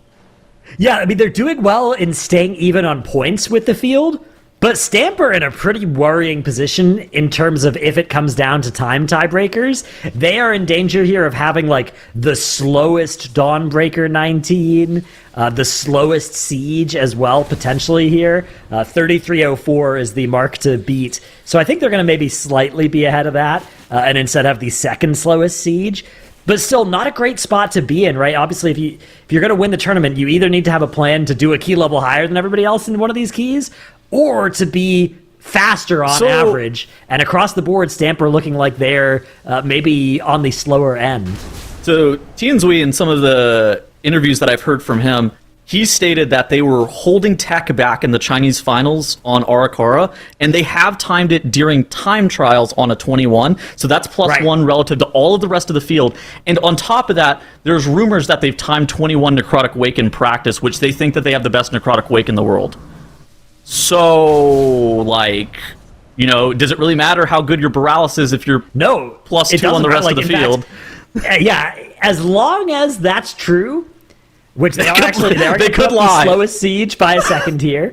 Well, so there's two things that need to happen, right? They need to actually be able to make that happen if and when those dungeons come up, and there is an if involved there as well. Of the remaining 5 dungeons that aren't yet, shown, only 3 of them are going to be played this weekend, so there are going to be 2 dungeons that aren't in our pool. If those happen to be Arakawa and Wake, then that is going to be very bad news if you're resting your hopes on those dungeons. But like you said, it's actually really good news if you have a +1 in a dungeon, especially if it's a higher key level, right? Like, if you're a team that can do 20 Dawnbreaker and everybody else can only do 19, that's good. But if you're a team that can do 21 Arakawa and everybody else can do a 20, that actually beats the Dawnbreaker team, right? Because then you have a better tiebreaker. Yeah, holding strats back in the China finals as well, not to leak, is kind of an interesting decision because, you know, Stamp looked so dominant in the China finals, they felt like they could afford to hold strats back, where some of these other groups, you know, they really didn't feel like they could afford to hold strats back. Yeah, exactly. It's something where, I mean, I think there was some mention of it from, I believe it was Streamer Zone? Maybe it was ESC Gaming that mentioned holding back some strategies in one of their days as well. Okay. And not wanting to show off some weak auras, I think, for a 21 Arakawa. So, yeah, we may see some more power from the other teams as well. It's also worth noting that there's been either a week or 2 weeks of practice for all of these teams. Absolutely. Between the day that they first played, or their group weekend and the finals. So even if they didn't have tech then, they might have it now. My hope is that 21 Aura gets done the moment that you're able to kill the first boss. Getting through that first, I would say, 11 minutes of the dungeon is probably the hardest part of that dungeon by far, and actually killing the first boss is insanely difficult. Yeah, I mean, we've even seen it. We've seen that first boss be a brick wall to teams at the +18 key level. Some of our teams in the group weekends, right? Like, it is a extremely difficult boss. In my pug groups, it's a brick wall at the +10 key level. Like, that thing is that's a scary spider. Turn on arachnophobia mode, it's a scary crab. It's still scary. There's no escaping it. The problem is the moment that you accidentally feed it, it doesn't matter what level you're on, you're wiping to the boss. Yeah, even if you're in a +10, you could turn that thing into a +20 boss real quick if you want to. Yeah, exactly. Reset the boss, it's over. But yeah, that's kind of the question is like, are we going to see Arakara this weekend? I mean, it could come down to like Arakara's not shown at all, and then at that point, like, man, it doesn't matter. Yeah, I mean, it's overwhelmingly likely that we'll see at least one of Necrotic Wake and Arakara, right? Like, yes. Of the combinations of 5 dungeons we haven't seen, there's only one that has no copy of either. So if a team like Stamp has a plan that's 1 key level better in both of those dungeons, it'll probably work if they can pull it off. But of course, that is a huge question mark. We do have to see what those dungeons end up being as we reveal them over the next few days. In particular, the Sunday dungeon is always a huge wild card. By that point, we'll know the 3 options it could be, and that might have huge ramifications for how that final day plays. How do you feel about No Speaky running 19 Dawn? I think it makes some sense. I mean, they're just coming off of a Dawnbreaker run. Even if you're going to do a 20 Dawnbreaker eventually this weekend, what are the odds you're going to one-shot it, right? I don't know. I think getting the 19 on the board is... There's no limbs, right? That. Like... Yeah, but you can probably afford to spend the 25 minutes doing the 19 just so that you aren't in this position where every time you deplete the 20, you're aware that you're missing out on free points. Yeah, it's just kind of I don't know. Maybe 20 Dawn is like a day 3 thing, but I feel like this is kind of like a marathon format where you always are just trying to push for cap. Like there's no like the max cap is the only thing that ends up mattering. Maybe this is just indicative that the 20 is not doable by their team. Maybe they don't think it's possible. Because it was close on live, right? But you have avoidance and stuff on live. Yeah, you don't have the ability to restart the key over and over again on live, though, which is a huge buff. I think the restarting the key is typically more beneficial than avoidance, but maybe not in this dungeon. Are certainly powerful. Maybe second boss in this dungeon is more valuable than restarting the key over and over again. Maybe. Okay, we do have some cool tech to show off here from, I believe, City of Threads. Okay. That this is, ESC Gaming have this shroud over to the right-hand side. I was doing this a little bit, actually, at the start of the season, because there's another buff that you can pick up over there, another one of those projectors, if you do a slightly different strat at the start here. You can see they're already at 18% count. And what you can do by doing this is you sneak around to this boss, you can skip that trash in front of it, which is some nasty trash, right? And you can get access to another one of those beacons, which those beacons are some very powerful buffs for an extra 30 seconds.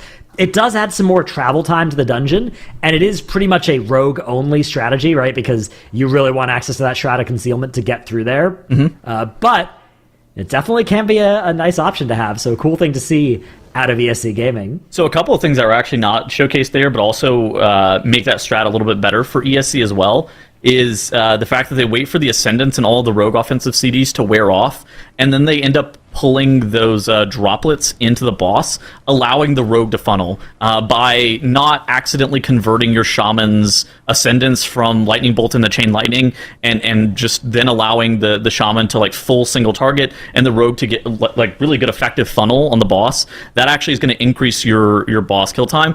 From a specialization in Assassination Rogue that is known for having low single target DPS, turning that into a priority funnel-based fight for them is like a pretty big deal. Yeah, that is another benefit. It all kind of makes sense, right? It all fits together. A nice puzzle piece with the comp lining up with the pathing, dude, which then sets up favorable damage profiles as well. I, similar to you, was playing that exact route on live at the very beginning of the season, and then we saw teams literally just being faster than us holding W, and we were like, is this like an overcook? Like, what is going on? So seeing ESC actually doing that route, it's kind of interesting that they found that is faster for them. Yeah, it's one of those things where, you look at it and you're like, wow, this Ansarek projector buff thing is so good. Surely I should be making full use of all the ones that the dungeon has to offer. And then it's like, nope. It's like that that IQ graph thing where it's like, Oh, yeah. The stupidest people are like, I should get all the buffs, and then the middle intelligence people are like, no, just hold W. And then, the ESC Gaming have gone so far that they're now the galaxy brain. Let's get all the buffs again. Yeah. Dude, it's just, I don't know, like, something about holding W in that dungeon just ends up being so fast. I think it has something to do with the middle section of trash, so it's like, you end up getting more count in that first area by doing it like that, but the alternative is playing less stuff after Fangs of the Queen, which that counts all efficient because you're doing it in 3 pulls anyways, like regardless of what you're doing. So it's like difficult to actually cut out a pull unless you're doing something that's like really big in the first area, which you're limited on like what you can actually pull in the first area because there's too many casters. Yeah, exactly. Like any pull you're doing at the start of the dungeon is going to be like, 8% count at best, something like that, and it's going to be a hard 8%, whereas the pulls at the end of the dungeon are by no means easy, but it is possible to fight a lot of enemies at once, especially if your tank is proficient at kiting, which all 6 of our tanks that are on the screen throughout the course of the day today are definitely proficient at that. Let's look at No Speaky, because this is actually a really big deal, what's going on in their run here. They're in this 19 Dawnbreaker. This will be the first 19 that they're looking to put up. They did 2-chest the 18, but obviously a very large limiting factor on this 19 Dawnbreaker is the ability to be able to live. There's a couple of key people who are in danger a lot. Anarchy, you can see him on that evoker there. Very dangerous. Every single time that Dark Orb goes off on a 19 level, you actually get one shot 100-0 if he doesn't have hover available, and if he's not actually getting shielded by that priest. So you see Timber shielding him, and he has that hover available to him. Boomy also going to need to get shielded every single time that Dark Orb is going off. Then, in addition to that, rotating defensive cooldowns every single time for this Shadowy Decay is a huge deal, and Timber needs to make sure that he has basically perfectly timed ramps where his Mind Blast and his Void Weaver Orb are out at every single point, and able to just kind of heal people up to full. If you don't have a perfectly timed ramp, this is an easy fight to die on. In addition to that, there's also tank damage, which is kind of sneaky difficult. Temper in battle actually kills your tank off a lot on this fight as well, because the boss melee is super hard. The Terrifying Slam also eats all your pain suppression charges, and then if you get meleeed out of the AoE whenever you get Temper on like a DPS, you'll be sitting at around like 50% HP, and then get meleeed by the boss and just die. So we see tanks die off a lot on that fight. So this is a very, very challenging boss on this level for these teams. Yeah, as that key level goes up, you get more and more of these nasty overlaps as well towards the end of the fight, where you're running so low on resources, and the damage events from the Shadowy Decay and the Dark Orb will get really close to each other in time. There's one, like the third cast of Shadowy Decay is already a naturally nasty overlap, but some of the ones towards the later minutes of the fight can also be pretty brutal. So the third and the sixth are by far the most dangerous ones, but that's why you see they actually jam barrier like first AoE. More often than not, you're not actually want to press the barrier on the first AoE if you're not actually going to the sixth Shadowy Decay, but if you're committed to going to the sixth Shadowy Decay, you always press that barrier on that first one, then you'll be able to press on the sixth, which has that really bad overlap with the orb and that dot. Oh my god, ESC Gaming having a death on their healer during this War Shell. This is actually a really dangerous mob, because Elbro not able to get topped after the res comes through. Now Elbro's going to have to get battle res as well, and the healer dying again for ESC Gaming. This might be a wipe to the hulking War Shell, Dratnos. In a 16? Pillow forced to release here, hopping on the Dragonfly Express. Wait, this is going to be a deplete, but like, what just happened? Is this going to jeopardize their 2-chest potential? I mean, we saw this in Siege. They failed to put up the 2-chest in the 16 in that dungeon. Here, it might be more costly, because will they be able to then recover by 2-chesting the 17 or not? That's the big question. They've been choking the homework keys all day. Like, it's kind of weird, because they looked so good during group play, and it's kind of weird because they timed the 19's first try, but they're choking the homework keys, which is... You don't normally think of choking the homework keys as this thing that happens super commonly, but it's happened to ESC Gaming now twice? Yeah, this is not good at all. Definitely not going to have time to put up this 2-chest given that full wipe, as they still do need to get this whole trash pull and the last boss taken care of. So... yeah, the question is now, will they be able to recover it in the 17? Even if not, they've still had a reasonably successful day, but it is definitely a gap opening up in their play compared So- to these top few teams. Good news, bad news. Good news is that teams have two chests to the 17 city. Bad news is it's not every team that's two chested the 17 city. But it's definitely possible. I think we saw it like from mandatory. I think that they were able to do it. I think we also saw it during time trials. The Streamer Zone GG was able to two chest it during time trials, and so it's definitely doable. But it's not something that every team has in their bag. I think that maybe Cinema was able to two chest the 17 as well.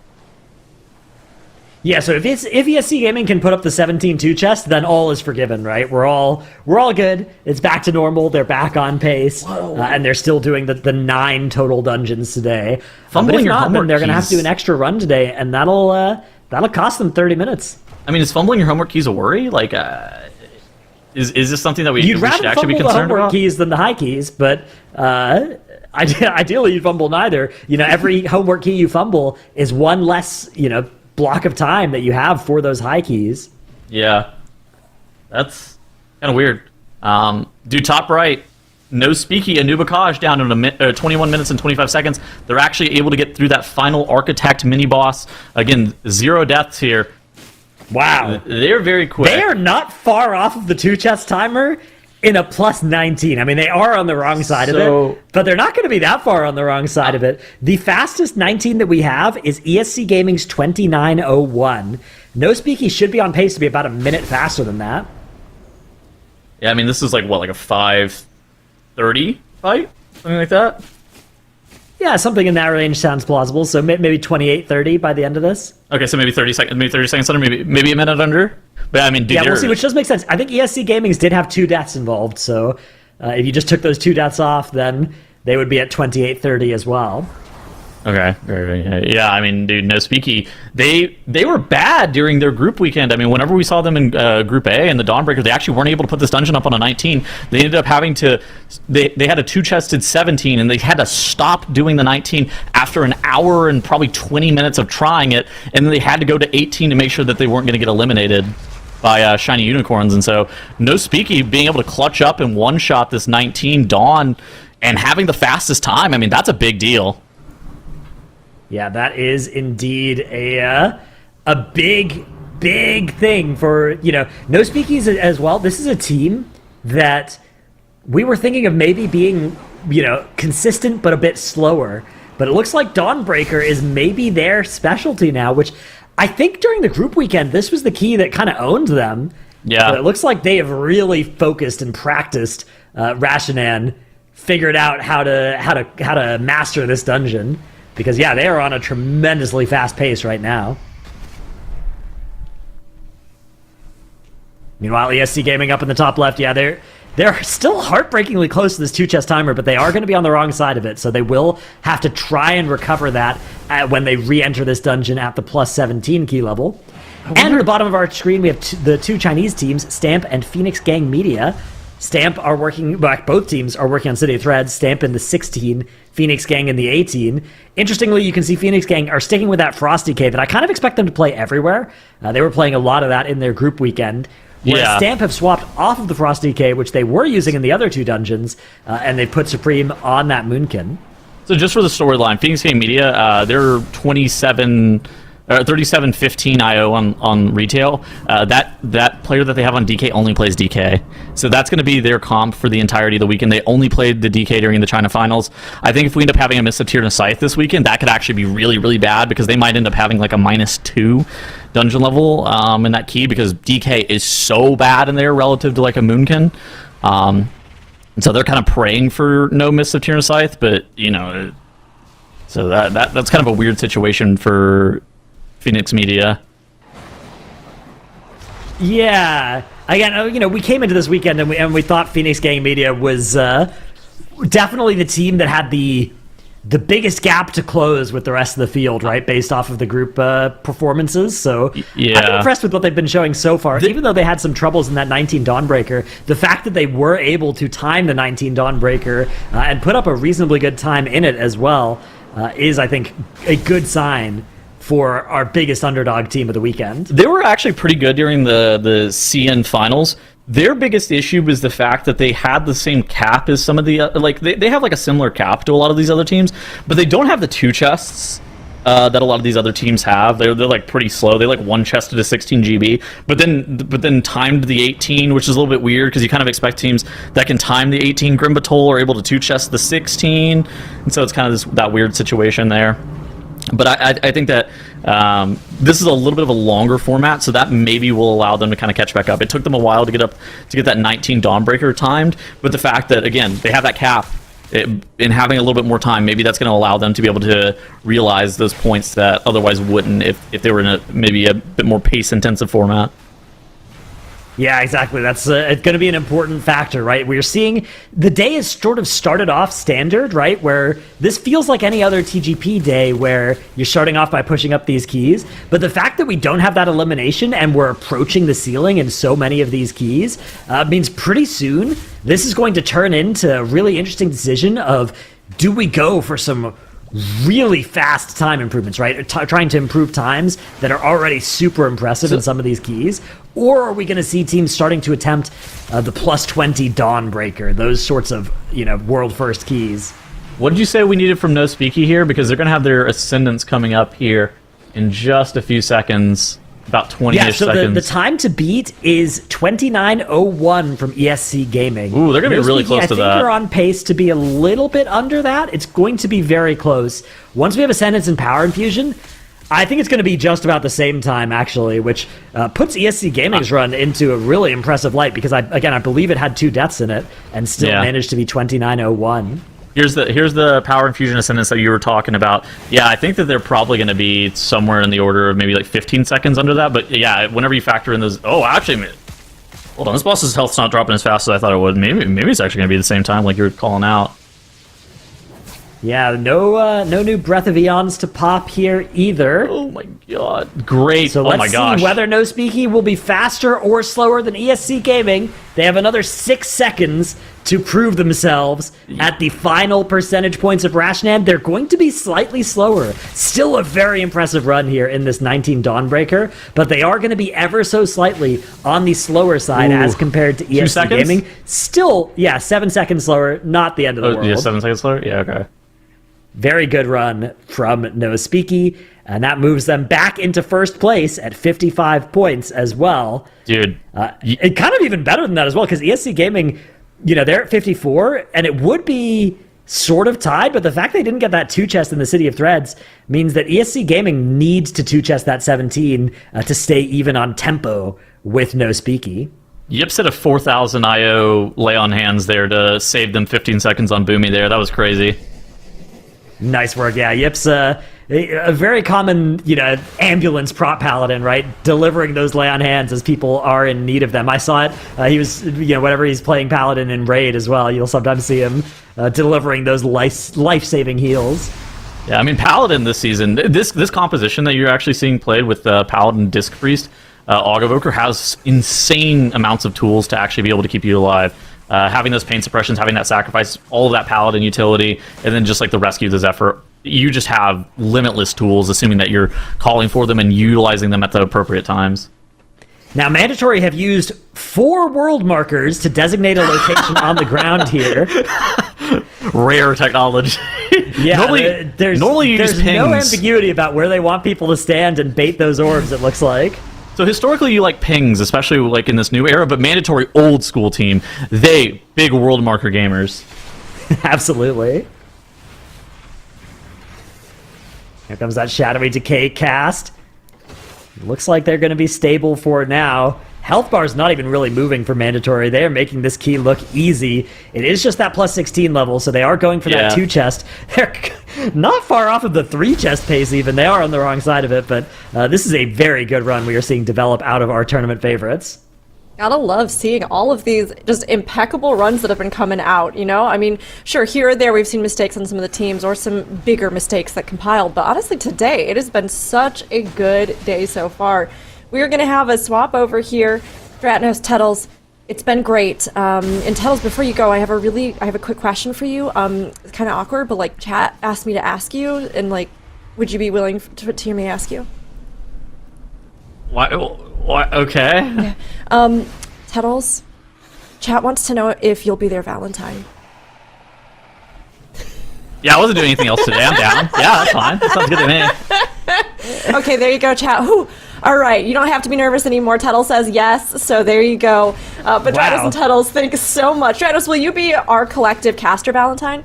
Yeah, I mean, that's another huge first for showing up Sarah's here like, on the "Wait a TGP minute." broadcast. Is Tettle's getting want asked that. to be a Valentine. That's something that You get a I didn't even choice. think was possible. Plus 20s, that would be a big thing, but this is know. just earth-shattering. I know, chat is love watching today, so well done, chat. Dratnos Tuttles, we'll let you go for now. We're going to be getting Makes and Zyronic here on the desk, and, you know, like I was saying, we've seen some amazing gameplay. No Speaky in particular, I think, has really been impressing us recently, you know, and if No Speaky keeps up this gameplay, maybe we'll finally get that legendary anarchy smile that Yips was talking about in his interview.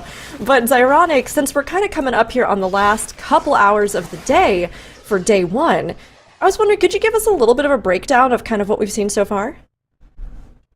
Yeah, across the board for the most part, we're seeing, you know, kind of what we're more used to for a TGP setting, right? Teams setting up themselves to capitalize on potential high key pushes by the end of the day and setting themselves up for the rest of the weekend, right? That's the important thing here.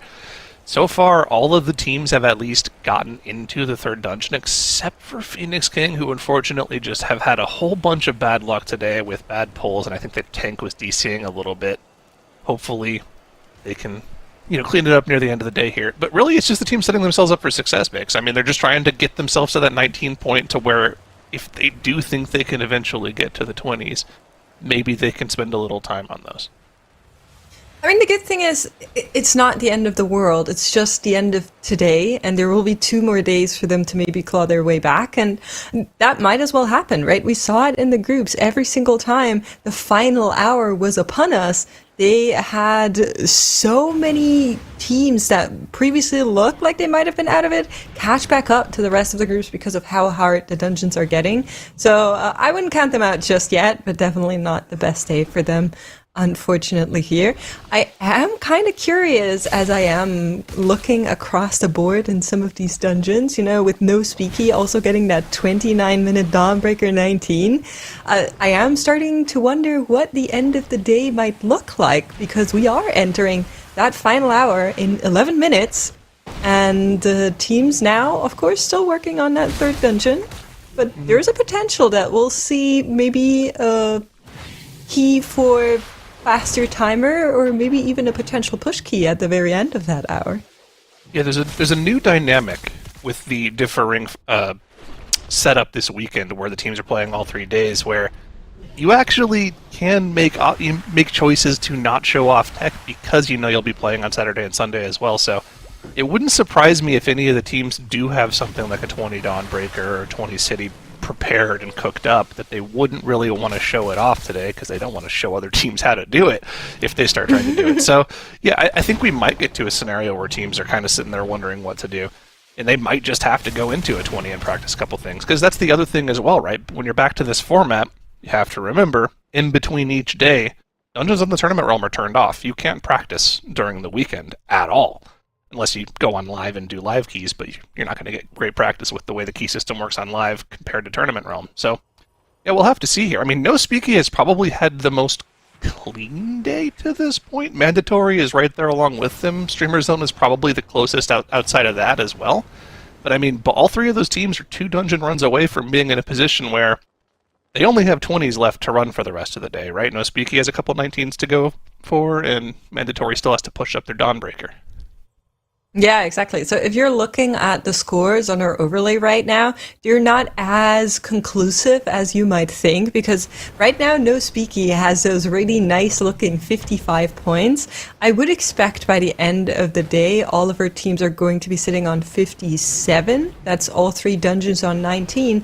But those teams that are in the other 3 corners of our 4 box, you're all on the 30 something mark. And that means they haven't run one of the dungeons just yet. They will get a lot more points once they enter that first 16, and then we will see it all be a little bit closer. But of course it does matter. No Speaky does have a death here on Boomy, unfortunately, but that's a quick ank and nobody saw that. They're working on their second 19th. After that, that's 1 more run. Let's say they're in here for another 25 minutes or so. They can do 1 more run and potentially start another key after that. And the big question is, what is that going to be if they have no do-overs? Are they going to rerun a key for speed? Or are they maybe going to show something that they have prepared already on the end of day one?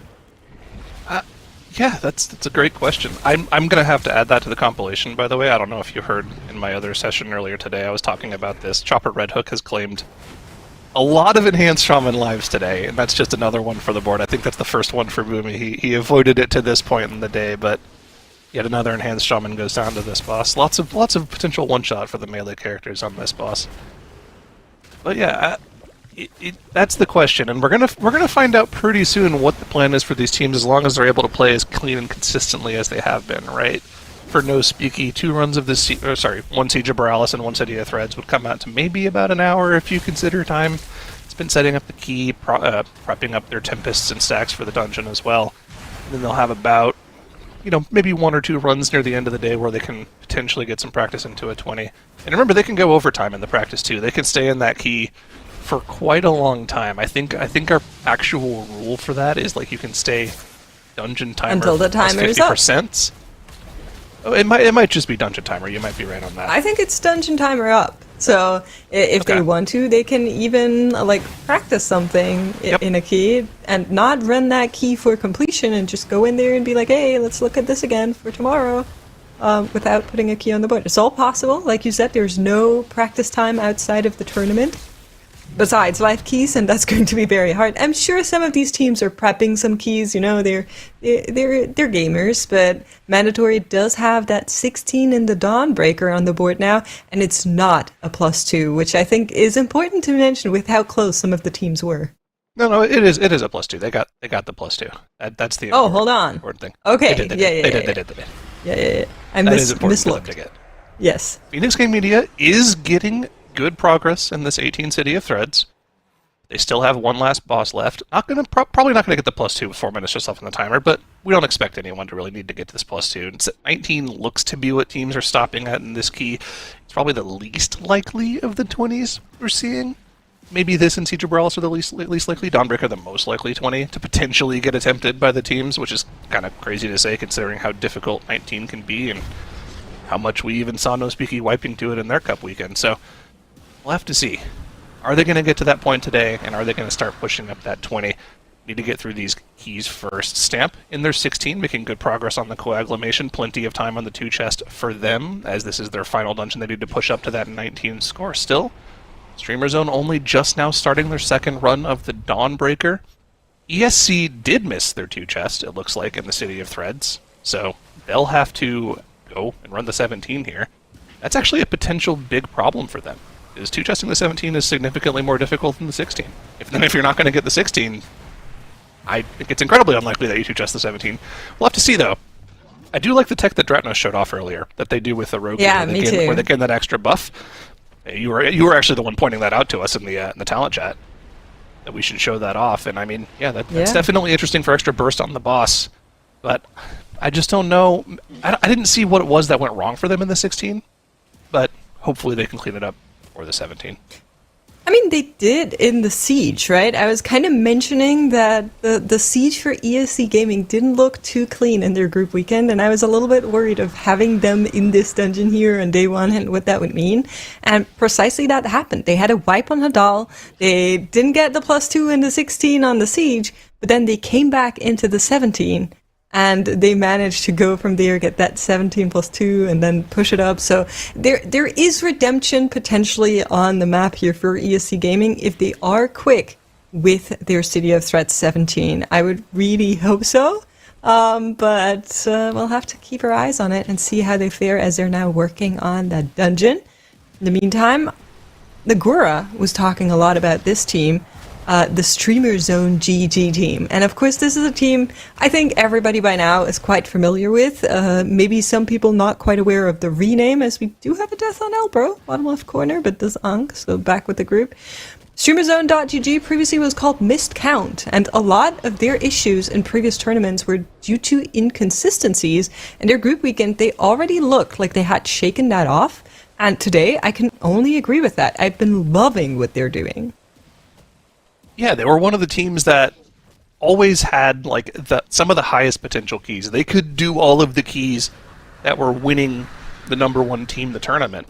They just weren't consistent in getting there, right? It was the +2s and +3s that they were missing out on. And I think the format where we're starting the keys at a higher level really helps them out a ton, because they don't need to put together the +3 strats and +2 strats that we've had in previous TGPs.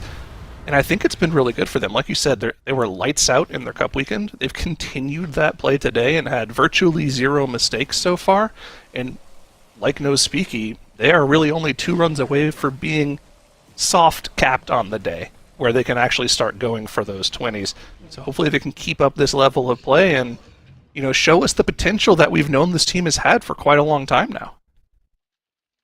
Yeah, definitely. We'll have to wait and see. I'm looking across the board to see kind of where our next big moment is. I would think we should maybe look a little bit on Phoenix Gang Media in the top left. We were mentioning they had a little bit of a rough day here today, but if they can get that second dungeon up to 19, then it's not that far away from getting a good dungeon run in that final dungeon, which would be the siege for them. So I think they can still get to a solid 55 points today, if my math is mathing. If they're clean, I want to point out this run in particular, though. Their timer is not looking the best. They have 7 minutes left on the key. I don't know if their Bloodlust will actually be back off cooldown near the end of the key. They might get like 20 seconds of it less, best case scenario. And they still have both of the mini-bosses here to get through, and this War Shell is trucking them right now.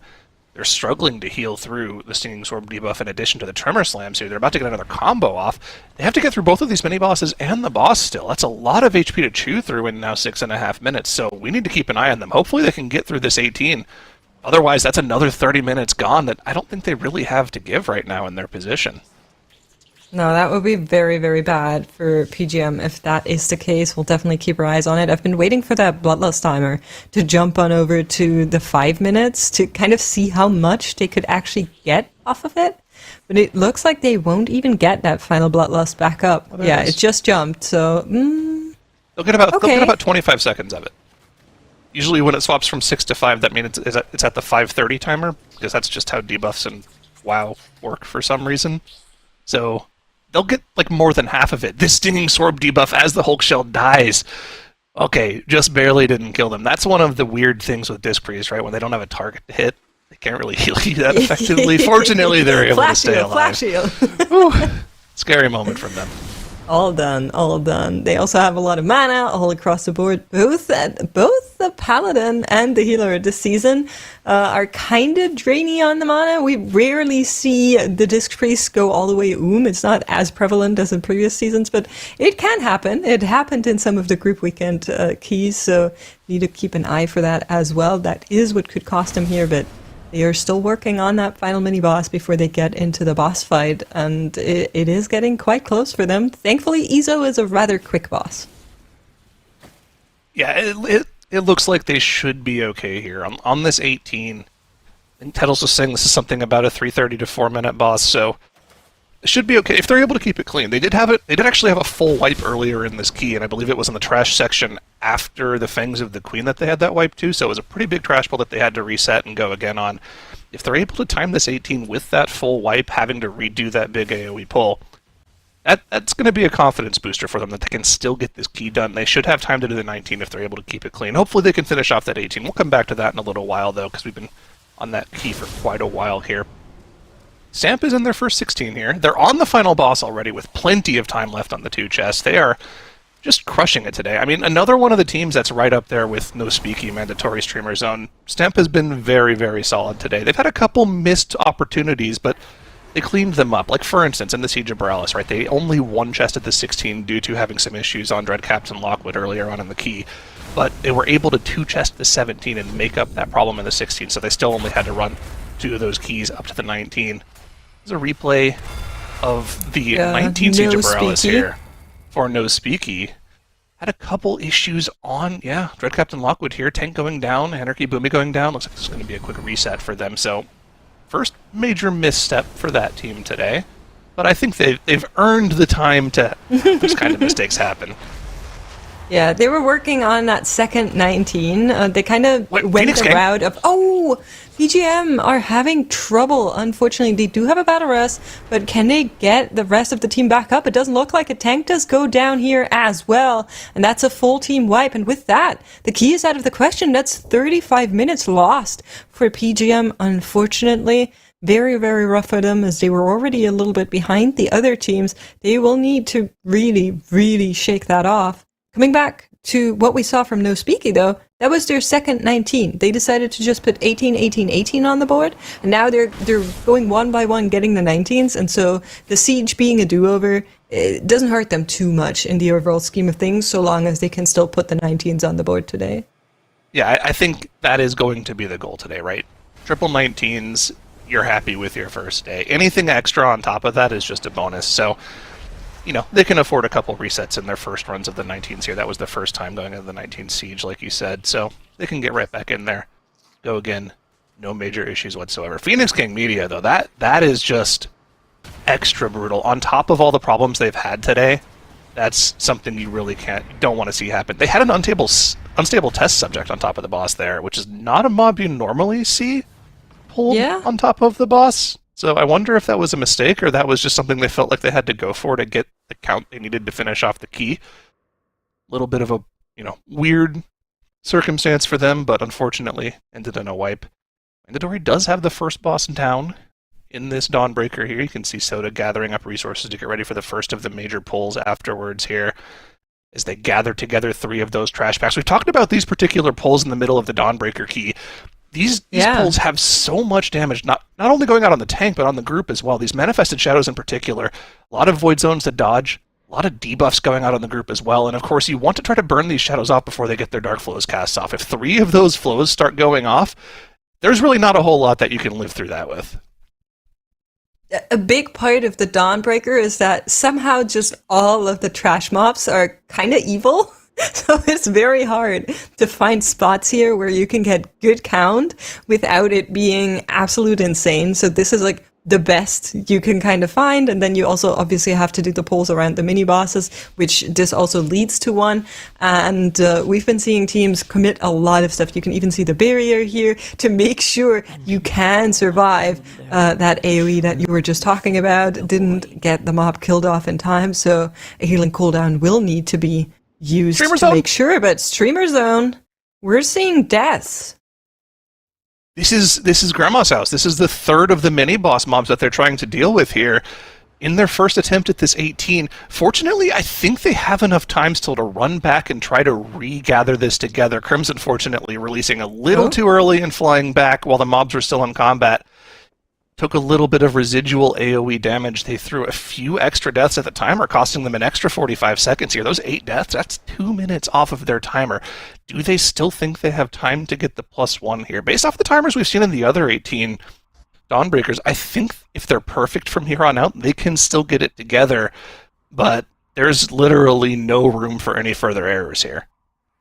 I hate that there were like another 45 seconds lost due to just that is really painful for them, because like you mentioned, they released and then they had to like die again in game here, unfortunately, to get the mobs to reset. That really would tilt me personally, so I can only imagine what they're thinking. But I agree, I think the timer is doable even with the 8 deaths. They didn't lose too much time on the overall progression of the dungeon. It wasn't during a boss fight. It wasn't like all the way at the end of a mini boss. So if they think they can still do it, then I'm willing to be a believer into the Streamer Zone team. Yeah, I agree as well. Their first boss split was also quite fast too. Sub 8 minutes seems pretty quick from what I've seen from other teams. So I think they're doing okay. I mean, you can see right above the Mandatory was about 20 seconds slower on the first boss split. So Streamer Zone has been a team that's consistently had amongst the fastest strats throughout this entire TGP so far. So if there is a team that can come back from a wipe and still time a key, it's very likely to be them. Let's see what happens here. It looks like Mandatory did have a full wipe here. Yeah. I didn't see what the wipe was to. It must have been to this many boss. looking at it as well right now. Hopefully we can maybe get a replay on that, because obviously there's a lot happening at the same time on all of the teams right now, but Mandatory also choosing to push onward to say, okay, our timer's good enough. The 18 has a bunch of leeway here in that Dawnbreaker, so we're just going to keep going despite that full team wipe that unfortunately happened. Taking a look over to the right-hand side, ESC Gaming in that 17. Now, it would be really good if they could get a +2 in that 17, because that would kind of claw back what they lost from not having that +2 in the 16. How are you feeling about their timers? I no don't speaking. know if I like the timer too much for the 2 chest. ESC should be okay for the 1 chest, but yeah, once again, no speaky having an issue in the siege here. Only on the first boss this time around. That's a little 6-minute time loss. I wonder if that was actually just a reset for them, because that boss was actually taking quite a long time for them. They might have gotten really bad bomb RNG or something and just decided to reset it again. We'll have to see for ESC Gaming. I'm not quite sure what it is. Here's that wipe for Mandatory. Let's see what happened for them. Gathering inside the room, everyone line of sighting to make sure things get into the room here. Umbral Rush? Oh. Yep. Umbral Rush is usually what That'll causes do the it. wipe here. Yep. Tank dying is an insta-wipe, just like that. You can even see they were like, should we down portal? No, we have time. We have time still. Yeah, I mean, that's the kind of conversations that they're having, right? You have a full wipe, you're going to be inclined to press that down portal, but we know that the Dawnbreaker timer is lenient enough, if the key is otherwise clean, that it can work out for them. We're taking a look at ESC Gaming here once again. You said you don't love their timer. I also don't think we're in a great spot for a +2. Overall, of course, looking good for being in time, which is the more important thing, but having the +2 would really, really be a nice little addendum there for ESC Gaming to get on through.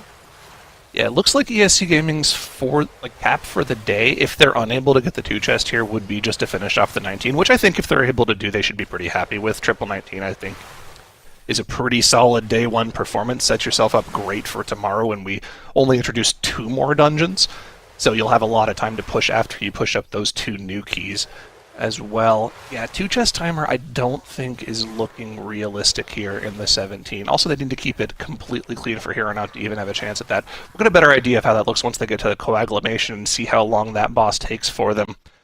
But we'll see what that is right after this. In the meantime, though, right before we looked at that replay on Mandatory, I did see Stove go down, and I was wondering if this would be where they're calling it, and it does seem to be the case. We're getting confirmation that after another oopsie happened there in that Dawnbreaker, Mandatory decided to go again, so we're looking at a new key on the bottom left there from them. You have to remember as well, right?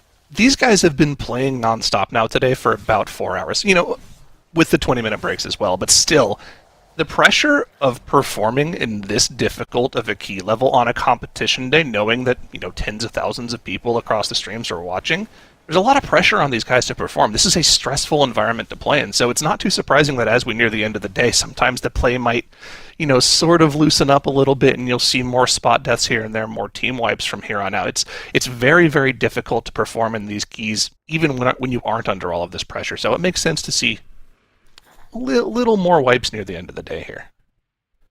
Yeah, I mean, it's exactly what happened in the group stages.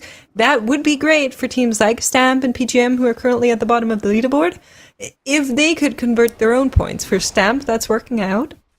For PGM, unfortunately, we did see that 35-minute loss that they had in their City of Threats. So it is going to be a tough day for them to look back after we're finished here today. Bottom left corner, Streamer Zone on a very tight timer. They need to really make sure that they get through this boss fight unscathed. But it is looking like that should be possible. 4% to go. And they do have 3 combat rests as well if they want them. Looking pretty good here. 23-20, a little tight on the timer, but it's an 18. It would be tight on the 19, I would say. I think they have plenty of time, even with the 8 deaths. Bloodlust will be coming up, but I don't think they're going to plan on pressing that until they get to the second phase of Rashanon, so I think they're looking okay. I mean, the scariest portion of this dungeon left for them is, for sure, this Dark Architect here.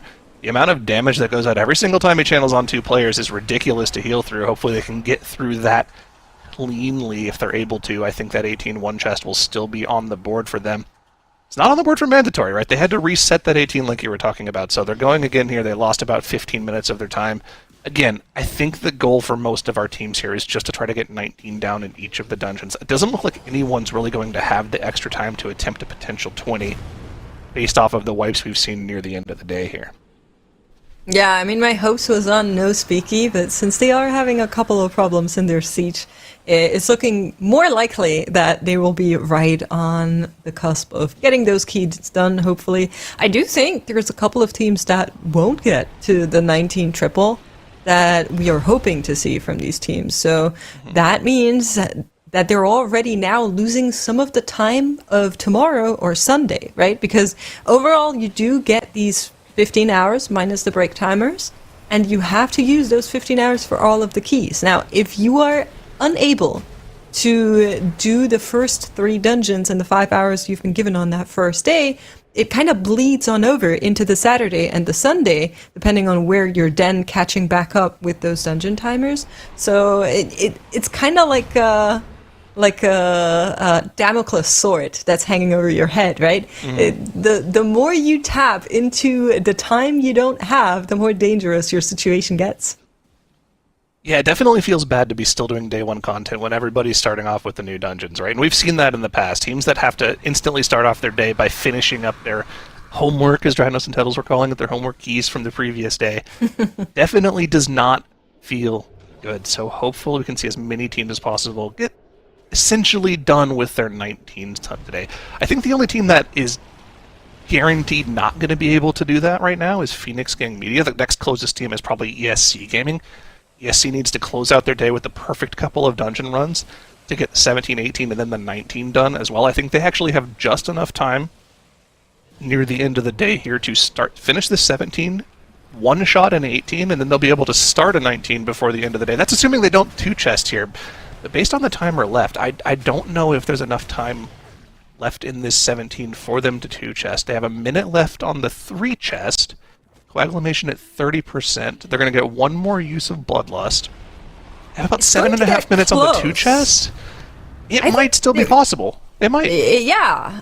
So they obviously cannot have any oopsies like what we saw there on PGM, where they missed count and they just dragged one of the extra mobs into the boss in like a pot of greed situation.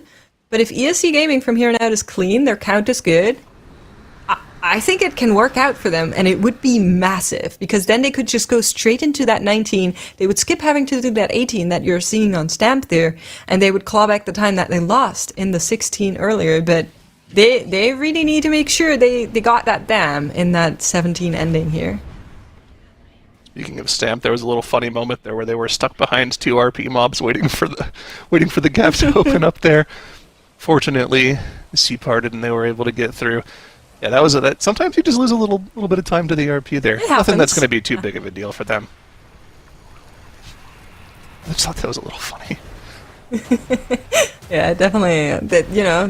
I think everyone had this happen to themselves as well, where you're like running through the dungeon, you're like, oh. But Where do we go it won't from here? be too bad for Stamp. All right, check out ESC Gaming. They need to make sure they have the count needed with the mini bosses that are back there. What are we doing? Oh yeah, okay. Yeah. Stamp just finishing off this third queen here. And then they will be good to move up to Fangs of the Queen. ESC Gaming, I think they're just waiting for the Hulk Shell to spawn. That's usually what teams will go for with the mini bosses here. They usually want to deal with that one first. Spawn a bunch of the Unnaturalists together for a little bit of free single target funnel for speed on the Rogue here. This Hulk Shell does a ton of damage. Every single one of those swarm casts does a ton of dot damage, and then the Tremor Slam comes in for a huge potential one-shot right afterwards. A lot of healing required out of the Priest here, but nothing that Pillow can't deal with. That's right, and we are also looking on the bottom left, because Streamer Zone have arrived in the second phase of Rashanon, like you called out earlier, Zyro. We are seeing that Bloodlust, it just ended there, and they're now trying to beat that timer with 4 minutes on the clock, despite having 8 deaths in that 18 Dawnbreaker. I'm going to say they look very good here in this dungeon. And Yeah, I I'm don't get also wondering if maybe Mandatory called it too early with their do-over in their 18. Yeah, I don't know. Also, Streamer Zone is just so fast. I mean, this is a ridiculously fast time. Even considering they had the 8S. Even without the 8S, this would still be a fast time in the 18. So, yeah, they just seem to have some of the fastest strategies and fastest executions of all the teams, actually. I think they might just be the speediest team. And that's kind of what Mistcount has been known for, right? They've had that execution. They just haven't quite been able to capitalize on it in the past. And it looks like they're finally living up to that potential here. Hopefully they can keep it going. Also, I like how they've adopted the Rogue and the Dawnbreaker as well. I'm pretty sure that they were playing the Boomkin last time we saw them here. So it's nice to see other teams realizing the DPS potential of some of these third DPS specs that you can really plug and play that third slot a lot in different dungeons. Yeah, definitely a nice little addition. I've also been really enjoying speed on that Rogue, ESC Gaming doing great there as well. Top left corner, they're now working on that second mini-boss right now. And they have, once that's dead, the bot takes a little bit to spawn, a little under 4 minutes to finish it out with Bloodlust. I think it's doable for ESC Gaming to get the +2 in that City of Threat 17. Boss is now here, and they are going to be sending it right below them. 0.4% for Streamer Zone. 2 minutes 20, looking phenomenal. Okay. Yeah, no, I believe 4 minutes with the cooldowns and Lust on pull, perfect lineup of damage here. The only thing I would have liked to see is that they pulled the boss a little bit faster so they could get a third press of 2 minutes off, but if everything goes perfectly, they shouldn't even need the third set of cooldowns to finish this boss off. I think ESC Gaming might be able to clutch it out here and once again capitalize on a 2-chest 17 after missing out on the 2-chest in the 16. It happened to them in the Siege of Boralus as well. If they're able to pull this out in the 17 again, that will be huge for their end-of-day implications here. And it'd be great to see them get to that 19, that triple 19 that we've been talking about a lot early on in the day so they can get some practice in one of the 20s of their choosing. See if they're able to finish that off here. But the burst at the start is huge for them. It absolutely is looking really good on that boss percentage as well. In the meantime, Mandatory have arrived back at the location of Doom, where they had a little bit of troubles in a previous run of this 18. This time around, hopefully no deaths. We also have the timed key on the 18 for Streamer Zone. I expect you're going to be going straight back into that 19, and then it might actually be Streamer Zone who have the opportunity to run one more dungeon after that 19 Dawnbreaker and show us something we didn't know yet. Yep, looks like they're getting prepped up for that 19 Dawnbreaker here. Putting the food buffs down, getting all ready to go. Probably have their shaman back in town, gathering up stacks, getting a Tempest prepared for the boss, then they'll instantly port in and start the key. Mandatory back on their second attempt on the 18 here. We saw them resetting earlier on due to a wipe, unfortunately. Hopefully the second attempt goes a little bit more clean for them. Phoenix King Media, once again in this 18, they lost 30 minutes in their previous attempt, wiping on the final boss.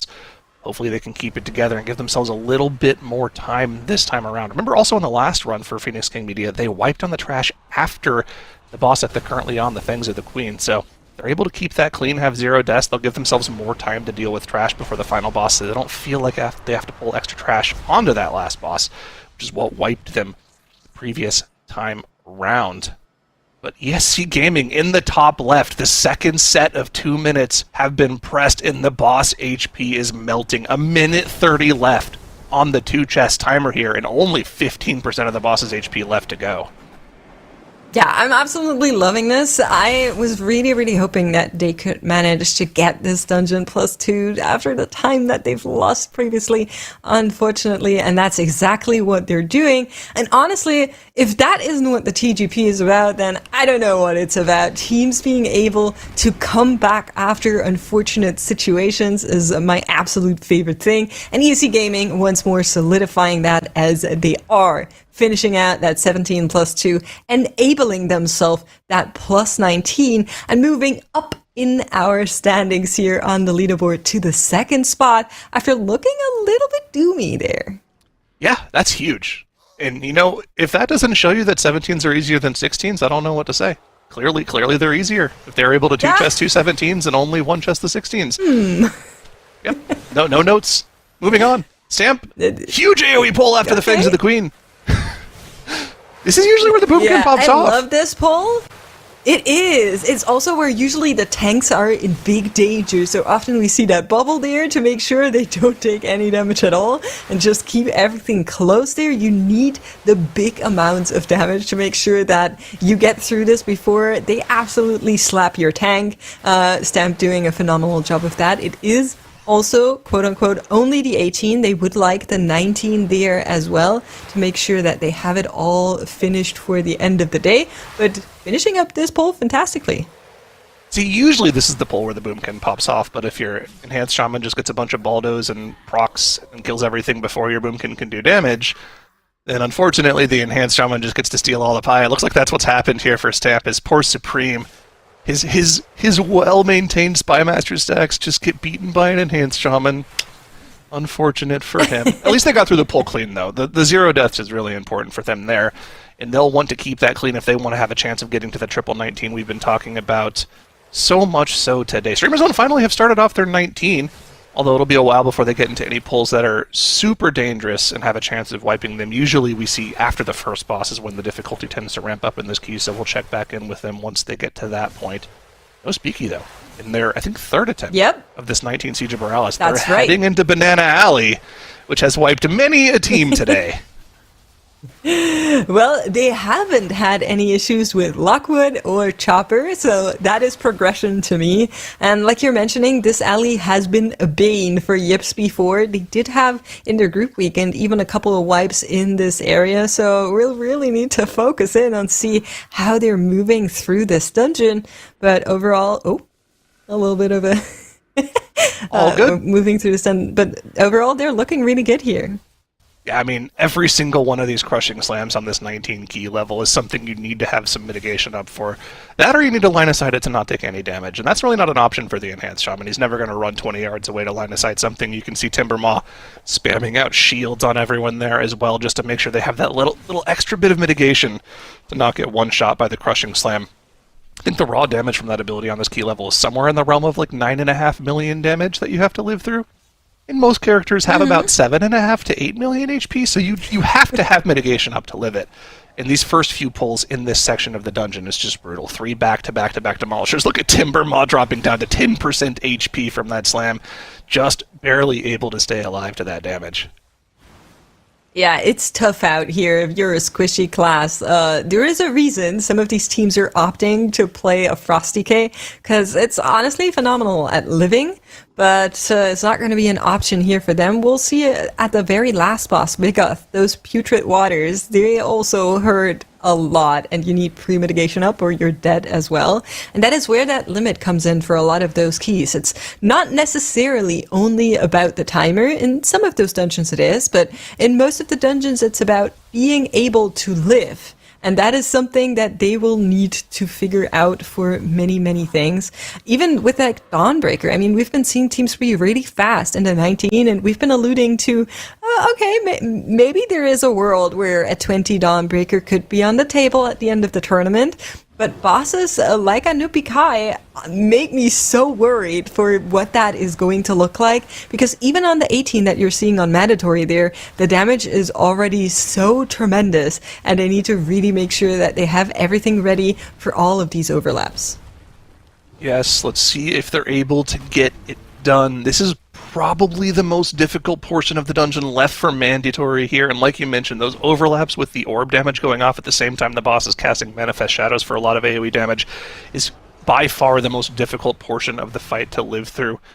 Mode gets the Dark Orb here, fades it away from the boss. It's not one of those overlaps. Well, it is slightly an overlap here. It's going to be AoE damage before the Shadowy Decay, but it looks like they were more than healthy enough for that overlap to live through. And Mode has his team nice and healthy there. What's that? We didn't only put one marker, we put 4. Yes, all of them. You have to make sure that you see this spot. It's very, very important. Yeah, I think it was Dranos and Tettles talking about it beforehand. They were actually specifically also talking about the marker and how much they liked the old school method here. Because, nowadays, if you want someone to go somewhere with something, you just use the in-game ping system, you just ping it. Honestly, I love the markers still. They're my favorite. They are a very useful visual tool, and I think they're a little easier to see, especially when you have every single one of them in the same place. over just the regular pings Can you on the imagine? ground. We had pings enabled for every single player on all of these teams. How busy our feats would get. That'd be amazing. I want to see that actually now. I do think there are some bad offenders on some of these teams that just ping a lot. So I'm not sure you would hold up with that wish, but we could try it maybe potentially at some point. But Mandatory looking really good here as they are working on the second boss in the 18 Dawnbreaker, making great pace. They had a couple of troubles in that 18 previously, but came back. Maybe it was also a little bit of miscommunication from what we're hearing. We saw that town portal earlier on. I'm not sure they wanted to call this dungeon off after the wipe there. Yeah, let's tune into them as well after they finish off that Anubica. I mean, they're gonna have so much time to finish off this Dawnbreaker. This might actually be a 2-chest Dawnbreaker from Mandatory if they're able to get that done, which, again, we don't think that's big of a deal. We actually saw No Speaky 2-chest the 18 Dawnbreaker earlier today, and they just said, nah, we're going to do the 19. We're going to put the 19 on the board, even though we think maybe the 20 is doable. Just get the 19 on the board so we can worry about potentially thinking about 20s sometime later. That's a tomorrow problem. We don't want to worry about that today. Speaking of No Speaky, though, they've gotten through the bananas. They're into Haddle Darkfathom's room. We haven't seen teams wipe here today, but their timer is fantastic. They have more than 16 minutes left in this key. They have 2 Bloodlusts left to press. They have tons of time. It's just about living through these final 2 bosses, and they're difficult bosses to live through. They definitely are. They need to be careful. I think Hadal, to me, is just a little bit like Etna. It's a giant boss that takes very, very long, but the lethality on it isn't actually that high. And then you get to Vigoth, and it's like, so this is what fighting to survive means in World of Warcraft. It's actually so hard to outlive the putrid waters, the overlaps on Vigoth, on these higher levels, on the 19, and that's also the reason why I don't personally think, even if the timer was fine, that a 20 siege is on the table. I'd be very shocked if we saw full this. screen No Speaky here? This is a really smart strategy. Look at the positioning of the ranged DPS players here, standing up on top of the statue to Z-axis the commander charges. If one of these ranged players gets targeted by the commanders, the charge just won't go off. So these guys can just sit here and AoE to their heart's content. This is an incredibly awesome strategy and something that you can easily do in your keys at home. This is very, very good for ranged players, just standing still and being able to cast for free. Yeah, there's another one that you can jump on. It's next to the archway that you go through.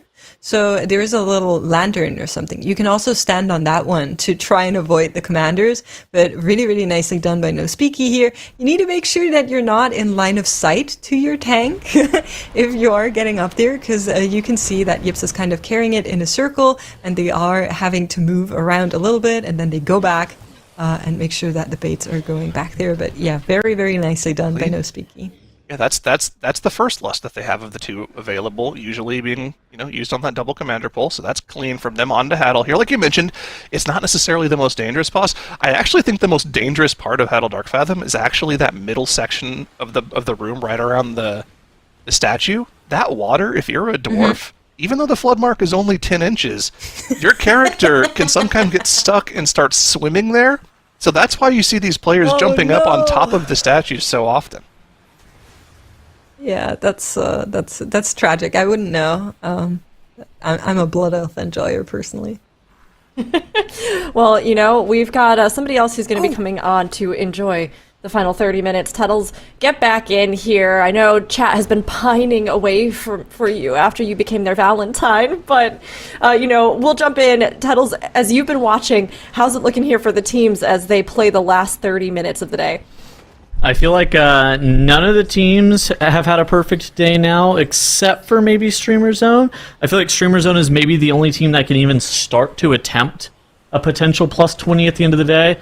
There's just, 10 minutes lost here and there. That's going to end up, I think, holding Mandatory and No Speaky back from being able to actually attempt those plus 20s. Just, losing 10 minutes here and there, I think is going to end up preventing you from doing that. Although maybe mandatory can with like the last like 5 minutes of the day. It would actually be pretty close because they're very fast in this 18. If they actually two-chest this key, which is definitely on the table here, they could actually jump straight to 20 Dawn.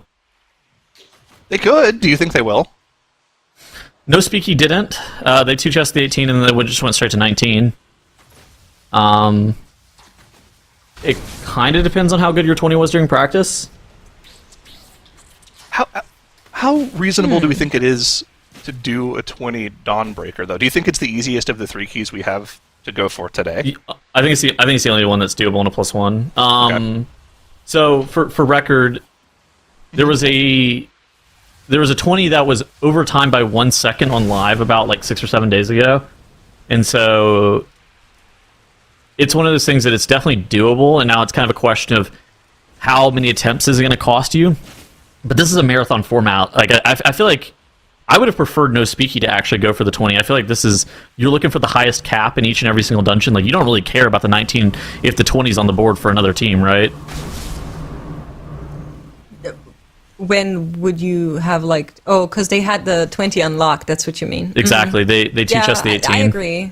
Yeah, I forgot about that, but I do agree. I think if there is a world where we go back into the Dawnbreaker and teams are putting a 20 on the board, then you will have kind of hurt your overall timer by having run the 19. Yeah. Now, that is only true if the 20 is reasonably doable consistently, because if it's like a coin flip and you need like 10 tries to maybe get that one try or even like 15 tries to get that one try, then I think maybe the 19 is better just to have it, and then if you have extra time, then maybe you go back into 20. So if it was a coin flip and you actually didn't get it in 10 tries, I feel like that's really unlucky. That's right. Any statisticians in chat? Anyone know stats? Anyone know math? Because none of us do. See, it's 50-50. Either you get it or you don't. Yeah, regardless of how many times you attempt. Either you get it or you don't, right? It's 50-50 regardless. Does mandatory count? That's right. So there is a little bit of an issue on this boss. We saw it earlier for one of the other teams, and we are getting confirmation that they do have count. It just looks a little bit weird there, but that's an okay. overly issue. I was having a moment where I'm just like looking at them, I'm like, Go over to twitch.tv/StovePOV. For Streamer Zone GG earlier. oh my god, mandatory! Oh my god! Soda! Oh, no! Oh my god, he Okay, combat rest. We have to They have send reses. it. They have reses. They have reses. Get him back. Soda might go down. Moat needs to come back. Protect the team. Protect the Evoker. They're squishy. Moat heal! Come on. Heal! 16, stop. Heal! It's so hard too for this piece to recover something like this, because you need to make sure you get everyone stacked up first before you can actually heal them. It's very, very tough to recover mandatory being able to do just that. 2 deaths on the board, but the dungeon will be locked in. Wow. They didn't do just so they can't even choose to go for the 20 anymore. No! dude, that was the Griefer Feral lunge. Okay, so I'm actually kind of sad about that, because there was a world where they could have potentially spent the next 20 minutes attempting the 20, right? And then just ended the day with a 19. Yeah, they were very close. Look at the timer. Look at this. A half second. No. No, Soda. Well, it's cooked, because if you drop the strands on top of your team, then they're also tethered to the strand, and you see them all panicking as they have to break it. It's just so cursed whenever it's dropped on top of your team like that. They're just all like, what are we doing? How did this happen?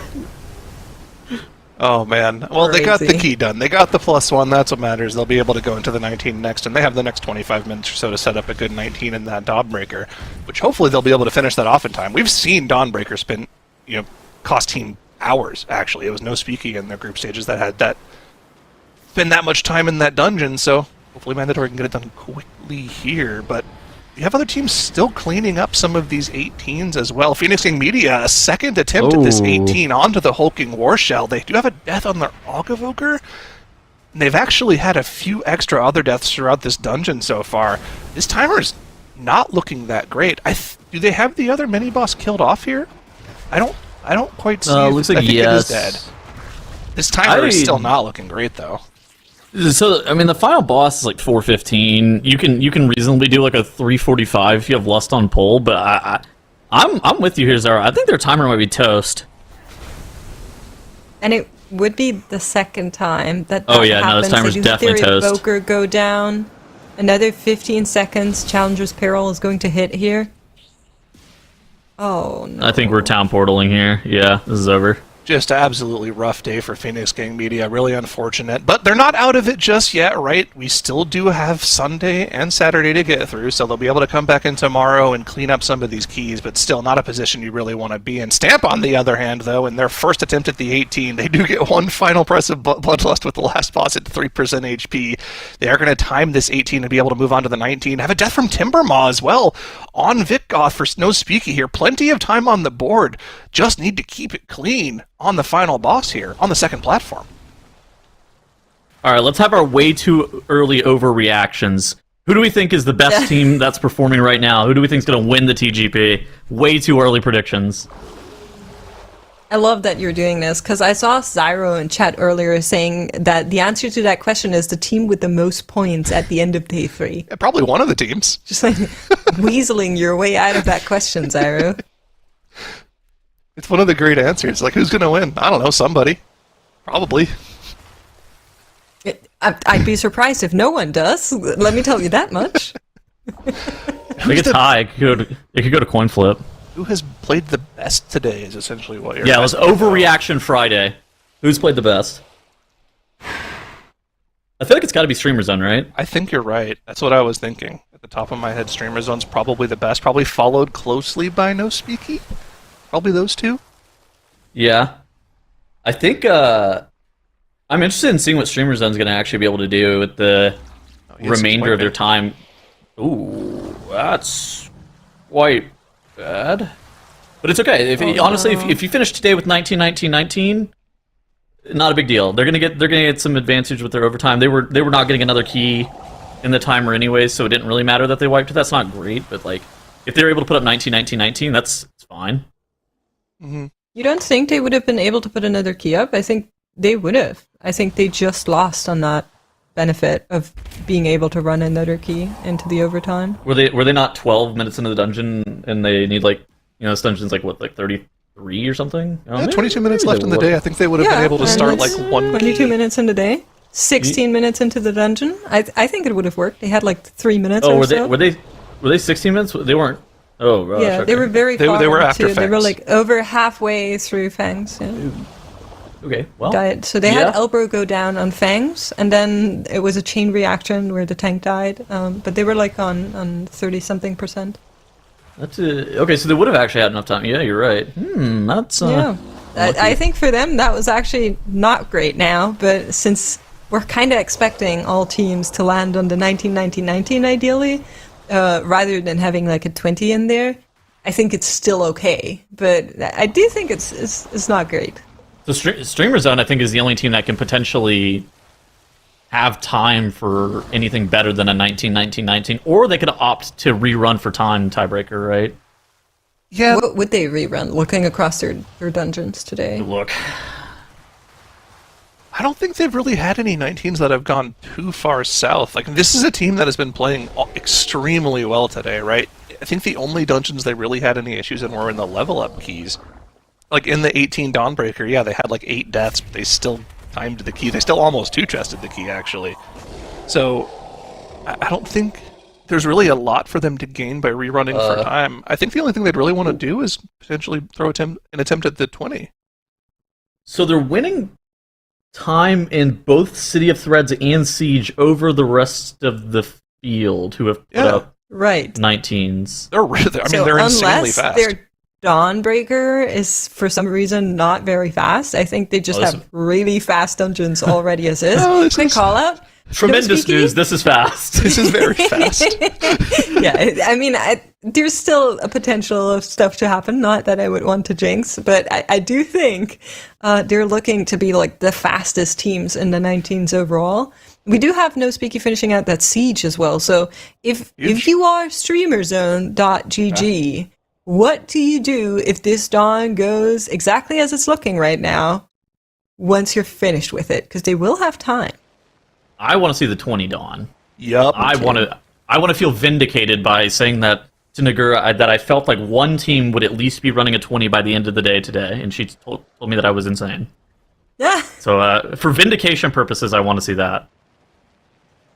Massive I want to see it just damage because there. it'd be cool. I want to see a world first key. We haven't had a world first key this entire season yet on TGP so far.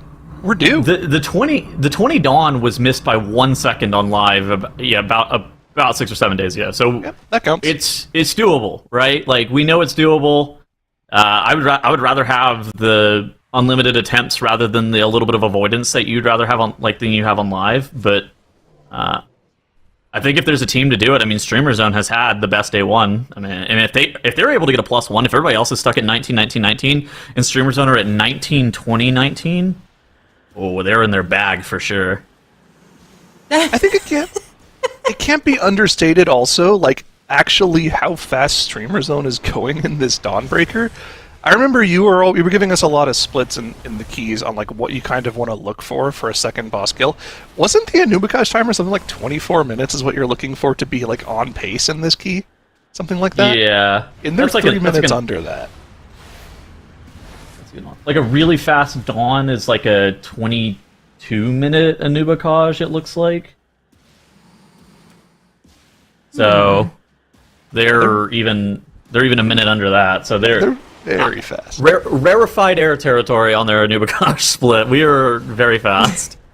I mean, there are some people that say that the third part of the Dawnbreaker, the third act, is a bit dull and sometimes tires players. So who knows? Maybe Streamer Zone are right now they're cruising or whatever. Who knows? What are you even talking about? The Don't worry about Dawnbreaker it. 19? What do you mean? You're talking about the third act. Is that like some weird It's German the third translation to part of English? the dungeon titles. Listen, Three makes, bosses? It's not named the third act, is it? we shouldn't scare Tettles. A young child should not suffer fright.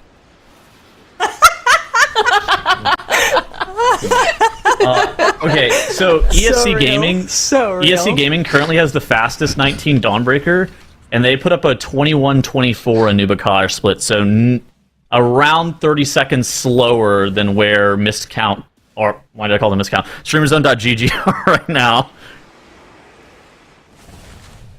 Sorry, I'm still not over this, but yeah, you're right. Streamer Zone looking phenomenal in their key, but we are going to be taking a look at some of our other teams here as well. ESC Gaming redoing that 19. Unfortunately, lost the benefit of being able to run another key after it, but that also means they now can rerun this part of the dungeon for however many times they want to until the clock does hit the full hour. We have like 17 more minutes in the overall day progression until all dungeons will be locked in and teams will be locked in into their dungeons until the timer is over or they finish the key in time. I'm just so excited to see what Streamer Zone can do here. What are we going to get from them in the last 15 minutes of the day here? They only have 4% of Roshanon to get through. They're going to have 13 minutes of pretty much free extra time here. Like, we've been talking for the past hour, Makes, about how 19-19-19 is like the kind of the goal for the end of the day here. And lots of teams are going to be able to get that. Everyone has the potential to get it except for Phoenix Gang, unfortunately. Mm-hmm. Only one team has the chance to do more than that. And what is Streamer Zone going to do with that extra 15 minutes?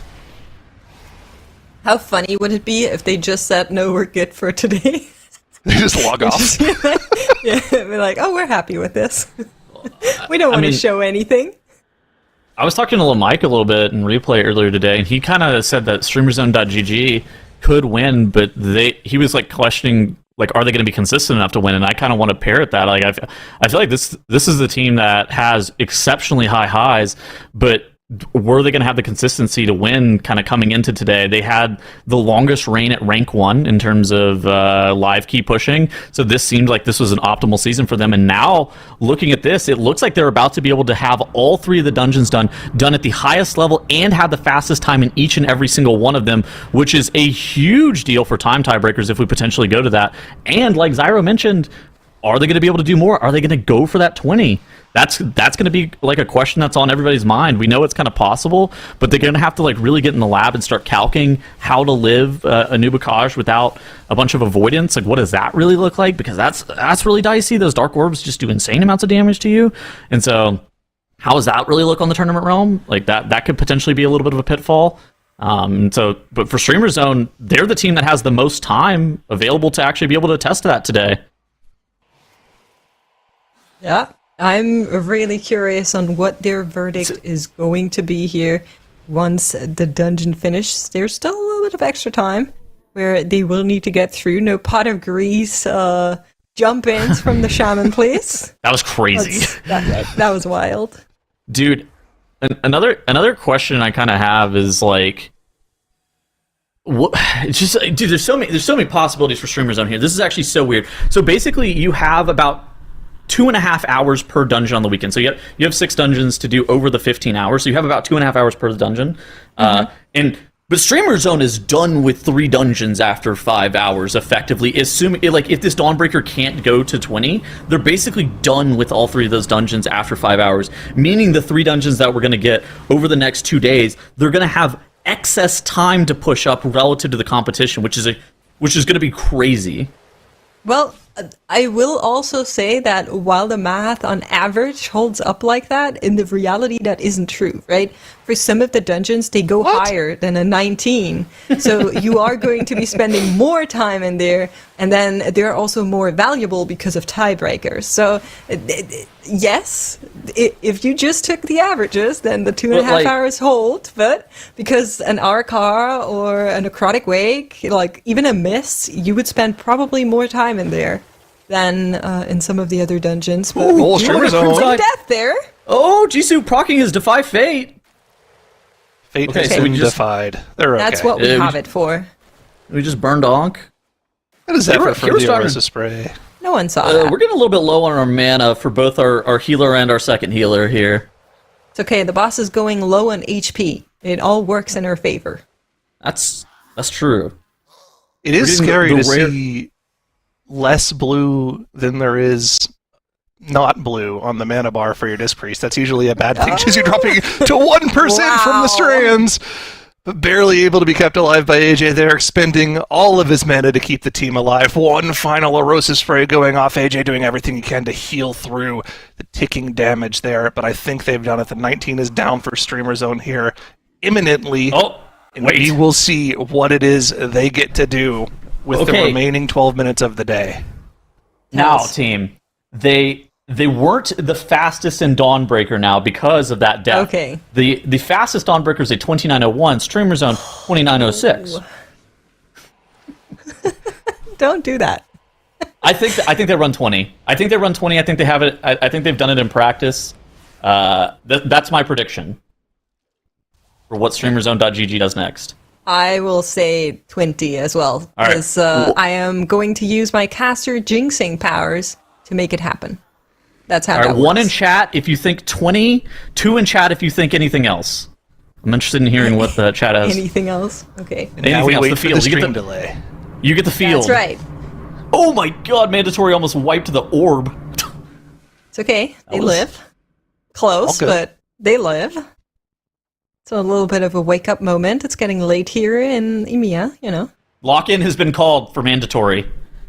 Lock in, no Lock smile, in. no speaky. Yep. I think Anarchy might have a smile on his face after today's performance, by the way. You think I so? would hope so. No speaking Pretty has good. been doing I great. sure hope so. Pretty good day, yeah, for them. If they're able to clean get as down the the City of dog. Threads. If they can't get the City of Threads, then it's frowning only. I mean, they played pretty well today, right? They've only had one real hiccup, and it was in the 19 siege. So as long as they're able to finish off the City of Threads, like you mentioned, they should be pretty happy. Any team that gets to Yeah. 19 today should be pretty happy. Just now crossing over the 10-minute mark, and I'm still waiting here. Where is Streamer Zone going now? What is the Yeah. play? 10 minutes left in the day. What are they going to do? Honestly, I'm surprised by how many people in chat are actually putting 2 for saying that they're going to be doing something else, but I believe in the dream of the 20 Dawn.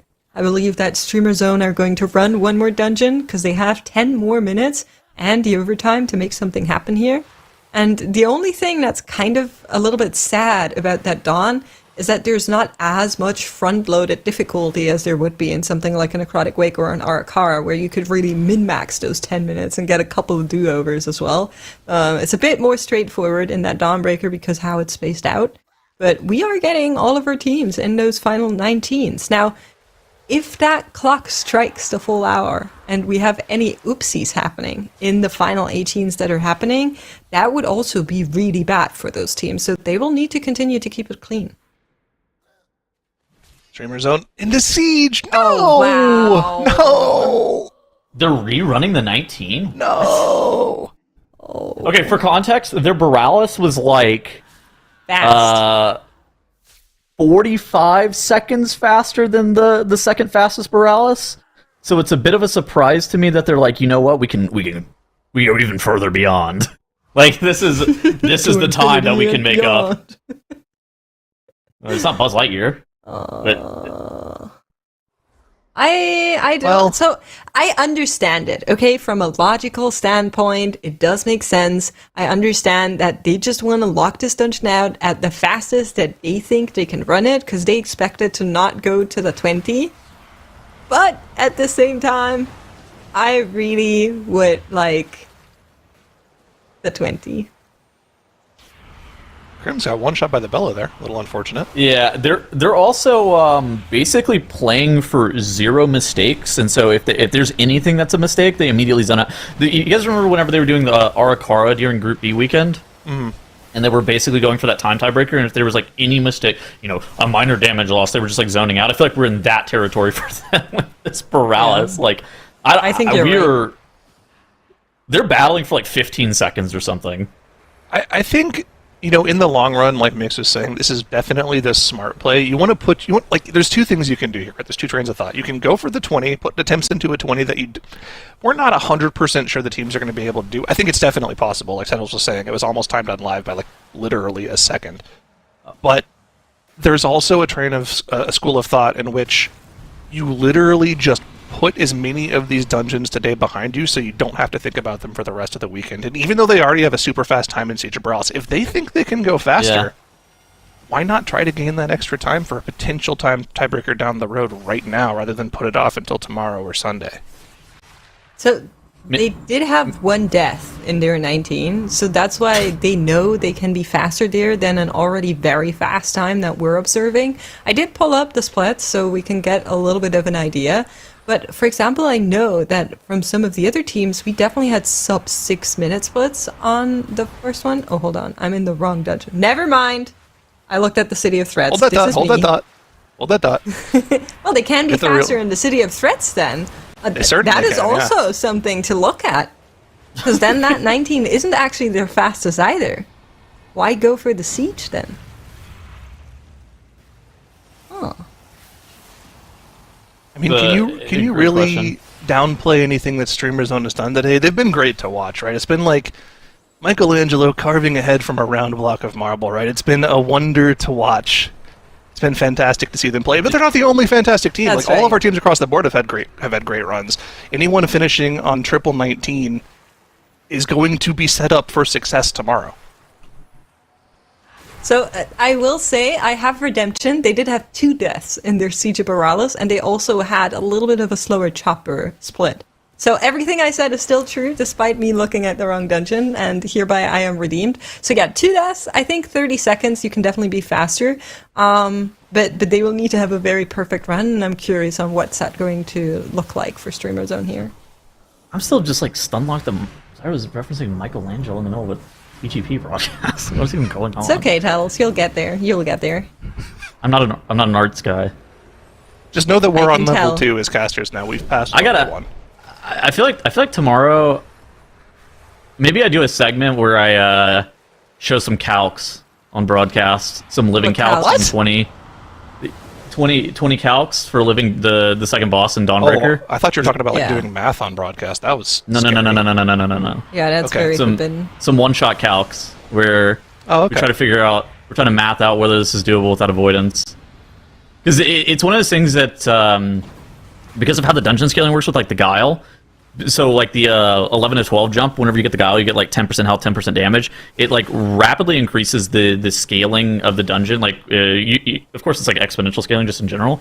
And so the jump between like 19 and 20 and like 18 and 19 in some of these dungeons makes the dungeon go from, you don't get one shot by something to you get overkilled by like 600k, and then so you can kind of just like power through that. But then the jump from 19 and 20 makes the dungeon not doable. Think maybe whenever you're looking at like a Siege of Boralus, the reason that Siege of Boralus 20 isn't doable isn't necessarily the timer, but it's because you get 100 zeroed by the Putrid Waters with like 0 counterplay.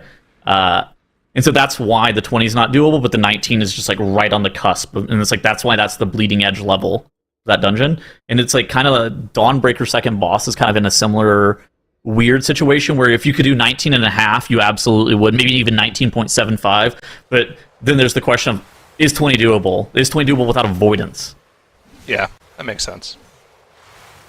Yeah, I'd like to. That sounds like a good segment. You should definitely set that up. That sounds like something I'd be interested in seeing as well. Press 1 if you want Teddles to talk about that tomorrow. It's really sweaty to show one-shot calcs on stream. Yeah, but this is the thing that the teams are doing to see if some of these keys are even doable, right? Like Mix was saying, some of these bosses are just spreadsheet bosses where you have to figure out if you can just live through the mechanics with the personals you have available to you. That's just part of the game now that the teams are kind of figuring out how to optimize, and it's just one of the steps of the process for them. The big one, of course, is executing, which can be just as difficult sometimes, but teams are doing a fantastic job of that, and you can see Mandatory in this 19 Dawnbreaker are getting it done. They're through the dangerous trash. They've got a Nupakaj down to 10% here. One final Shadowy Decay is going to be mostly mitigated by the barrier in the healing from mode, and I think Mandatory are on good pace to be, once again, one of those teams finishing the day at those triple 19s. Yeah, I agree. They did have that one death there on Stove earlier. I believe it was Grandma's house where that happened. It's 15 seconds. If 19 would be the cap, then this would be potentially a dungeon you look at, like Streamer Zone is doing, and say, maybe we run that again. But if there is a world where we go to the 20 in the Dawnbreaker, then you don't care about this death at all, and you just keep it going. Chat wants your segment, by the way. I'm seeing a lot of ones. Oh, no. You're the one who brought it up. What was the for? You proposed it. Anyways, what do you mean? So we're starting to get into like a pretty scary part of the day where these teams are going to be locked to the final runs here in just a couple more minutes. And for like ESC Gaming, for Stamp, they're actually starting to get to a pretty difficult part of this dungeon where you can actually have a lot of wipes. I do think that the first 15 minutes of this dungeon, you're far more likely to wipe than the latter half of this dungeon for ESC and Stamp. But there's still a lot of room to wipe here. Same with No Speaky. All these teams in this City of Threads. This is starting to get to a point where you have to be super, super careful, because if you're able to utilize this overtime period and make it to 19, 19, 19, like you guys were discussing, that's a huge deal going into tomorrow. Whereas if you have to start in City of Threads tomorrow, you have to get that 19 done first try, it can kind of kill your vibe for the rest of the day if you're not careful. Yeah, for sure. Every single time we get closer, and it's now 59 past the hour, I hear Dratnos in my head saying, Curse of Ra!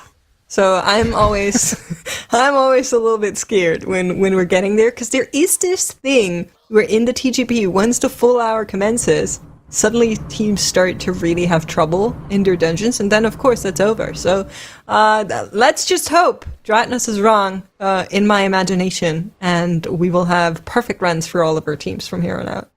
Does Dratnos need to be on desk for the curse? The curse of Dratnos? I hope not. I hope not. Okay. So, hate watching should be a crime. Love watchers only. Amen. That's Except for right. me. I hate watch everybody who's higher IO than me. No, only love watching. Stop it, Teddles. Well, listen, I don't want anybody to pass me an IO, so I just pray they deplete. That's so rude. It's real. It's a common trend amongst Mythic Plusters, to be honest. It really is. We're all just haters. We are getting confirmation that all runs you are seeing on your screen right now are locked in. That means anything that should happen from here on out, you either have to recover it, you have to keep going, or the dungeon run is over. You'll have to try again tomorrow when our tournament turns back. Makes, can we get a first boss check for Streamer Zone? Yes, I will get you a first boss check. So the timer that they have here is 5:46, which is plenty faster than they had previously, which was 6:21. So very, very nice improvement. They're nearly a minute, a little bit closer to 45 seconds. Proc a 45-second time save on our dungeon that was already 45 seconds ahead of the rest of the field. How much do we think is just faster strategies, or just getting better bomb RNG on the first boss? It's part of it. I will say that they were a little bit... Dragnus and I were casting whenever they actually timed the 19. They were, I would describe it as too fast. Their lust was up at really weird points because they were too fast. I remember that. Yeah. I see. I don't really know how much the... I don't know how much faster they're actually going to get in this dungeon without the lust. Because they were like basically lusting on CD in the middle of Hadal, and I was even questioning whether it was going to be up for the last platform. It was so strange. So it's interesting because their overall dungeon time was 31:44. Now, 2 deaths happened, so that's 30 seconds Challenger's Peril. And then that already takes you quite close to that 30-minute marker. At what point do you say, okay, we only get 2 Bloodlusts in here? Oh, I mean, that's a. I think that this pull that they're about to do into Dread Captain Lockwood here on the second lust is like required. Yeah. So even though the lust is going to come off cooldown in the next minute or so, it's also they're going to sit on it for a few minutes.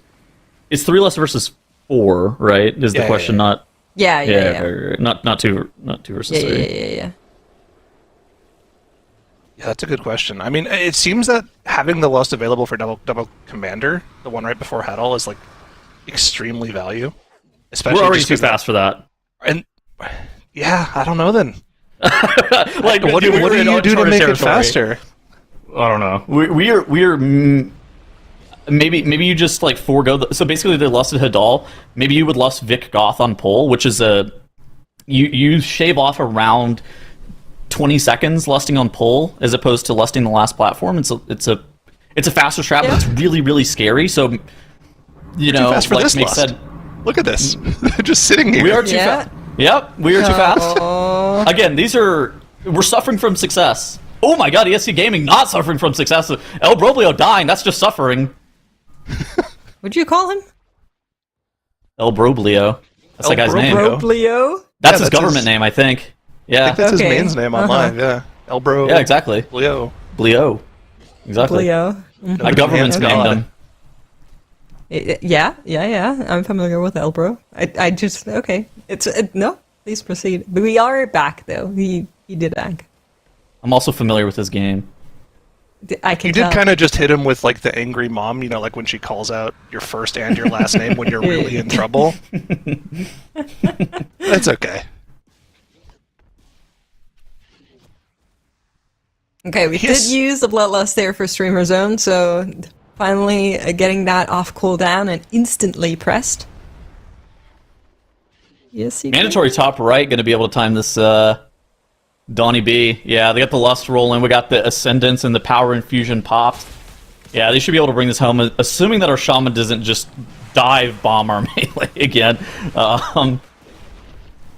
Would be really fast. No, hold on. The fastest Dawnbreaker that we are seeing on the board here on the 19s is the 2906.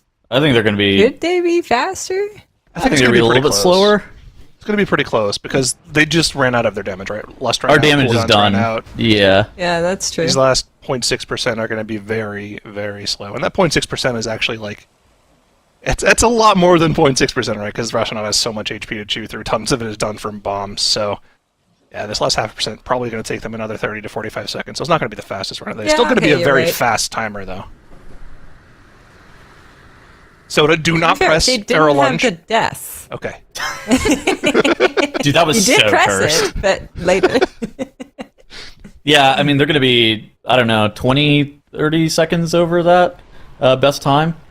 Yeah. Well, their damage is really seconds slow on the to a death crawl. timer, right? So Challenger's Peril is factoring into that as well. But so, this might be a weird question. How did our Breath of Eons with Chrono Warden not line up with our Ascendants? I'm kind of confused as to how that happened. I don't know. Sure. little bit of a weird situation. Maybe it's a bug with the. Oh, bro, again, CD. at the end of the boss, it's another 15 seconds. Speed Oh, also. is he Wait, dead? this could be a problem here. Oh, They only have their recovery. tank. Can you guys do the smash? sure. Can Shu get a That's res over. off? I don't think there's any way. I think Nah, this we're is I it. gonna think heal he's the- trying to kite and like maybe kill the boss. 2%. We're gonna heal There's the- no way. Oh, that's We're gonna heal the boss here in a sec. We just procced her to 5 fate. no. Yeah, he Yeah, can't here's the stop boss these healing. orbs. So man. That is so that's- extremely unfortunate. So that's bad. So they're gonna have to start with 19 city tomorrow. That's true. Okay, so something I wanted to point out, and I was kind of hoping they would finish the 19 to make that point even better, but still, ESC could have had a much worse day when you consider the factors that happened during today, right? They one-chested 16 Siege, they one-chested 16 City of Threads. They were then able to actually clutch up and two-chest both of those on 17 to get themselves to the spot where they could potentially end the day on triple 19s. Although the day didn't end the way they wanted it to end, I still think they're in a much better spot than they otherwise could have been. Yeah. Just spitballing from memory here with Streamer Zone, their second boss split was like 1355 or something like that, right, Migs? Do you have the number still? Streamer Zone.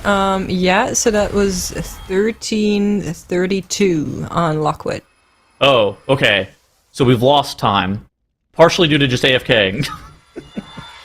True, true. Well, they're still faster than what they had in that previous run, but not by as much as they were didn't you on say the first 13 boss split, right? Didn't you say 1332? 1345. Oh, Okay, so just a little faster. Oh, no, Okay. 1332. Okay, yeah, you're right. I mislooked. Well, so they were Hold on. faster. Why am I in charge of the numbers? Well, you have It it wouldn't pulled up. be any better if any of us were in charge of the numbers, to be honest. So Okay, 8. Yeah, we need a dedicated Looking back and numbers forth. guy. that's right. They're faster by 1 second, okay? We can all agree on that? How many deaths did Streamer Zone have in their previous siege as well? Do we remember that number? Two. They had It was 2. two? And then they must have been Yeah. after the boss, right? I believe so. After the second boss. I think they were on the final boss. On Yeah. Vikoth, that makes sense. Okay, so if Yeah. they can, if they can keep up the pace and have a clean Vikoth, they can still shave off 30 seconds. So we'll have to see. Hopefully their lusts line up a little better here. 6 minutes on the third bloodlust here. Will that be up for double commanders if they stay at this pace? I don't think it will be, will it? This is, No.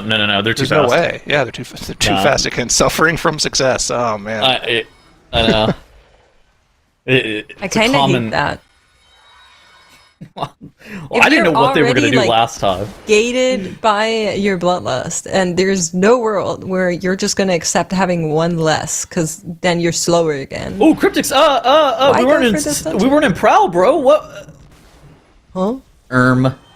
Okay, listen, we have a They have combat rises, rest. they have rises. It didn't happen.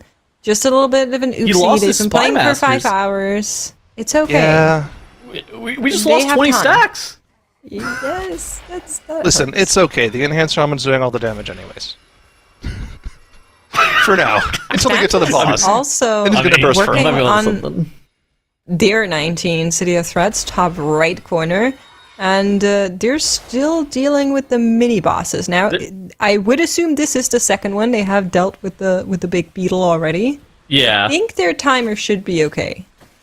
their timer's more than fine. This last boss is, I think, like worst case scenario, like 430. If you don't have deaths, like if you have deaths, of course, it can be higher. But I think that they're totally fine. Even if they have some deaths here, I suspect that they should be able to time this key. They just have to be able to close out. They have all the reses too, right? All 4 of them. Yeah, So, exactly. Even if they do have a couple mistakes, one DPS player here dies, they should be able to. We Fix the problem. basically the lose case is like we lose our shaman on our ascendants, then we might be depleting. But like, if we don't lose our shaman on our ascendants, we're fine. Dude, they drop so low every single time that we're Every single Umber Weave does so much damage on the 19. Yeah, I can see why we're not really talking about the City 20 being a potential key. Just there's too many one-shot potentials in this dungeon from all of the bosses, pretty much. Yeah, I mean that's like your entire shield, your entire team getting shielded too. Like your evoker needs to start getting shielded by your priest starting at like a 17, and then they're still panicking, and like the fact that he's dropping to 5% HP there is crazy. And so yeah, I mean this is a big deal for Stamp. So immediately right off the bat they rip Zephyr while having the power infusion up, And so this second wave is going to actually be so sacrifice is going to be pressed on a player, and then they're probably the enhancement shaman if I had to guess, and then they're going to all press defensives here to overlap with the umbral weave and the splice damage. So they have like long duration defensives, such as like the shaman wall. They have blistering scales. They have bark skin. All of these are like 12 seconds long defensives, and so it's actually really, really nice for that umbral weave splice phase. And so that's roughly how we're going to be doing our defensives. We're just going to use a group external on the special ability every single time. So I suspect that this next one's probably going to be power word barrier. If I had to wager a guess, maybe we can save the barrier if our healer believes that he has enough HPS for this splice. But kind of depends on how we're feeling about this. Oh, they're actually ripping the HP's sack low. here. Okay, they're good. A little bit of a scary moment there. So whenever a priest is actually getting sacked, that means that our shaman's going to be eating PS. Typically you sack the shaman, and you PS yourself. But I think this is a little bit in reverse as to how some of the other teams have been doing this. So long as it works, that's fine with me. We see the second PS going out here. Ooh, actually, PS's himself. Okay, so he PS'd himself, and then the evoker rescued the shaman there. That's nice. I see. And the rescue's always up there because this is it's a minute-long phase. And so you're always going to have the bark skin at the exact same time. You're always going to have the rescue at the exact same time. And so you can make sure that you always have those abilities available. And so now they're back to second power infusion with Ascendance, and our healer's going to be totally fine here. He's pre-ramping his Radiance with that power infusion. And so now we're actually like a bit dry on defensives and group externals and stuff like that. But Lust power infusion, our guy's got God mode healing. In the bottom right, Phoenix King Media, after struggling in this 18 City of Threads today, it looks like they have finally gotten the key done. Obviously, they're pretty significantly behind the other teams. They have a lot of work to do to catch up, but that's got to be a big confidence boost to finally be able to get that key done after struggling in it for the past hour and a half or so. Yeah. I mean, that's... Again, we're budgeting 2.5 hours. It's a little bit tough that they're not at least getting 2 19s put up on the board, but it's I think an acceptable situation, assuming that Phoenix King Media show up tomorrow and they gotta really get into gear, because they're gonna have 3 dungeons that they have yet to even enter. But I think that they do have enough time. They're just gonna have to really pick up the pace a little bit tomorrow. I still think that math is not mathing, and I am worried for Phoenix King Media, but I will say, with the dungeons getting harder, there is always a little bit more leeway for teams to catch up, given that they don't have issues. And speaking of, we do have a quick onk there on Stamp, as they're working on the final bit of the boss here, but every single death cost them 50 seconds as well. So normally that's a nightmare situation. However, their Evoker actually had Breath of Eons there, so he's able to break himself out of the roots. So the Shaman's the only player that can actually do... The Shaman and the Can't be in tank the barrier. are like the only people who are doing damage to the roots. That was really sus. That was incredibly sus. They had the barrier down for the Tremor Slam, but they couldn't get in the barrier for the Tremor Slam, so I'm surprised they were able to live that there. We're back to PI for the next phase. We're actually okay here. We're never wiping, I don't think, for Stamp. Due to HPS. Like, you could get one-shot by an ability if you don't have enough defensives available, but they're at least never going to wipe to an HPS check here. And I feel like we're bringing it home here with this Ascendance. Vigil's even been popped here. We're popping all of our Spymaster stacks. This is Operation Empty the Bag. Oh, yeah. That's what you're calling it? That's a classic call. Press every button. Empty the bag. Use everything. Yep. Dump your Spymaster stacks. Even if you're not capped on Spymaster stacks, even if you're like 25 or something like that, you just press it right there. Well, that's huge for they Stamp. Did manage to get that key in time there for Stamp. Okay. That is the end of the day for both of our CN teams. Can I request a replay of where Streamer Zone GG lusted? I saw they were like standing around waiting on they lost it on the very end before Hadal. They still had Lust running there. It looks like they literally kind of went into They literally Hadal. just hit it on cooldown, like in the middle of the pull they were on, just to get the Lust off CD. Yep. I'm kind of interested. Did they take the trash into the boss, or like was it just still rolling? It was just one guy that they had. Boss. Okay. So they split up the double commanders from what it looked like to me into 2 commanders. And they didn't have Lust for the first set, and they did have Lust for the second set. If gotcha. Everything I saw was correct, but we'll get a replay We'll get a close look on that. Okay, no, they do Oh, they had it on poll. commanders. Yeah, okay. Yeah. Oh, wow. Perfect. They were just really fast with it then. That's the trend in this key for them, it seems. They're just All right, really fast never all the mind. time. Okay. I thought that was just a single commander they did. But the thing is, like, I think they still had Lust, like, rolling into the boss. Like, I think they did, like, Yes. once the commanders died, they just, like, pulled straight into the boss. All right, so no Speaky here on the big screen. Kind of similar situation to Stamp at the very end there. They got Lust rolling. They actually aren't going to have Power Infusion here, but, Timber able to keep us up through this Lust. We're only going to have to live one more Splice. Assuming that we don't wipe to this next Splice overlap, we got Bark Skin available. We have some defensives available. We have even Rapture Shields and a PS charge. We're, again, dumping basically everything here. This is the last thing that could possibly wipe us.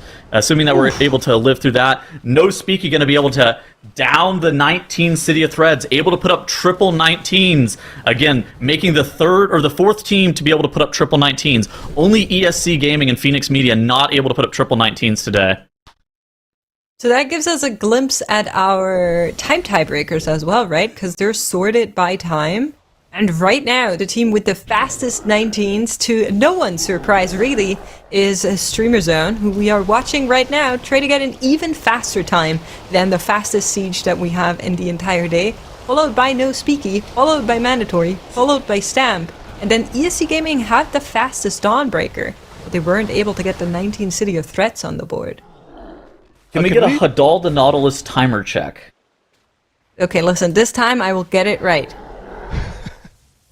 The 19 that Streamer Zone did before, they finished Hadal at 25 minutes and 21 seconds.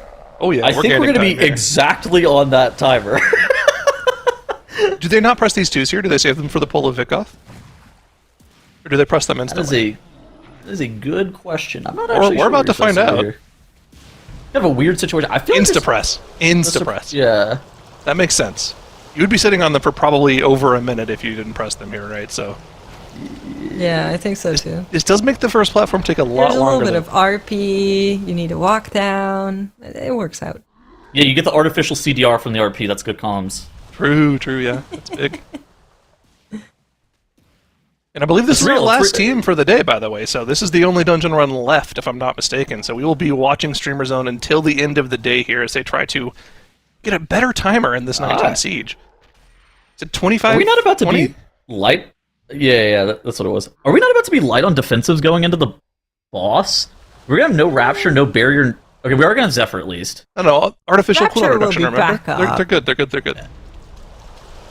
Oh my Commit? Hold Commit? on. Jesus! We rescued. Oh god!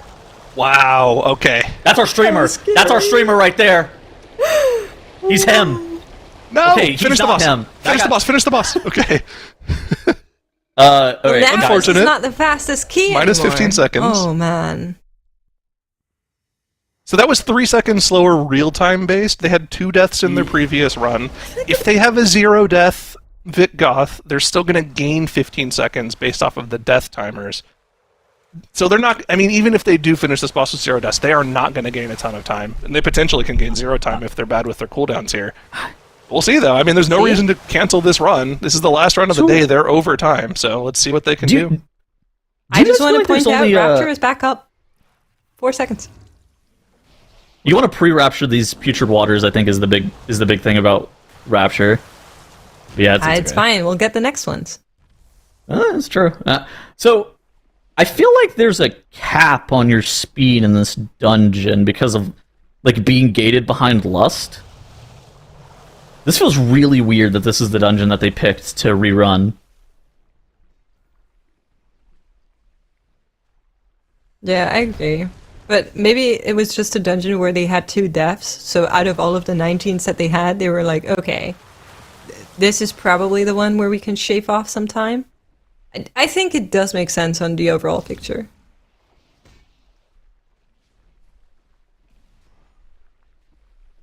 So the timer to beat for Streamers on GG, remind me, it was like 31:40, right? Something like that, yeah. We'll I have to, is that bloodlust even going to come up in the next 4 minutes, man?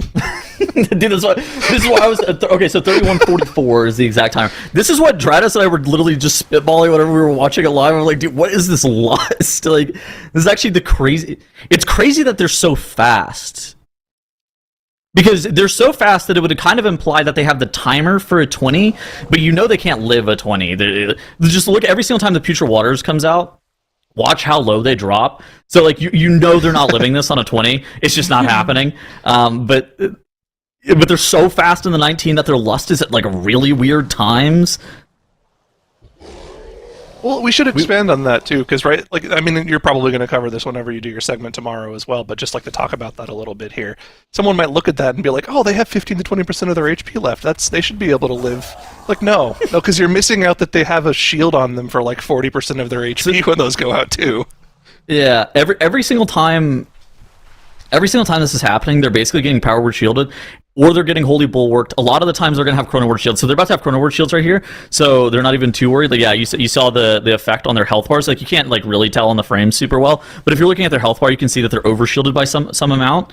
And so they're like very carefully navigating, power word shield, holy bulwark. Who needs sack when? Like you see Jisoo there, he's already pre-shielded because he actually can't live the Putrid Waters without... okay, and exactly on screen right there. AJ not topped, but he did have himself shielded, but he wasn't topped, and so that even that like 500,000 health that he was missing would have let him live, but it just didn't today, and now he's going to have to play catch up, which...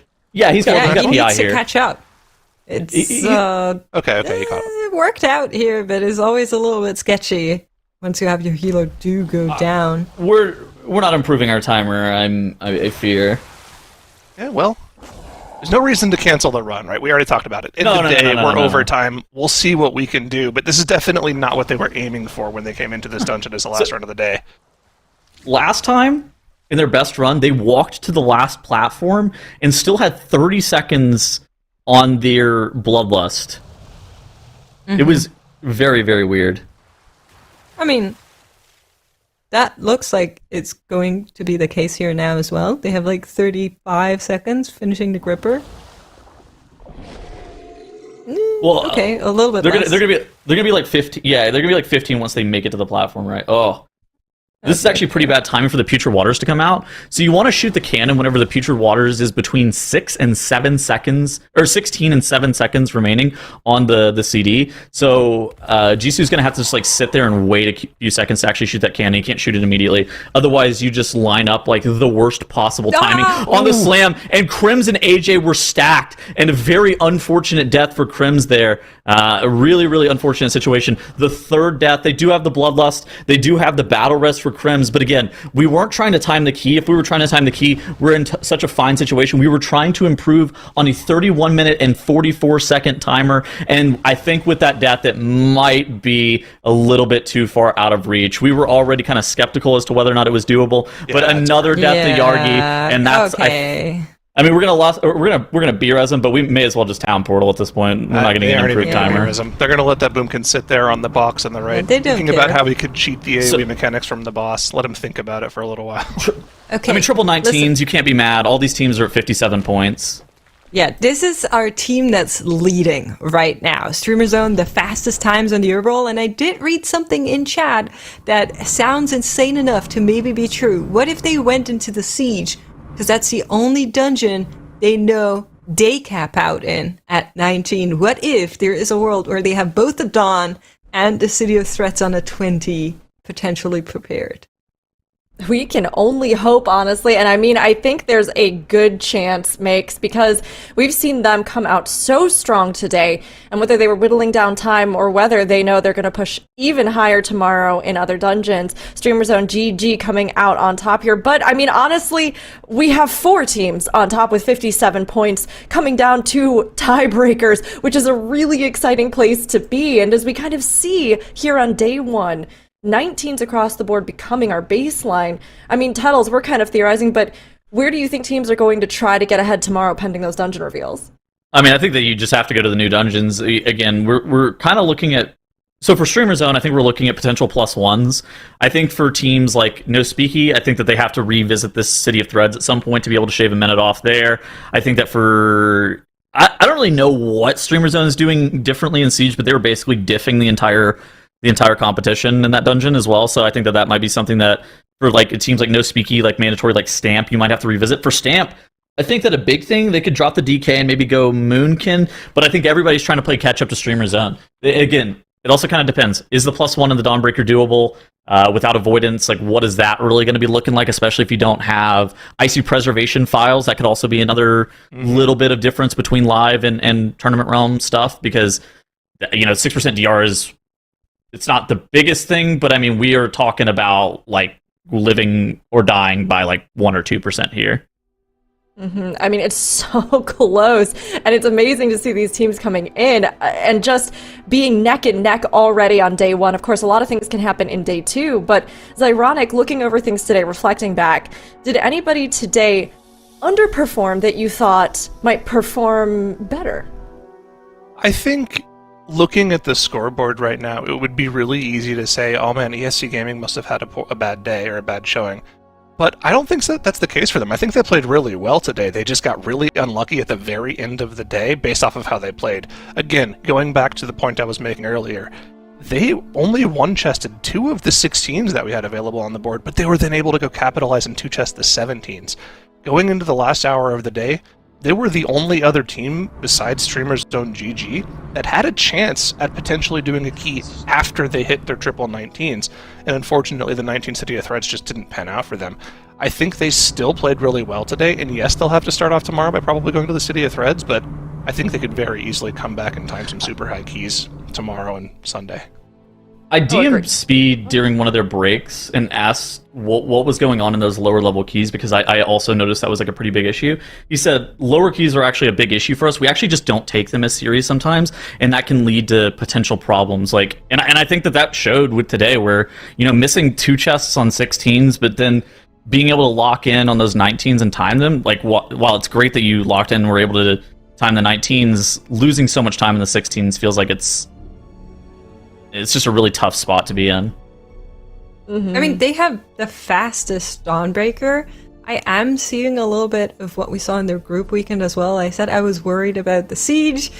Now I'm maybe more worried about the City of Threats. It's just possibly something that we saw from StreamerZone.gg before, which is not a whole lot of consistency in some of these runs, and that is something they will need to work on as we are moving to tomorrow, and hopefully shrug off, as there will be new dungeons on a lower level. They cannot afford to have more oopsies in them. They can't, and I mean, that's something that could really hold ESC back, but of course, Streamer Zone, having suffered from that in the past, formerly being Miscount, now sponsored, in case anybody missed the rebrand, but they have, I think, shown that they've overcome that in so many ways. We've seen them performing so well today, and I know, at least for me, I expected they would be good. I had predicted in my own way. I was like, I think maybe it's them. But it's great to see them actually do that and execute it. And the other teams are going to have to jump up to that standard. But, Makes, you were dovetailing there off the end, but I wanted to ask, before we have a very special Valentine's Day moment here together, chat, wanted to ask, Makes, mandatory, right? Mandatory. Yeah. Was one of the teams that I think coming into TGP, we all thought was going to be the team to beat pretty strongly to certain degrees. But would you still say that here at the end of day one? I mean, I absolutely still think that is the case. They're the reigning champions, and while they may not be the top performing team at day one, I wouldn't draw any conclusions from that just yet. I still think that is the team to beat. You want to beat the champions, and I think a lot of the teams are working on doing just that, so we'll see how they hold up. We will. Day two, they're going to have to see how they measure up, and I'm looking forward to it with everybody, but we've been looking forward to a little something we've been cooking up here for all of you, and by we, I mean Tettles.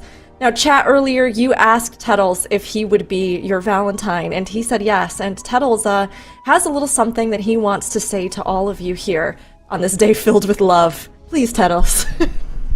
I'm sorry, a little bit nervous. I've never been here before.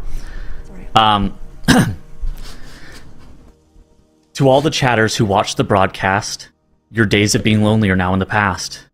Through hours of keystones, we bonded together, and this love that we share will survive any weather. while shamans meet fate and are chopped to their death, it is with you that I hope to share my very last breath. Oh, my dear chat, how I hate to depart, because with your experience, you have redeemed my heart. Happy Valentine's Day. There you have it. Happy Valentine's Day, chat. Thank you, Tettles. And I hope you're all feeling the love. Day 1 of the Global Finals might have been all roses, but tomorrow our dungeons will show their thorns. Can our teams keep pushing ever higher until they're able to ask the Great Push crown, will you be mine? We'll find out tomorrow on the Warcraft channel, starting at 10 a.m. PT, 7 p.m. CET. We'll see you all there.